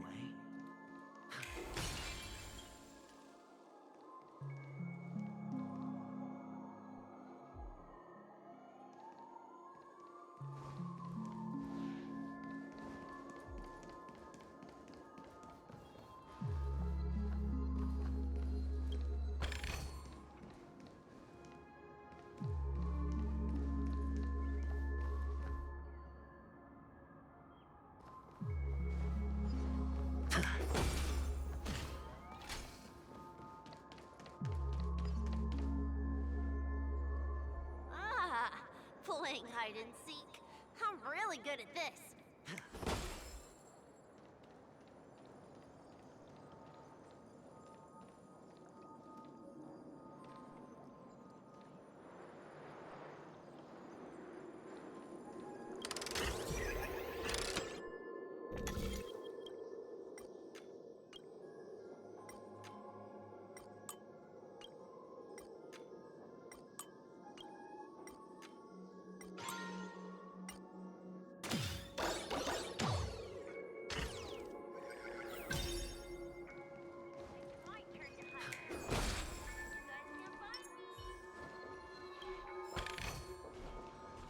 Stream forth.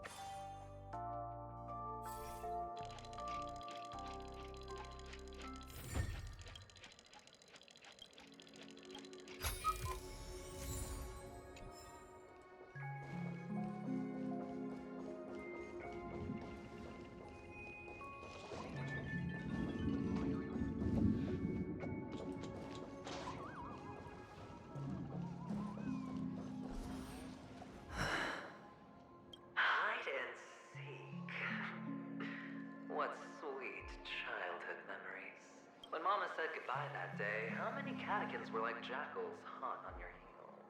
I know you won't forget that sound anytime soon. Those shrill cackles.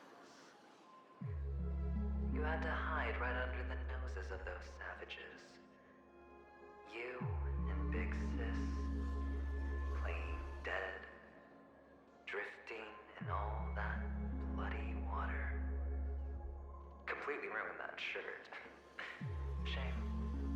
Wasn't that the last one Dad left behind? It wasn't ruined. I've always kept it. Come on. It's a rag. It's not like you can ever wear it. Now you don't have to hide. You probably won't even deign to get your pretty outfit wet in the rain. Your social capital has changed after all. I've never changed. On the contrary, now you're the one who does the hunting.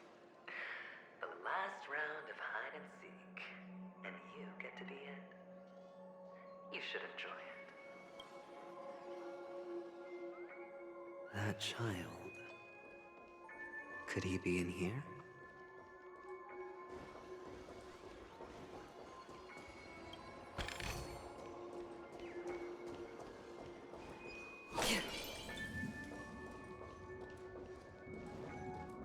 Stream forth, the gleam of old flame.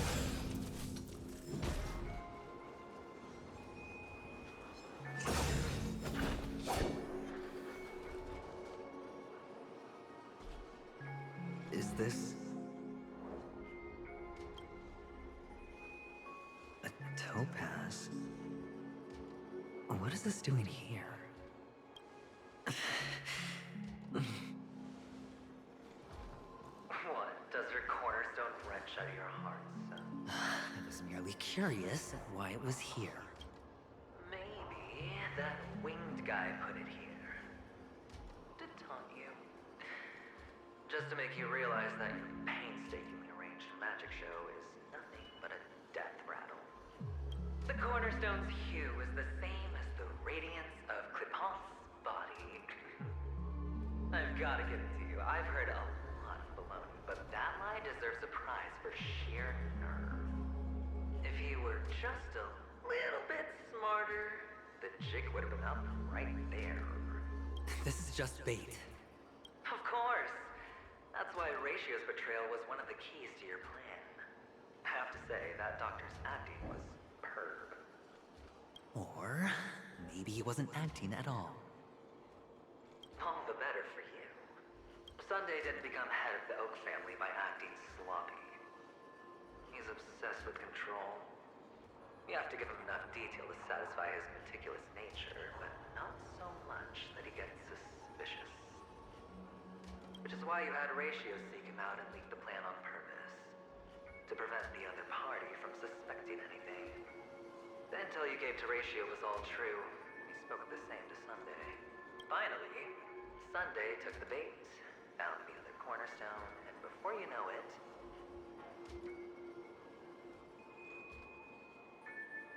everyone's distracted enough for you to steal the third stone right out from under them.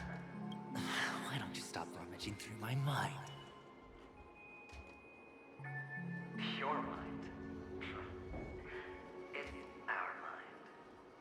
You're me, and I'm you. We're the same. The best way to prevent others from seeing your true colors is to first be able to fool yourself. Really? You can't even fool yourself. You just got lucky this time. This is the other cornerstone in Sunday's hands. Rather beautiful green. Just like you. Smooth. Cunning. Tell me, what's its name? Why are you even asking me? Must I do all the work? Aventurine is the stone of luck and trickery. That's what she said when you received the stone, wasn't it? This type of stone isn't rare, but its hue is very similar to a certain gem. In fact, it's often used as a substitute. And that more precious gem is... Jade. Even Sunday can't tell the difference. Oh, looks like Jade can be substituted for Aventurine, too. Sauce for the goose. Aventurine, Topaz, Jade. 3 elites, 3 cornerstones who, for a measly Penacony, offered their everything. Oh, you're even more united than the family. As I've said before, 3 chips are sufficient. All or nothing. But will it be the former or the latter? We'll find out soon enough. So, where's the real Aventurine Stone? Take it out. Let's have a look. Suddenly you don't know where it is? I just want to hear you say it. After all, it really does resemble its owner. As you wish, then. They never went anywhere. They're right where they belong. Piled up with these cheap baubles. You smashed the Aventurine Stone before you left? Oh, just look at it. Shattered. Just like your life. Poor thing. A humble pebble coated in the most lustrous sheen. I take it back. This thing is far more precious than your life. You're absolutely clear about the consequences of doing this. Blasphemy against Clip-On's body. You think the IPC will let you get off scot-free? Well, Diamond has always been all about results. As long as I could create value far beyond the cost, the ends justify the means. How else would the family be fooled if there was no price to pay? It doesn't matter. Even smashed to smithereens, the preservation's cornerstone can still be used. Its effect may be greatly diminished, but it's enough for me. Now I'm really curious. Why does every step you take involve reckless risks, and the choices you prepare for yourself always come with a strong impulse for self-destruction? Do you truly believe that the greater the risk, the greater the rewards? I wouldn't have guessed you'd be so loyal to the IPC. There is so much you don't see. Which is also why you'll never see how I'll win it all. That is, if you can do what it takes. We'll just have to wait and see then. The cornerstone is gone. The illusion of the harmony. Huh?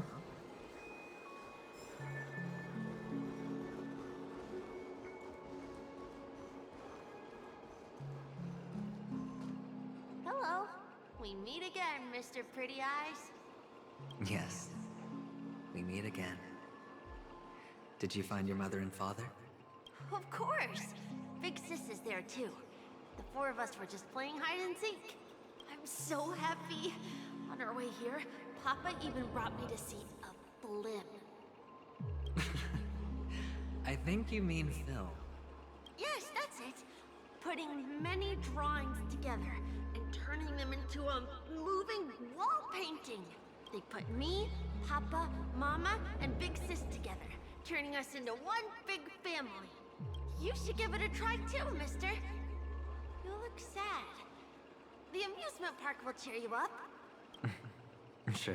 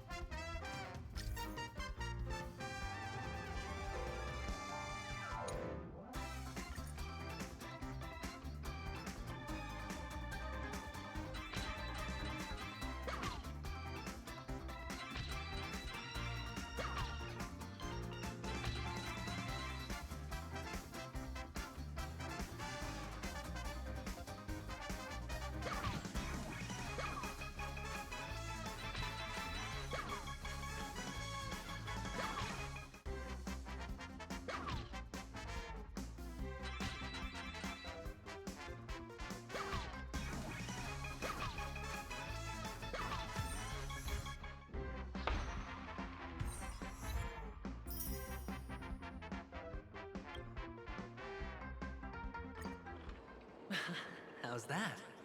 Not a bad score, eh? Boring.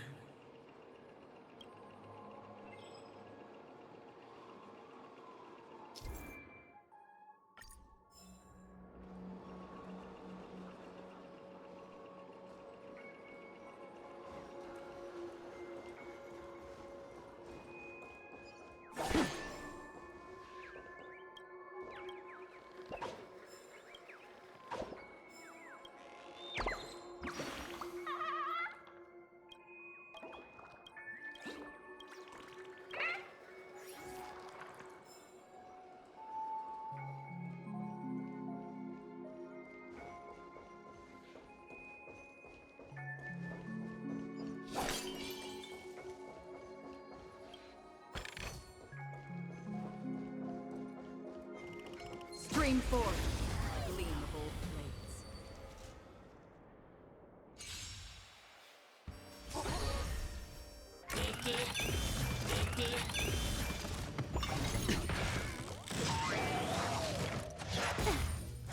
Destined for oblivion.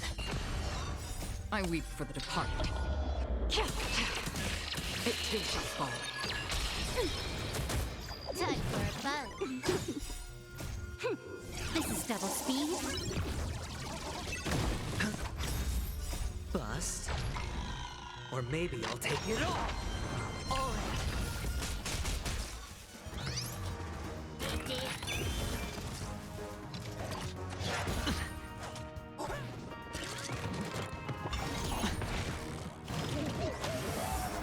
Still waters of oblivion. I weep for the departed. It too shall fall. net markers activate. Time for a good old counterattack.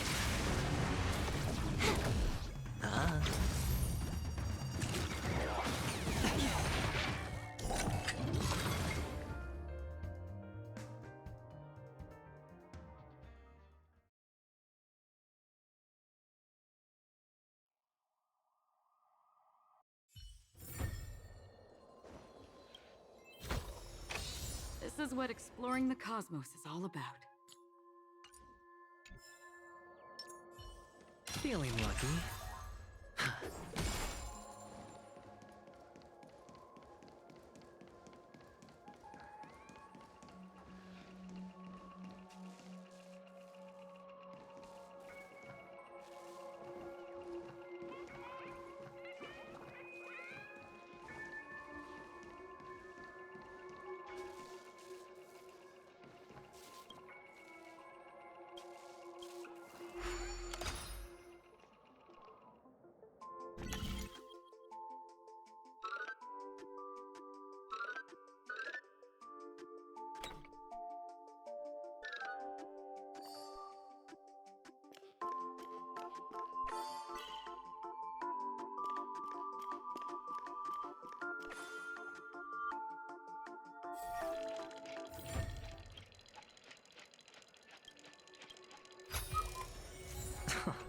This is hardly enough for a seat at the table.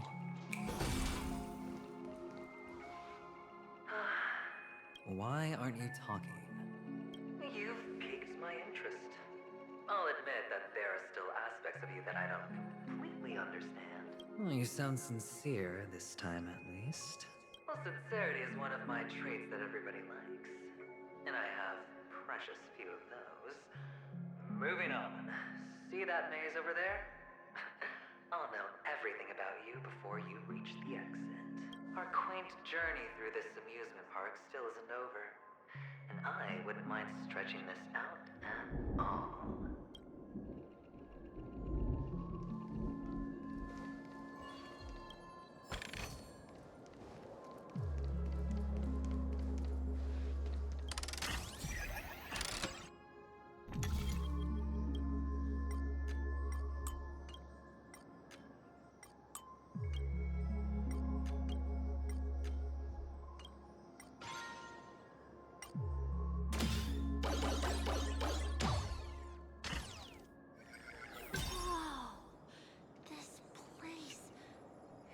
So tall!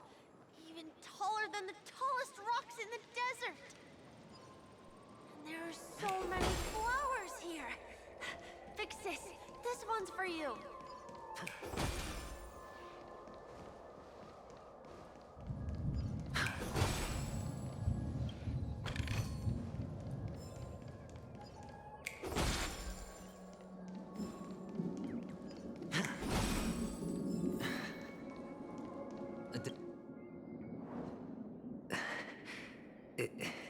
Is this?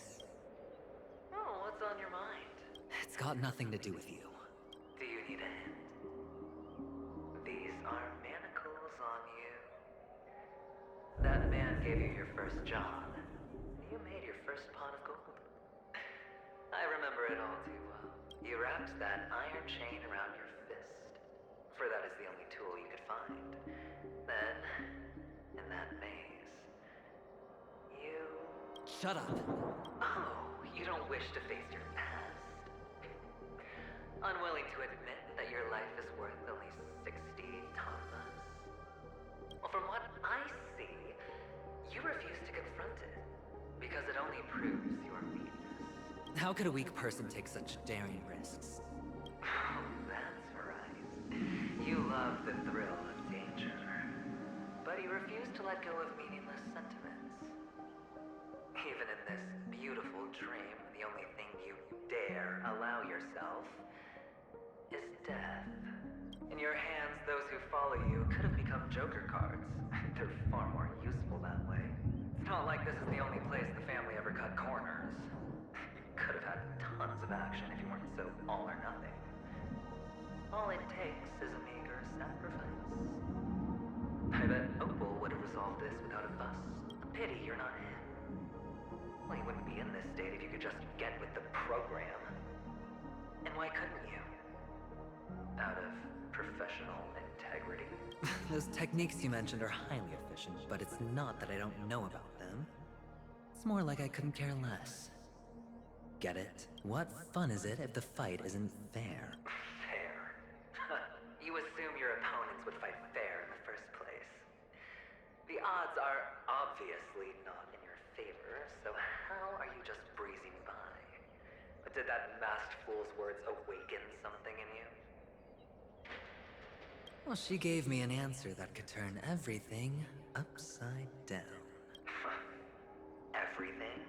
You mean it could make all the cards on the table just disappear?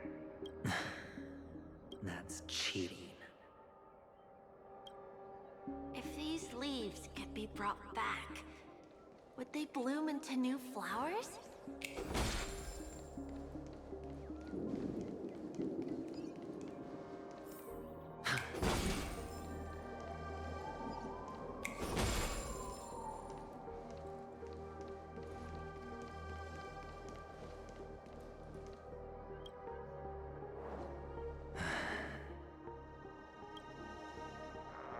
Your expression right now is hard to put into words.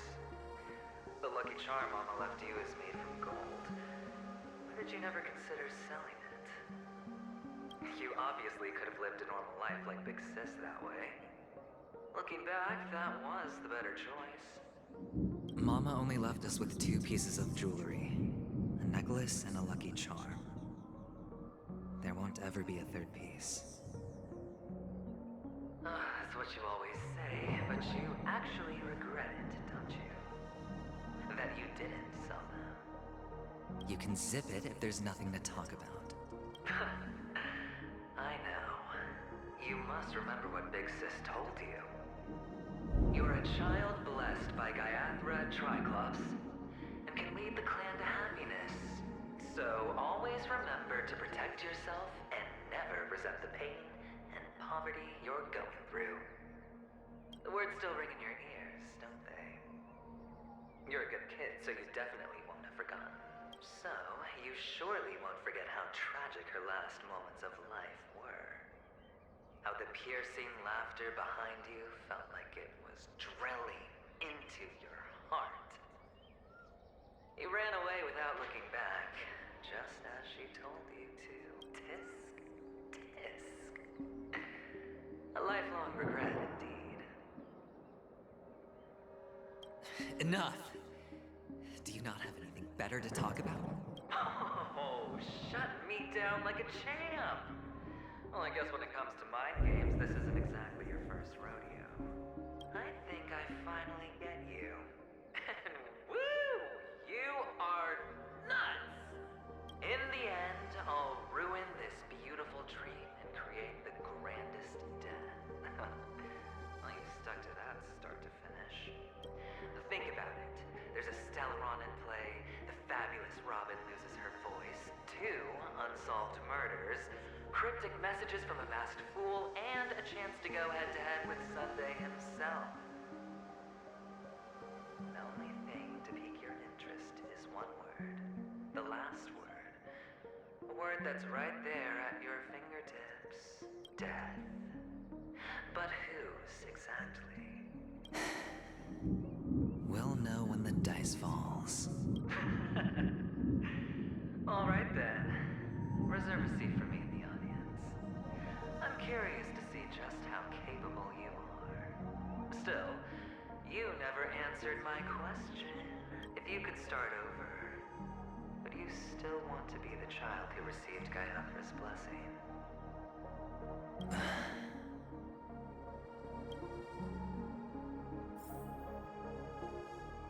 It's so quiet this time. Is he finally gone?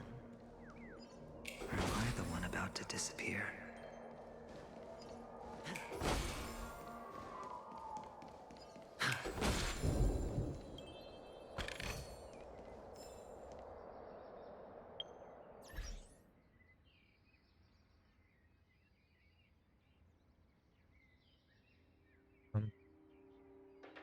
Working? Mike? Oh, okay. Yeah, I think it's working. Gonna step away again. I didn't actually have dinner. Went out there. Yeah. Nothing was made. But, I'll be back soon.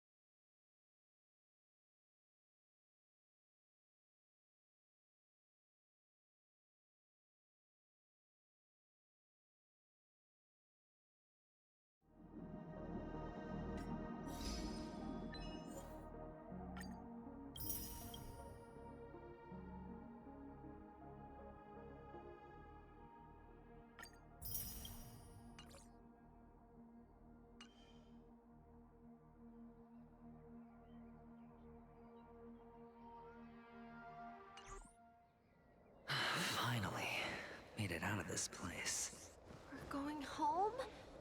But I don't want to go back yet.